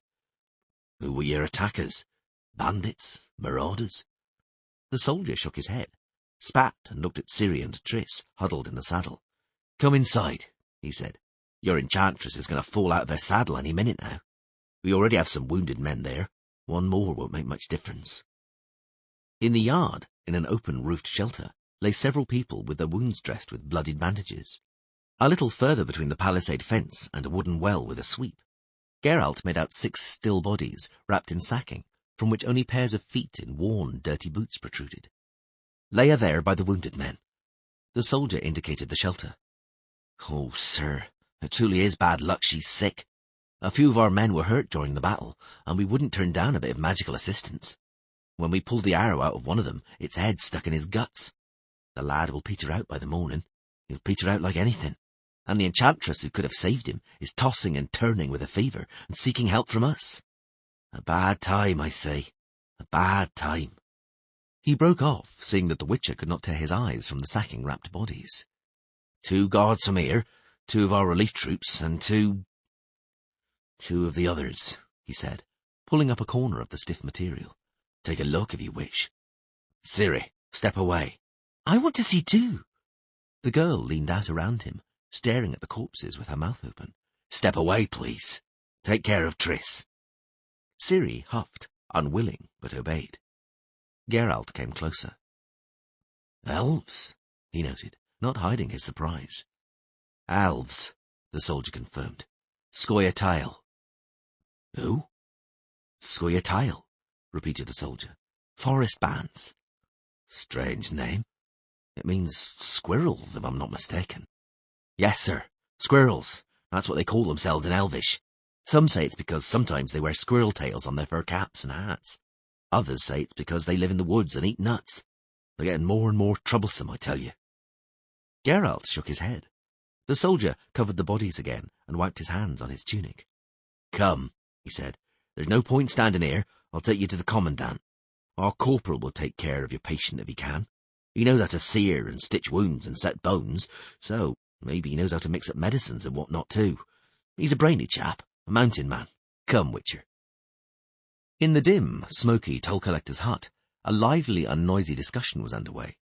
A knight with closely cropped hair wearing a habergeon and yellow surcoat was shouting at 2 merchants and a grieve, watched by the toll collector, who had an indifferent, rather gloomy expression, and whose head was wrapped in bandages. "I said no!" The knight thumped his fist on the rickety table and stood up straight, adjusting the gorget across his chest. "Until the patrols return, you're not going anywhere. You're not going to roam the highways." "I's to be in Davon in 2 days," the grieve yelled, shoving a short notched stick with a symbol branded into it under the knight's nose. "I have a transport to lead. The bailiff's going to have me head if it be late. I'll complain to the voivode." "Go ahead and complain," sneered the knight, "but I advise you to line your breeches with straw before you do, because the voivode can do a mean bit of arse-kicking. But for the time being, I give the orders here. The voivode is far away, and your bailiff means no more to me than a heap of dung. Hey, Eunice, who are you bringing here, sergeant? Another merchant?" "No," answered the sergeant reluctantly. "A witcher, sir. He goes by the name of Geralt of Rivia." To Geralt's astonishment, the knight gave a broad smile, approached, and held a hand out in greeting. "Geralt of Rivia," he repeated, still smiling. "I have heard about you, and not just from gossip and hearsay. What brings you here?" Geralt explained what brought him there. The knight's smile faded. "You have not come at a good time, or to a good place. We are at war here, Witcher. A band of Scoia'tael is doing the rounds, and there was a skirmish yesterday. I am waiting here for relief forces, and then we'll start a counterattack." "You're fighting elves?" "Not just elves. Is it possible? Have you, a Witcher, not heard of the squirrels?" "No, I haven't." "Where have you been these past 2 years? Beyond the seas? Here in Kaedwen, the Scoia'tael have made sure everybody's talking about them. They've seen to it only too well. The first bands appeared just after the war with Nilfgaard broke out. The cursed non-humans took advantage of our difficulties. We were fighting in the south, and they began a guerrilla campaign at our rear. They counted on the Nilfgaardians defeating us, started declaring it was the end of human rule, and there would be a return to the old order. Humans to the sea. That's their battle cry as they murder, burn, and plunder. "It's your own fault and your own problem," de Grieve commented glumly, tapping his thigh with the notched stick, a mark of his position. "Yours and all the other noblemen and knights. You're the ones who oppressed the non-humans, would not allow them their way of life. So now you pay for it. Well, we've always moved goods this way, and no one stopped us. We didn't need an army." "What's true is true," said one of the merchants who had been sitting silently on a bench. "The squirrels are no fiercer than the bandits who used to roam these ways." "And who did the elves take in hand first? The bandits." "What do I care if it's a bandit or an elf who runs me through with an arrow from behind some bushes?" the toll collector with the bandaged head said suddenly. "The thatch, if it's set on fire above my head in the night, burns just the same. What difference does it make who lit the firebrand? You say, sir, that the Scoia'tael are no worse than the bandits. You lie. The bandits wanted loot, but the elves are after human blood. Not everyone has ducats, but we all have blood running through our veins. You say it's the nobility's problem, Grieve? That's an even greater folly. What about the lumberjacks shot in the clearing, the tar makers hacked to pieces at the beaches, the refugee peasants from the burned-down hamlets? Did they hurt the non-humans? They lived and worked together as neighbours, and suddenly they got an arrow in the back. And me? Never in my life have I harmed a non-human, and look, my head is broken open by a dwarf's cutlass. And if it were not for the soldiers you're snapping at, I would be lying beneath an ell of turf." "Exactly." The knight in the yellow surcoat thumped his fist against the table once again. "We are protecting your mangy skin, Grieve, from those, as you call them, oppressed elves, who, according to you, we did not let live. But I will say something different. We have emboldened them too much. We tolerated them, treated them as humans, as equals, and now they are stabbing us in the back. Nilfgaard is paying them for it. I'd stake my life, and the savage elves from the mountains are furnishing them with arms. But their real support comes from those who always lived among us. From the elves, half-elves, dwarves, gnomes, and halflings. They are the ones who are hiding them, feeding them, supplying them with volunteers." "Not all of them," said another merchant, slim with a delicate and noble face, in no way a typical merchant's features. "The majority of non-humans condemn the squirrels, sir, and want nothing to do with them. The majority of them are loyal, and sometimes pay a high price for that loyalty. Remember the burgomaster from Banard. He was a half-elf who urged peace and cooperation. He was killed by an assassin's arrow, Aimed, no doubt, by a neighbour, some halfling or dwarf who also feigned loyalty," scoffed the knight. "If you ask me, none of them are loyal. Every one of them. Hey there, who are you?" Geralt looked around. Ciri stood right behind him, casting her huge emerald eyes over everyone. As far as the ability to move noiselessly was concerned, she had clearly made enormous progress. "She's with me," he explained. The knight measured Ciri with his eyes, then turned back to the merchant with the noble face, evidently considering him the most serious partner in the discussion. Yes, sir. Do not talk to me about loyal non-humans. They are all our enemies. It's just that some are better than others at pretending otherwise. Halflings, dwarves, and gnomes have lived amongst us for centuries, in some sort of harmony, it would seem. But it sufficed for the elves to lift their heads, and all the others grabbed their weapons and took to the woods too. I tell you, it was a mistake to tolerate the free elves and dryads with their forests and their mountain enclaves. It wasn't enough for them, and now they're yelling, "It's our world, begone, strangers!" By the gods, we'll show them who will be gone, and of which race even the slightest traces will be wiped away. We beat the hides off the Nilfgaardians, and now we will do something about these rogue bands. It's not easy to catch an elf in the woods, said the Witcher. Nor would I go after a gnome or dwarf in the mountains. How large are these units? Bands, corrected the knight. They're bands, Witcher. They can count up to 100 heads, sometimes more. They call each pack a commando. It's a word borrowed from the gnomes, and in saying they're hard to catch, you speak truly. Evidently you are a professional. Chasing them through the woods and thickets is senseless. The only way is to cut them off from their supplies, isolate them, starve them out. Seize the non-humans who are helping them firmly by the scruff of their necks, those from the towns and settlements, villages and farms. The problem is, said the merchant with noble features, that we still don't know which of the non-humans are helping them and which aren't. Then we have to seize them all. Ah. The merchant smiled. I understand. I've heard that somewhere before. Take everyone by the scruff of their neck and throw them down the mines, into enclosed camps, into quarries? Everyone. The innocent too, women and children. Is that right? The knight raised his head and slammed his hand down on his sword hilt. Just so, and no other way, he said sharply. You pity the children, yet you're like a child yourself in this world, dear sir. A truce with Nilfgaard is a very fragile thing, like an eggshell. If not today, then the war might start anew tomorrow, and anything can happen in war. If they defeated us, what do you think would happen? I'll tell you what.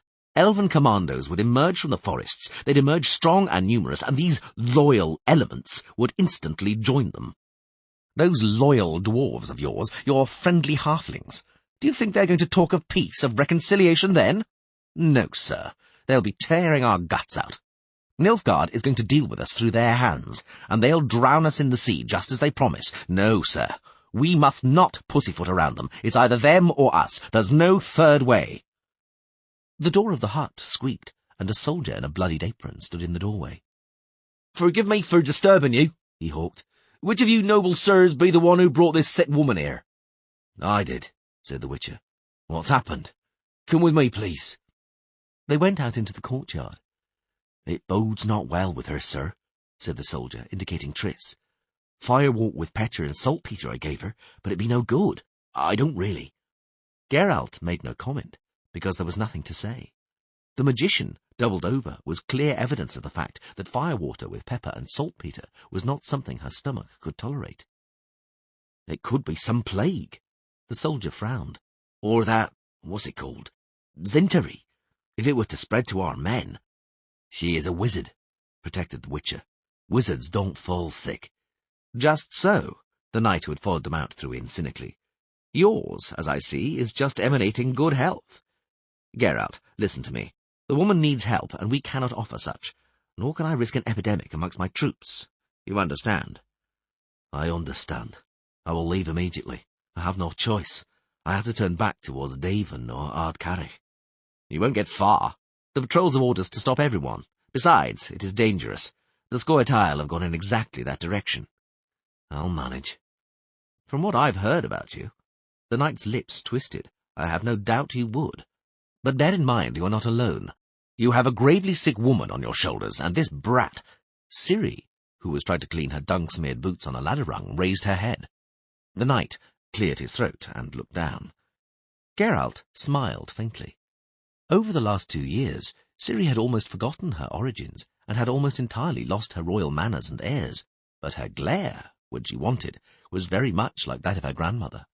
So much so that Queen Calanthe would no doubt have been very proud of her granddaughter. Yes. What was I? The knight stammered, tugging at his belt with embarrassment. Geralt, sir, I know what you need to do. Cross beyond the river, south. You will catch up with a caravan which is following the trail. Night is just around the corner, and the caravan is certain to stop for a rest. You will reach it by dawn. What kind of caravan? I don't know. The knight shrugged. But it is not a merchant or an ordinary convoy. It's too orderly. The wagons are all the same, all covered. A royal bailiffs, no doubt. I allowed them to cross the bridge because they are following the trail south, probably towards the fords on the Lixera. The Witcher considered this, looking at Triss. That would be on my way. But will I find help there? Maybe yes, the knight said coldly. Maybe no. But you won't find it here, that's for sure. They did not hear or see him as he approached, engrossed as they were in conversation, sitting around a campfire which, with its yellow light, cadaverously illuminated the canvas of the wagons arranged in a circle. Geralt gently pulled up his mare and forced her to neigh loudly. He wanted to warn the caravan, which had set up camp for the night, wanted to temper the surprise of having visitors and avoid a nervous reaction.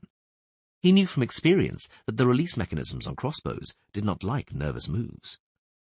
The campers leapt up and, despite his warning, performed numerous agitated movements. Most of them, he saw at once, were dwarfs. This reassured him somewhat. Dwarves, although extremely irascible, usually asked questions first in situations such as these, and only then aimed their crossbows. "Who's that?"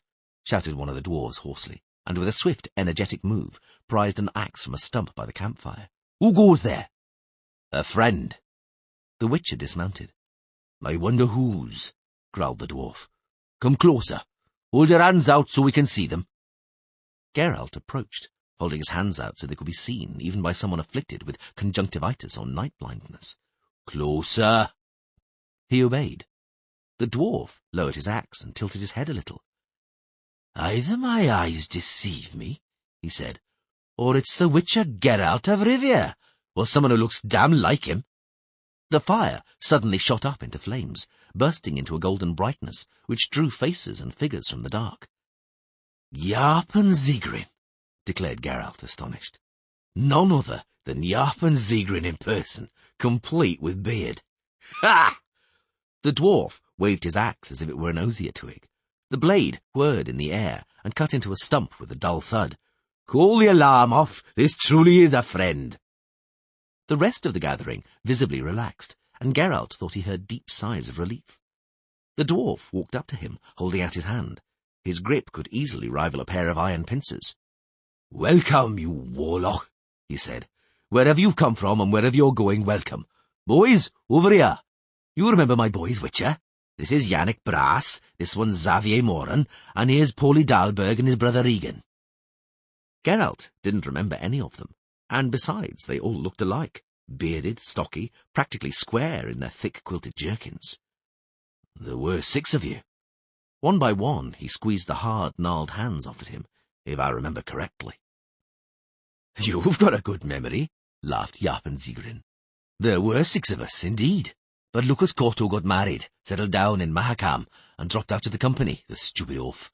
Somehow we haven't managed to find anybody worthy of his place yet. Pity, 6 is just right, not too many, not too few. To eat a calf, knock back a barrel, there's nothing like 6. As I say." With a nod, Geralt indicated the rest of the group, standing undecided by the wagons. "There are enough of you here to manage 3 calves, not to mention a quantity of poultry. What's this gang of fellows you're commanding, Jarpen?" "I'm not the one in command. Allow me to introduce you. Forgive me, Venk, for not doing so straight away, but me and my boys have known Geralt of Rivia for a long time. We've a fair number of shared memories behind us. Geralt, this is Commissar Wilfred Venk, in the service of King Henselt of Ard-Carreg, the merciful ruler of Kaedwen." Wilfred Venk was tall, taller than Geralt, and near twice the dwarf's height.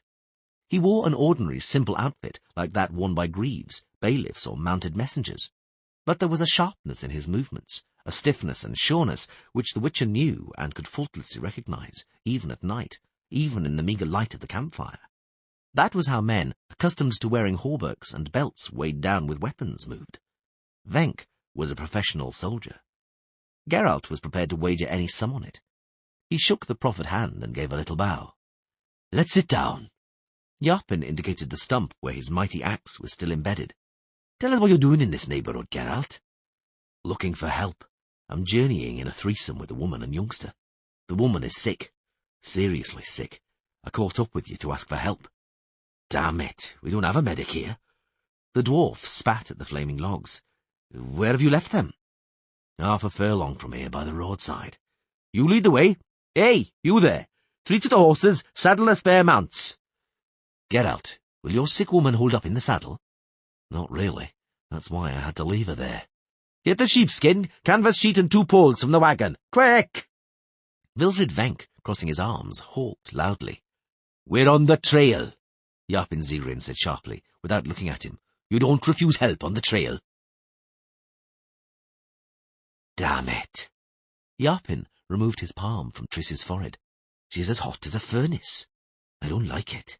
What if it's typhoid or dysentery? It can't be typhoid or dysentery, Geralt lied with conviction, wrapping the horse blankets around the sick woman. Wizards are immune to those diseases. It's food poisoning, nothing contagious. Well, all right. I'll rummage through the bags. I used to have some good medicine for the runs. Maybe there's still a little left. Ciri, muttered the Witcher, passing her a sheepskin unstrapped from the horse. Go to sleep. You're barely on your feet. No, not in the wagon. We'll put Triss in the wagon. You lie down next to the fire. No, she protested quietly, watching the dwarf walk away. I'm going to lie down next to her. When they see you keeping me away from her, they won't believe you. They'll think it's contagious and chase us away, like the soldiers in the fort. Geralt, the enchantress moaned suddenly.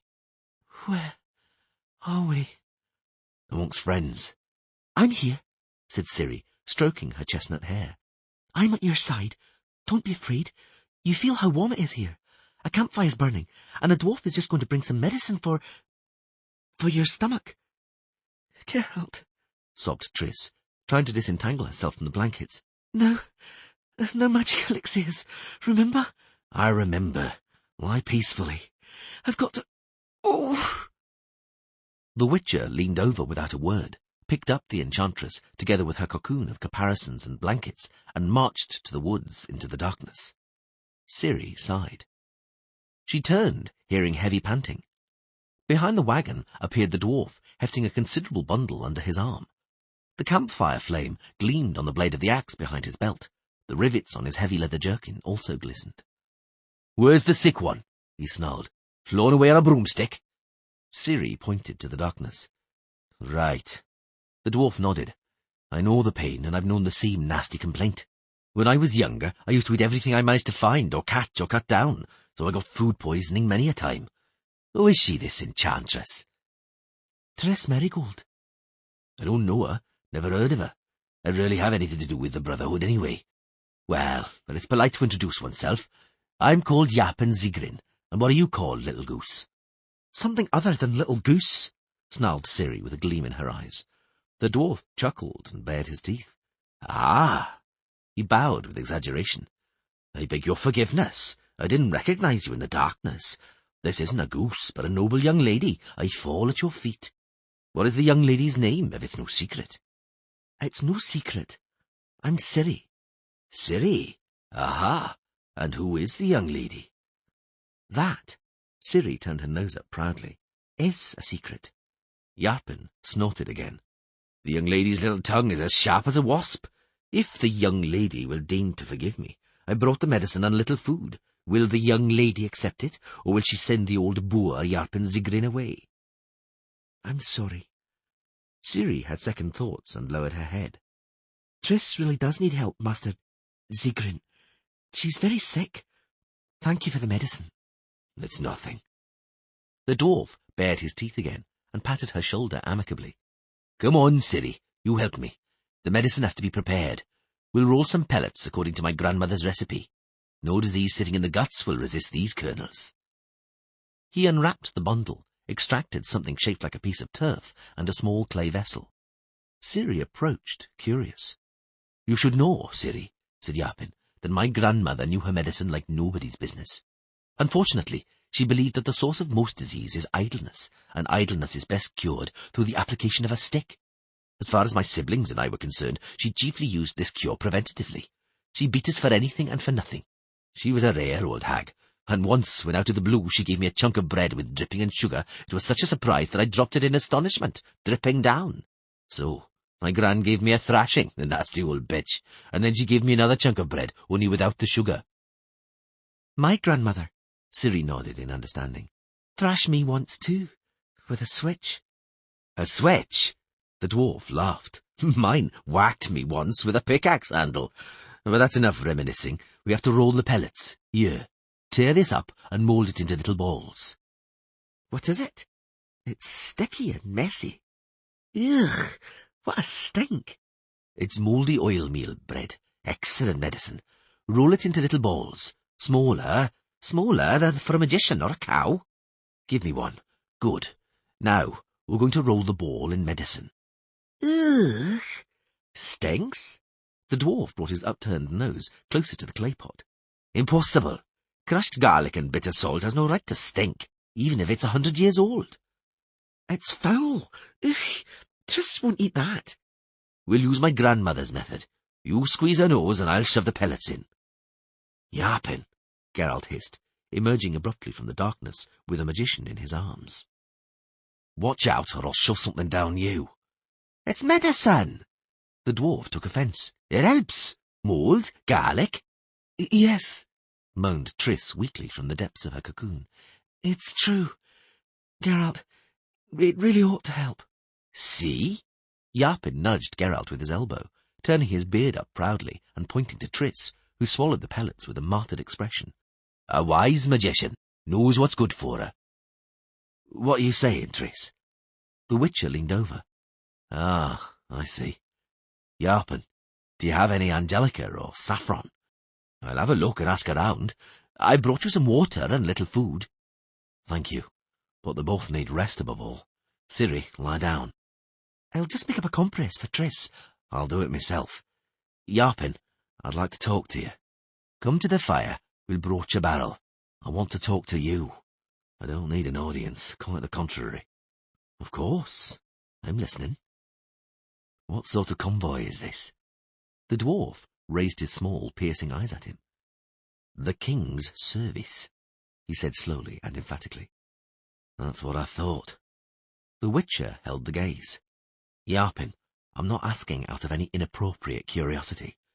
I know, and I also know what you mean. But this convoy is, special. So, what are you transporting? Salt fish, said Yarpin casually, and proceeded to embellish his lie without batting an eyelid. Fodder, tools, harnesses, various odds and ends for the army. Venk is a quartermaster to the king's army. If he's a quartermaster, then I'm a druid, smiled Geralt. But that's your affair. I'm not in the habit of poking my nose into other people's secrets, but you can see the state Triss is in. Let us join you, Yarpin. Let us put her in one of the wagons, just for a few days. I'm not asking where you're going, because this trail goes straight to the south without forking until past the Lixella, and it's a 10-day journey to the Lixella. By that time, the fever will have subsided, and Triss will be able to ride a horse. And even if she isn't, then I'll stop in a town beyond the river. 10 days in a wagon, well covered, hot food.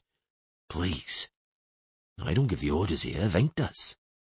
I don't believe you lack influence over him, not in a convoy primarily made up of dwarves. Of course he has to bear you in mind. Who is this Triss to you? What difference does it make in this situation? In this situation, none. I asked out of an inappropriate curiosity, born of the desire to start new rumours going around the inns. But, be that as it may, you're mighty attracted to this enchantress, Geralt. The Witcher smiled sadly. And the girl? Yarpin indicated Ciri with his head as she wriggled under the sheepskin. Yours? Mine, he replied without thinking. Mine, Sigrid. The dawn was grey, wet, and smelled of night rain and morning mist. Ciri felt she had slept no more than a few minutes, as though she had been woken up the very minute she lay her head down on the sacks heaped on the wagon. Geralt was just settling Triss down next to her, having brought her in from another enforced expedition into the woods. The rugs cocooning the enchantress sparkled with dew. Geralt had dark circles under his eyes. Ciri knew he had not closed them for an instant. Triss had run a fever through the night and suffered greatly. Did I wake you? Sorry. Sleep, Ciri. It's still early. What's happening with Triss? How is she? Better, moaned the magician. Better, but listen, Geralt. I'd like to... Yes? The Witcher leaned over, but Triss was already asleep. He straightened himself, stretched. Geralt, whispered Ciri. are they going to let us travel on the wagon? We'll see. He bit his lip. Sleep while you can. Rest. He jumped down off the wagon. Ciri heard the sound of the camp packing up. Horses stamping, harnesses ringing, poles squeaking, swingle trees grating, and talking and cursing. And then, nearby, Yarpen Zigrin's hoarse voice, and the calm voice of the tall man called Venk, and the cold voice of Geralt. She raised herself and carefully peered out from behind the canvas. "I have no categorical interdictions on this matter," declared Venk. "Excellent!" The dwarf brightened. "So, the matter's settled."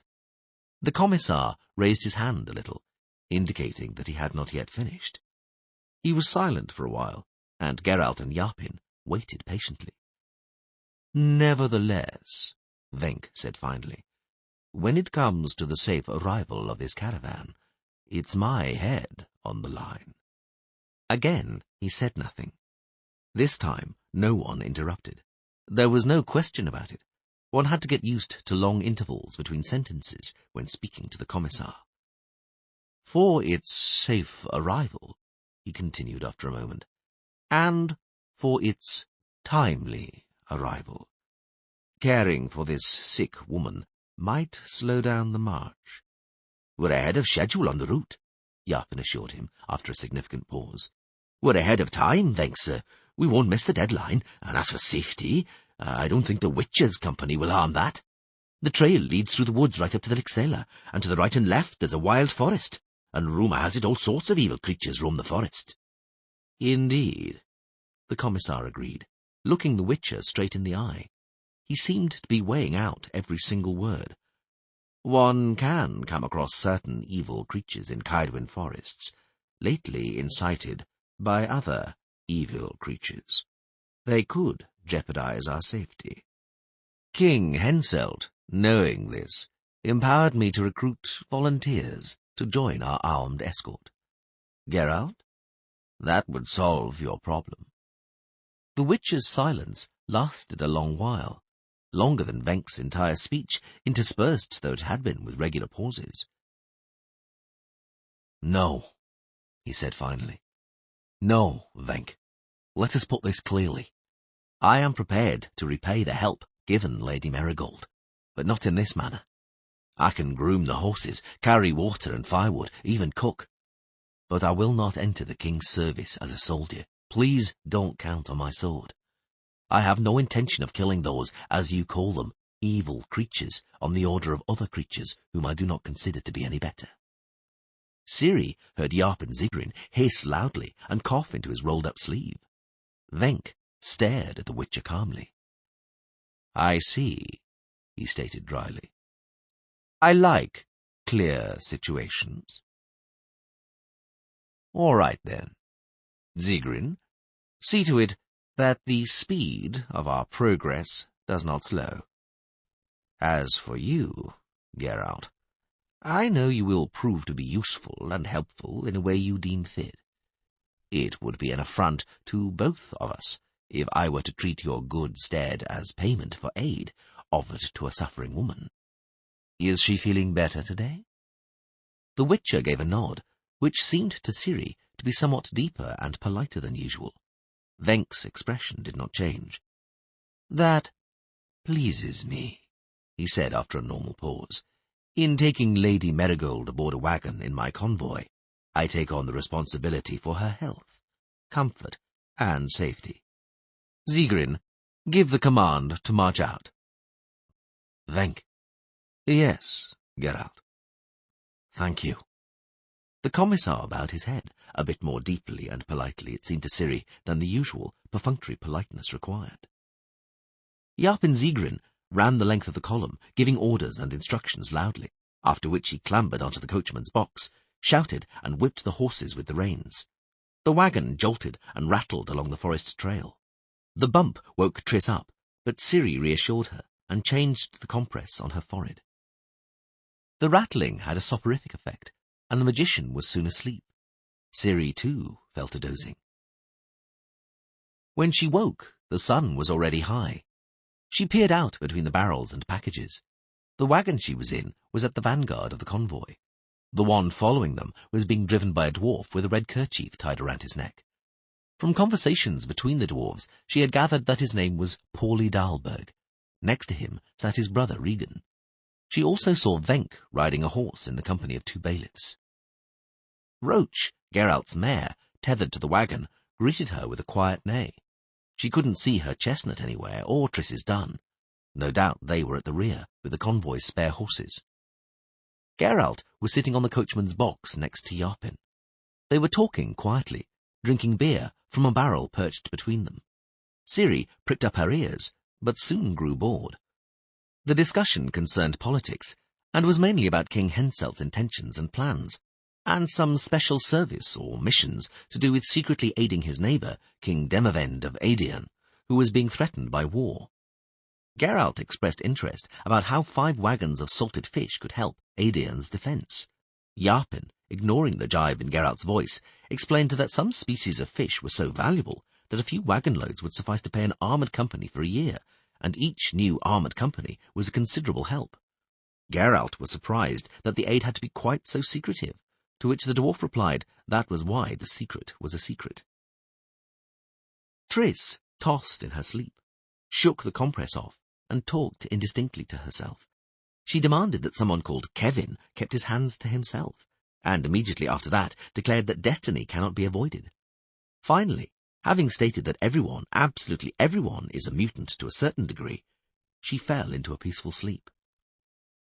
Ciri also felt sleepy, but was brought to her senses by Yarpin's chuckle, as he reminded Geralt of their past adventures. This one concerned a hunt for a golden dragon, who, instead of allowing itself to be hunted down, had counted the hunter's bones and then eaten a cobbler called Goat Muncher. Ciri began to listen with greater interest. Geralt asked about what had happened to the slashers, but Yarpin didn't know. Yarpin, in turn, was curious about a woman called Yennefer, at which Geralt grew oddly uncommunicative. The dwarf drank more beer and started to complain that Yennefer still bore him a grudge, although a good few years had gone by since those days. "I came across her at the market in Gors-Velen," he recounted. "She barely noticed me. She spat like a she-cat and insulted my deceased mother horribly. I fled for all I was worth, but she shouted after me that she'd catch up with me one day and make grass grow out of my arse." Ciri giggled, imagining Yarpin with the grass. Geralt grunted something about women and their impulsive natures, which the dwarf considered far too mild a description for maliciousness, obstinacy, and vindictiveness. Geralt did not take up the subject, and Ciri fell into dozing once more. This time she was woken by raised voices. Yarpin's voice, to be exact. He was yelling, "Oh, yes, so you know. That's what I've decided." "Quieter," said the Witcher calmly. "There's a sick woman in the wagon. Understand, I'm not criticising your decisions or your resolutions." "No, of course not," the dwarf interrupted sarcastically. "You're just smiling knowingly about them." "Yarpin, I'm warning you, as one friend to another. Both sides despise those who sit on the fence, or at best they treat them with suspicion. I'm not sitting. I'm unambiguously declaring myself to be on one side. But you'll always remain a dwarf for that side, someone who's different, an outsider, while for the other side—" He broke off. "Well," growled Yarpin, turning away. "Well, go on. What are you waiting for? Call me a traitor and a dog on a human leash who, for a handful of silver and a bowl of lousy food, is prepared to be set against his rebelling kinsmen who are fighting for freedom? Well, go on, spit it out. I don't like insinuations." "No, Yarpin," said Geralt quietly. "No, I'm not going to spit anything out." "Ah, you're not." The dwarf whipped the horses. "You don't feel like it. You prefer to stare and smile. Not a word to me, eh? But you could say to Venk, 'Please don't count on my sword.' Oh, so haughtily, nobly, and proudly said. Shove your haughtiness up a dog's ass, and your bloody pride with it." "I just wanted to be honest. I don't want to get mixed up in this conflict. I want to remain neutral." "It's impossible!" yelled Yarpin. "It's impossible to remain neutral. Don't you understand that?" "No, you don't understand anything. No, get off my wagon, and get on your horse, and get out of my sight with your arrogant neutrality. You get on my nerves." Geralt turned away. Ciri held her breath in anticipation, but the Witcher didn't say a word. He stood and jumped from the wagon, swiftly, softly, and nimbly. Yarpen waited for him to untether his mare from the ladder, then whipped his horses once again, growling something incomprehensible, sounding terrifying under his breath. She stood up to jump down too and find her chestnut. The dwarf turned and measured her with a reluctant eye. "Then you're just a nuisance too, little madam," he snorted angrily. "All we need are ladies and girls, damn it. I can't even take a piss from the box. I have to stop the cart and go into the bushes." Ciri put her hands on her hips, shook her ashen fringe, and turned up her nose. "Is that so?" she shrilled, enraged. "Drink less beer, Zigrin, and then you won't have to." "My beer's none of your shitting business, you chit." "Don't yell. Triss has just fallen asleep." "It's my wagon. I'll yell if I want to." "Stumpy—" "What, you impertinent brat!" "Stump! I'll show you, Stump! Oh, damn it! Brrrt." The dwarf leaned far back, pulling at the reins at the very last moment, just as the two horses were on the point of stepping over a log blocking their way. Yarpen stood up in the box and, swearing in both human and dwarvish, whistling and roaring, brought the cart to a halt. Dwarves and humans alike, leaping from their wagons, ran up and helped lead the horses to the clear path, tugging them on by their halters and harnesses. "Dozing off, Yarpen?" growled Paulie Dalberg as he approached. "Bloody hell! If you'd ridden over the axle, we'd be done for, and the wheels shat as well. Damn it! What were you—" "Piss off, Paulie!" roared Yarpen Zigrin, and furiously lashed the horse's hindquarters with the reins. "You were lucky," said Ciri, ever so sweetly, squeezing onto the box next to the dwarf. "As you can see, it's better to have a witcher girl on your wagon than to travel alone. I warned you just in time. But if you'd been in the middle of pissing from the box and ridden onto that log, well, it's scary to think what might have happened." "Are you going to be quiet?" "I'm not saying any more. Not a word." She lasted less than a minute. "Zigrin, sir." "I'm not a sir." The dwarf nudged her with his elbow and bared his teeth. "And Yarpen, is that clear? We'll lead the horses together, right?" "Right. Can I hold the reins?" "If you must. Wait, not like that. Pass them over your index finger and hold them down with your thumb like this. The same with the left. Don't tug them. Don't pull too hard." "Is that right?" "Right." "Yarpen?" "What does it mean, remain neutral?" "To be indifferent," he muttered reluctantly. "Don't let the reins hang down. Pull the left one closer to yourself."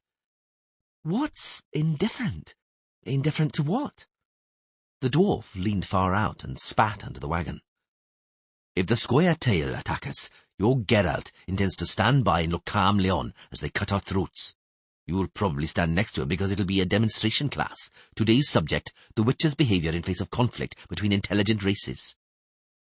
"I don't understand." "That doesn't surprise me in the least." "Is that why you quarrelled with him and were angry? Who are these Squire Tail, anyway? These squirrels?" "Ciri." Yarpen tousled his beard violently. "These aren't matters for the minds of little girls." "Uh-huh. Now you're angry at me. I'm not little at all. I heard what the soldiers in the fort said about the squirrels. I saw 2 dead elves. And the knight said they also kill, and that it's not just elves amongst them. There are dwarves too." "I know," said Yarpen sourly. "And you're a dwarf." "There's no doubt about that." "So why are you afraid of the squirrels? It seems they only fight humans." "It's not so simple as that." He grew solemn. "Unfortunately." Ciri stayed silent for a long time, biting her lower lip and wrinkling her nose. "Now I know," she said suddenly. "The squirrels are fighting for freedom. And although you're a dwarf, you're King Hensel's special secret servant on a human leash." Yarpen snorted, wiped his nose on his sleeve, and leaned out of the box to check that Venk had not ridden up too close. But the commissar was far away, engaged in conversation with Geralt. "You've got pretty good hearing, girl, like a marmot." He grinned broadly. "You're also a bit too bright for someone destined to give birth, cook and spin. You think you know everything, don't you? That's because you're a brat. Don't pull silly faces. Faces like that don't make you look any older, just uglier than usual. You've grasped the nature of the Squire Tiles quickly. You liked the slogans. You know why you understand them so well? Because the Squire Tiles are brats too. They're little snotheads who don't understand that they're being egged on. that someone's taking advantage of their childish stupidity by feeding them slogans about freedom. But they really are fighting for freedom. Ciri raised her head and gazed at the dwarf with wide-open green eyes. Like the Dryads in the Brokilon Woods. They kill people because some people are harming them. Because this used to be your country. The dwarves and the elves and those halflings, gnomes and other... And now there are people here, so the elves... Elves, snorted Yarpin. They, to be accurate, happen to be strangers just as much as you humans, although they arrived in their white ships a good 1,000 years before you. Now they're competing with each other to offer us friendship. Suddenly we're all brothers. Now they're grinning and saying, we kinsmen, we the elder races. But before... Before, their arrows used to whistle past our ears when we... So the first on Earth were dwarves? Gnomes, to be honest, as far as this part of the world is concerned, because the world is unimaginably huge, Ciri. I know. I saw a map. You couldn't have. No one's drawn a map like that, and I doubt they will in the near future. No one knows what exists beyond the mountains of fire and the great sea, even elves, although they claim they know everything. They know shit all, I tell you. But now, there are far more people than there are you. Because you multiply like rabbits. The dwarf ground his teeth. You'd do nothing but screw day in, day out, without discrimination with just anyone and anywhere. And it's enough for your women to just sit on a man's trousers and it makes their bellies swell. Why have you gone so red? Crimson as a poppy. You wanted to know, didn't you? So, you've got the honest truth and faithful history of a world where he who shatters the skulls of others most efficiently and swells women's bellies fastest reigns. And it's just as hard to compete with you people in murdering as it is in screwing. Yarpin, said Geralt coldly, riding up on Roach. Restrain yourself a little, if you please, with your choice of words. And Ciri, stop playing at being a coachman and have a care for Triss. Check if she's awake and needs anything. I've been awake for a long time, the magician said weakly from the depths of the wagon. But I didn't want to interrupt this interesting conversation. Don't disturb them, Geralt. I'd like to learn more about the role of screwing in the evolution of society.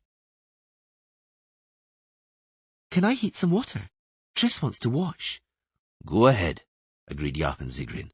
Xavier, take the spit off the fire. Our hair's had enough. Hand me the cauldron, Ciri. Oh, look at you, it's full to the brim. Did you lug this great weight on the stream by yourself? I'm strong. The elder of the Dahlberg brothers burst out laughing. Don't judge her by appearances, Paulie, said Yarpin seriously, as he skillfully divided the roast grey hair into portions.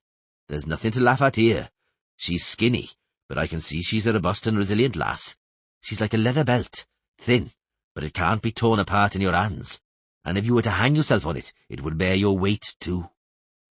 No one laughed. Ciri squatted next to the dwarves, sprawled around the fire. This time, Yarpin Zigrin and his 4 boys had lit their own fire at the camp, because they did not intend to share the hare which Xavier Moran had shot. For them alone there was just enough for 1, at most 2 mouthfuls each. Add some wood to the fire, said Yarpin, licking his fingers. The water will heat quicker. That water's a stupid idea, stated Regan Dahlberg, spitting out a bone. Washing can only harm you when you're sick. When you're healthy too, come to that. You remember old Schrader? His wife once told him to wash, and Schrader went and died soon afterwards. Because a rabid dog bit him. If he hadn't washed, the dog wouldn't have bitten him. I think, said Ciri, checking the temperature of the water in the cauldron with her finger. It's excessive to wash every day too, but Triss asked for it. She even started crying once, so Geralt and I... We know, the elder Dahlberg nodded, but that a witcher should. I'm constantly amazed. Hey, Zigrin, if you had a woman, would you wash her and comb her hair? Would you carry her into the bushes if she had to... Shut up, Paulie. Yarpin cut him short. Don't say anything against that witcher, because he's a good fellow. Am I saying anything? I'm only surprised. Triss, Ciri butted in cheekily, is not his woman. I'm all the more surprised. You're all the more a blockhead, you mean? Yarpin summed up. Ciri, pour a bit of water in to boil. We'll infuse some more saffron and poppy seeds for the magician. She felt better today, eh? Probably did, murmured Yannick Brass. We only had to stop the convoy 6 times for her. I know it wouldn't do to deny aid on the trail, and he's a prick who thinks otherwise. And he who denies it would be an arch-prick and base son of a bitch. But we've been in these woods too long. Far too long, I tell you. We're tempting fate, damn it. We're tempting fate too much, boys. It's not safe here. The scoia tile. Spit that word out, Yannick. Patu, Yarpen. Fighting doesn't frighten me, and a bit of blood's nothing new. But if it comes to fighting our own... Damn it, why did this happen to us? This friggin' load ought to be transported by 100 friggin' cavalrymen, not us. The devil take those no-worlds from Ard Carach. May they... Shut up, I said, and pass me the pot of kasha. The hare was a snack, damn it. Now we have to eat something. Ciri, will you eat with us? Of course. For a long while, all that could be heard was the smacking of lips, munching, and the crunch of wooden spoons hitting the pot. Pork's on it, said Paulie Dahlberg, and gave a long burp. I could still eat some more. Me too, declared Ciri, and burped too, delighted by the dwarves' unpretentious manners. As long as it's not kasha, said Xavier Moran. I can't stomach those milled oats any more. I've gone off salted meat too. So gorge yourself on grass, you got such delicate taste buds. Or rip the bark off the birch with your teeth. Beavers do it and survive. A beaver? Now that's something I could eat. As for me, a fish. Paulie lost himself in dreams as he crunched on a husk pulled from his beard. I've a fancy for a fish, I can tell you. So, let's catch some fish. Where? Growled Yannick Brass. In the bushes? In the stream. Some stream? You can piss to the other side. What sort of fish could be in there? There are fish. Ciri licked her spoon clean and slipped it into the top of her boot. I saw them when I went to get the water. But they're sick or something, those fish. They've got a rash. Black and red spots. Trout! Roared Paulie, spitting crumbs of husk. Well, boys, to the stream double quick. Regan, get your breeches down. We'll turn them into a fishing trap. Why mine? Pull them off at the double, or I'll wallop you, snothead. Didn't Mother say you ought to listen to me? Hurry up if you want to go fishing, because dusk is just round the corner, said Yarpen. Ciri, is the water hot yet? Leave it. You'll burn yourself and get dirty from the cauldron. I know you're strong, but let me. I'll carry it. Geralt was already waiting for them. They could see his white hair through the gap in the canvas covering the wagon from afar. The dwarf poured the water into the bucket. Need any help, Witcher? No, thank you, Yarpen. Ciri will help. Triss was no longer running a high temperature, but she was extremely weak. Geralt and Ciri were, by now, efficient at undressing and washing her. They had also learned to temper her ambitious but, at present, unrealistic attempts to manage on her own. They coped exceptionally well. He supported the enchantress in his arms. Ciri washed and dried her. Only one thing had started to surprise and annoy Ciri. Triss, in her opinion, snuggled up to Geralt too tightly. This time she was even trying to kiss him. Geralt indicated the magician's saddlebags with his head. Ciri understood immediately because this too was part of the ritual. Triss always demanded to have her hair combed. She found the comb and knelt down beside her. Triss, lowering her head towards her, put her arms around the Witcher, in Ciri's opinion, definitely a little too tightly. "Oh, Geralt," she sobbed, I so regret that what was between us—" "Triss, please. "It should have happened. Now, when I'm better, it would be entirely different. I could even—" "Triss." "I envy Yennefer. I envy her you." "Ciri, step out. "But—" "Go, please." She jumped out of the wagon and straight into Yarpen, who was waiting, leaning against a wheel and pensively chewing a blade of grass. The dwarf put his arm around her. He did not need to lean over her in order to do so, as Geralt did. He was no taller than her. "Never make the same mistake, little Witcher girl," he murmured, indicating the wagon with his eyes. "If someone shows you compassion, sympathy and dedication, if they surprise you with integrity of character, value it, but don't mistake it for something else." "It's not nice to eavesdrop." "I know, and it's dangerous. I only just managed to jump aside when you threw out the suds from the bucket. Come on, let's go and see how many trout have jumped into Regan's breeches." "Yarpen?" "I like you." "And I like you, kid." "But you're a dwarf, and I'm not." "And what if—" Ah, the Scoia'tael. You're thinking about the squirrels, aren't you? It's not giving you any peace, is it? Ciri freed herself from his heavy arm. Nor you, she said, nor any of the others. I can plainly see that. The dwarf said nothing. Yarpen? Yes? Who's right? The squirrels or you? Geralt wants to be neutral. You serve King Henselt, even though you're a dwarf, and the knight in the fort shouted that everybody's our enemy, and that everybody's got to be everyone, even the children. Why, Yarpen? Who's right? I don't know, said the dwarf with some effort. I'm not omniscient. I'm doing what I think right. The squirrels have taken up their weapons and gone into the woods. Humans to the sea, they're shouting, not realizing that their catchy slogan was fed them by Nilfgaardian emissaries. Not understanding that the slogan is not aimed at them, but plainly at humans, that it's meant to ignite human hatred, not fire young elves to battle. I understood. That's why I consider the Scoia'tael's actions criminally stupid. What to do? Maybe in a few years' time I'll be called a traitor who sold out and they'll be heroes. Our history, the history of our world, has seen events turn out like that. He fell silent, ruffled his beard. Ciri also remained silent. Elirena, he muttered suddenly. If Elirena was a hero, if what she did is heroism, then that's just too bad. Let them call me a traitor and a coward, because I, Yarpen Zygrin, coward, traitor and renegade, state that we should not kill each other. I state that we ought to live in such a way that we don't later have to ask anyone for forgiveness. The heroic Elirena, she had to ask. Forgive me, she begged, forgive me. To hell with that. It's better to die than to live in the knowledge that you've done something that needs forgiveness. Again he fell quiet. Ciri did not ask the questions pressing to her lips. She instinctively felt she should not. We have to live next to each other, Yarpen continued. We and you humans, because we simply don't have any other option. We've known this for 200 years, and we've been working towards it for over 100. You want to know why I entered King Henselt's service? Why I made such a decision? I can't allow all that work to go to waste. For over 100 years we've been trying to come to terms with the humans. The halflings, gnomes, us, even the elves. I'm not talking about Rusalkas, nymphs, and sylphs. They've always been savages, even when you weren't here. Damn it all, it took 100 years, but somehow or other we managed to live a common life, next to each other, together.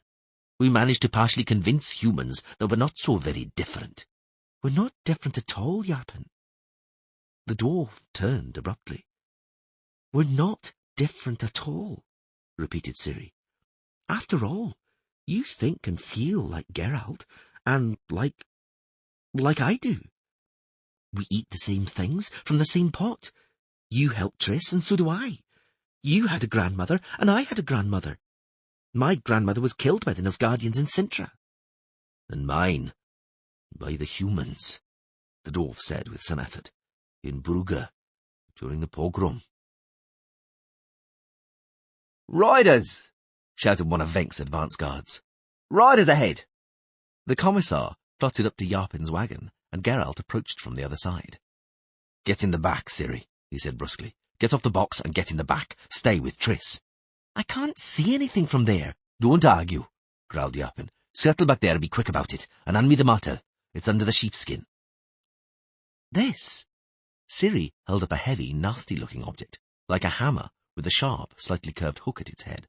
That's it, confirmed the dwarf. He slipped the handle into the top of his boot, and laid the axe on his knees.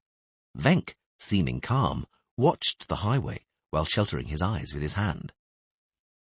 Light cavalry from Ban Glen, he surmised after a while. The so-called Dun Banner. I recognize them by their cloaks and beaver hats. Remain calm and stay sharp.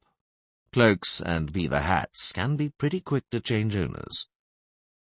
The riders approached swiftly. There were about 10 of them. Ciri saw Pauli Dalberg, in the wagon behind her, place 2 readied crossbows on his knee, and Regan covered them with a cloak. Ciri crept stealthily out from under the canvas, hiding behind Yarpen's broad back. Triss tried to raise herself, swore, and collapsed against her bedding. "Halt!" shouted the first of the riders, no doubt their leader. "Who are you? From whence and to where do you ride?" "Who asks?" Venk calmly pulled himself upright in the saddle. "And on whose authority?" "King Henselt's army, inquisitive sir. Lance Corporal Zyvik asks, and he's unused to asking twice, so answer at the double. Who are you?" "Quartermaster's service of the king's army." "Anyone could claim that. I see no one here bearing the king's colours."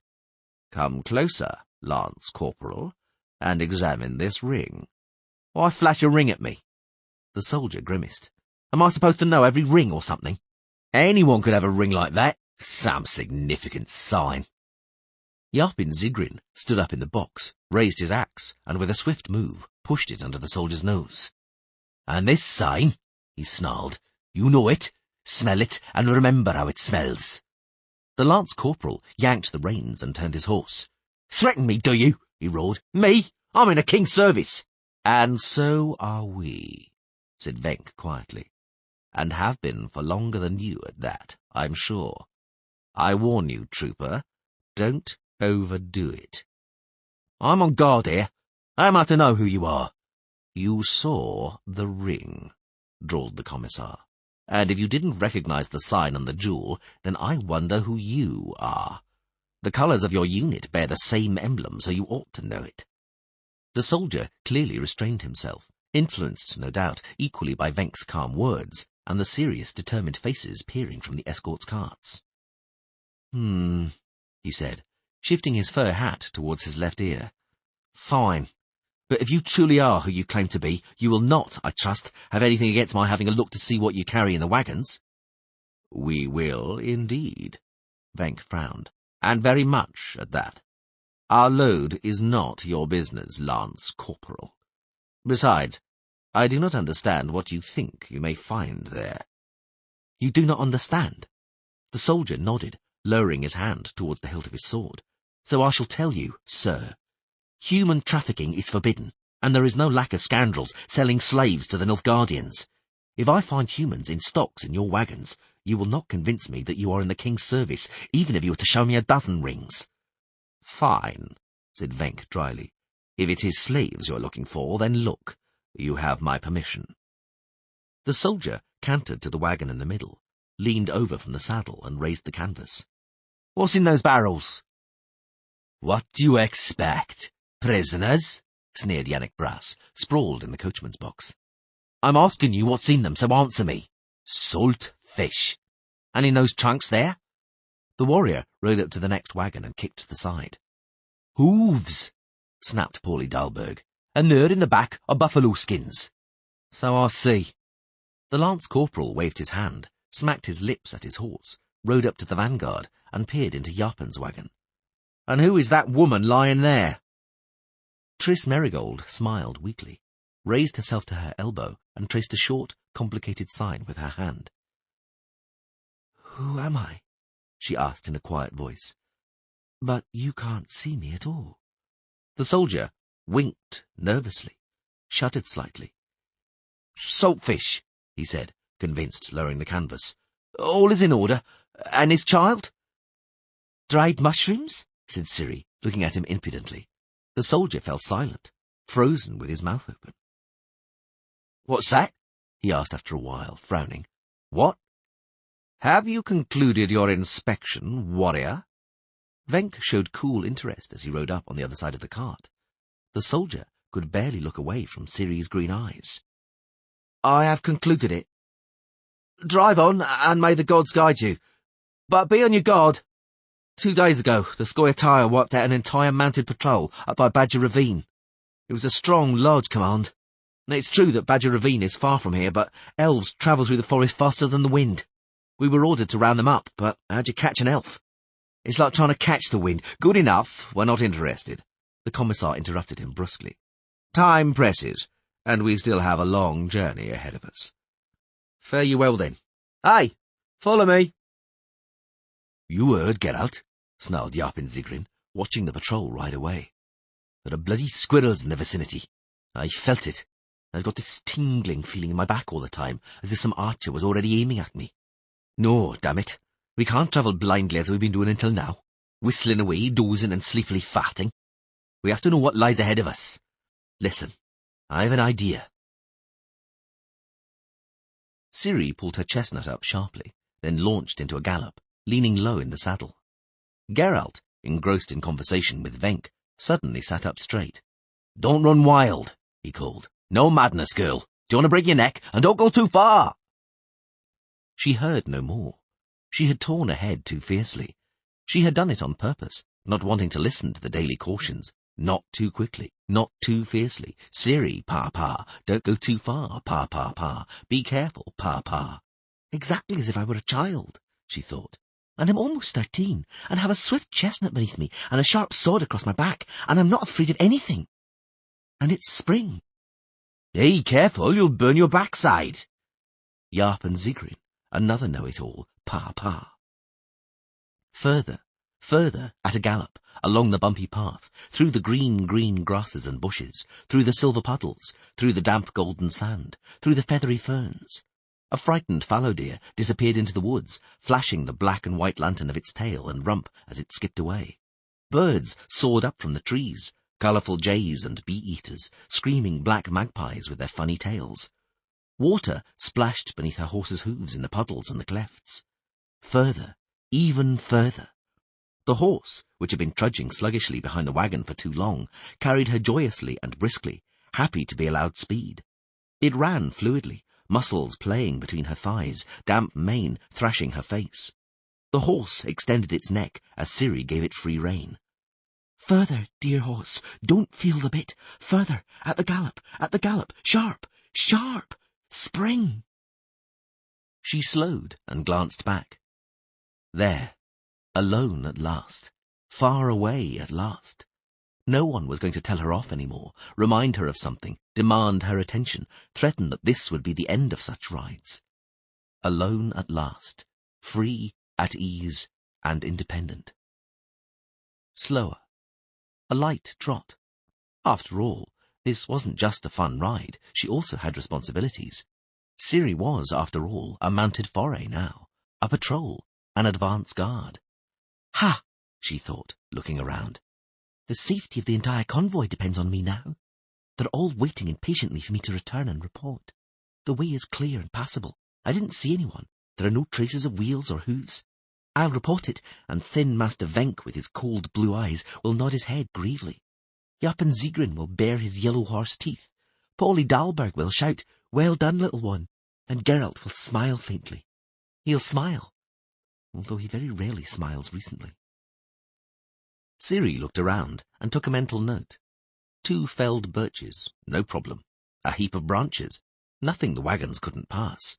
A cleft washed out by the rain, a small obstacle. The wheels of the first wagon will run over it, the others will follow in the ruts. A huge clearing, a good place for a rest. Traces? What traces can there be here? There's no one here. There's the forest. There are birds screeching amidst fresh green leaves. A red fox runs leisurely across the path, and everything smells of spring. The track broke off halfway up the hill, disappeared in the sandy ravine, wound through the crooked pines which clung to the slopes. Ciri abandoned the path, and wanting to scrutinize the area from a height, climbed the steep slope, and so she could touch the wet, sweet-smelling leaves. She dismounted, threw the reins over a snag in a tree, and slowly strolled among the junipers which covered the hill. On the other side of the hill was an open space, gaping in the thick of the forest, like a hole bitten out of the trees. Left, no doubt, after a fire which had raged here a very long time ago, for there was no sign of blackened or charred remains. Everywhere was green with low birches and little fir trees. The trail, as far as the eye could see, seemed clear and passable, and safe. What are they afraid of? She thought. The Scoia'tael. But what was there to be afraid of? I'm not frightened of elves. I haven't done anything to them. Elves. The squirrels. Scoia'tael. Before Geralt had ordered her to leave, Ciri had managed to take a look at the corpses in the fort. She remembered one in particular. His face covered by hair stuck together with darkened blood, his neck unnaturally twisted and bent. Pulled back in a ghastly set grimace, his upper lip revealed teeth, very white and very tiny, non-human. She remembered the elf's boots, ruined and reaching up to the knees, laced at the bottom and fastened at the top with many wrought buckles. Elves who kill humans and die in battles themselves. Geralt says you have to remain neutral, and Yarpen says you have to behave in such a way that you don't have to ask for forgiveness. She kicked a molehill and, lost in thought, dug her heel into the sand. Who and whom? Whom and what should one forgive? The squirrels kill humans, and Nilfgaard pays them for it, uses them, incites them. Nilfgaard. Ciri had not forgotten, although she very much wanted to forget, what had happened in Cintra. The wandering, the despair, the fear, the hunger and the pain. The apathy and torpor which came later, much later, when the druids from Transriver had found her and taken her in. She remembered it all as though through a mist, and she wanted to stop remembering it. But it came back in her thoughts, into her dreams. Cintra, the thundering of horses and the savage cries, corpses, flames, and the black knight in his winged helmet. And later, cottages in Transriver, a flame-blackened chimney amongst charred ruins. Next to it, by an unscathed well, a black cat licking a terrible burn on its side. A well, a sweep, a bucket full of blood. Ciri wiped her face, looked down at her hand, taken aback. Her palm was wet. The girl sniffed and wiped the tears with her sleeve. Neutrality. Indifference. She wanted to scream. A witcher looking on indifferently. No. A witcher has to defend people from the leshy, the vampire, the werewolf. And not only from them. He has to defend people from every evil. And in Transriver I saw what evil is. A witcher has to defend and save. To defend men so that they aren't hung on trees by their hands, aren't impaled and left to die. To defend fair girls from being spread-eagled between stakes rammed into the ground. Defend children so they aren't slaughtered and thrown into a well. Even a cat burned alive in a torched barn deserves to be defended. That's why I'm going to become a witcher. That's why I've got a sword. To defend people like those in Sodden and Transriver. Because they don't have swords, don't know the steps, half-turns, dodges and pirouettes. No one has taught them how to fight. They are defenceless and helpless in face of the werewolf and the Nilfgaardian marauder. They're teaching me to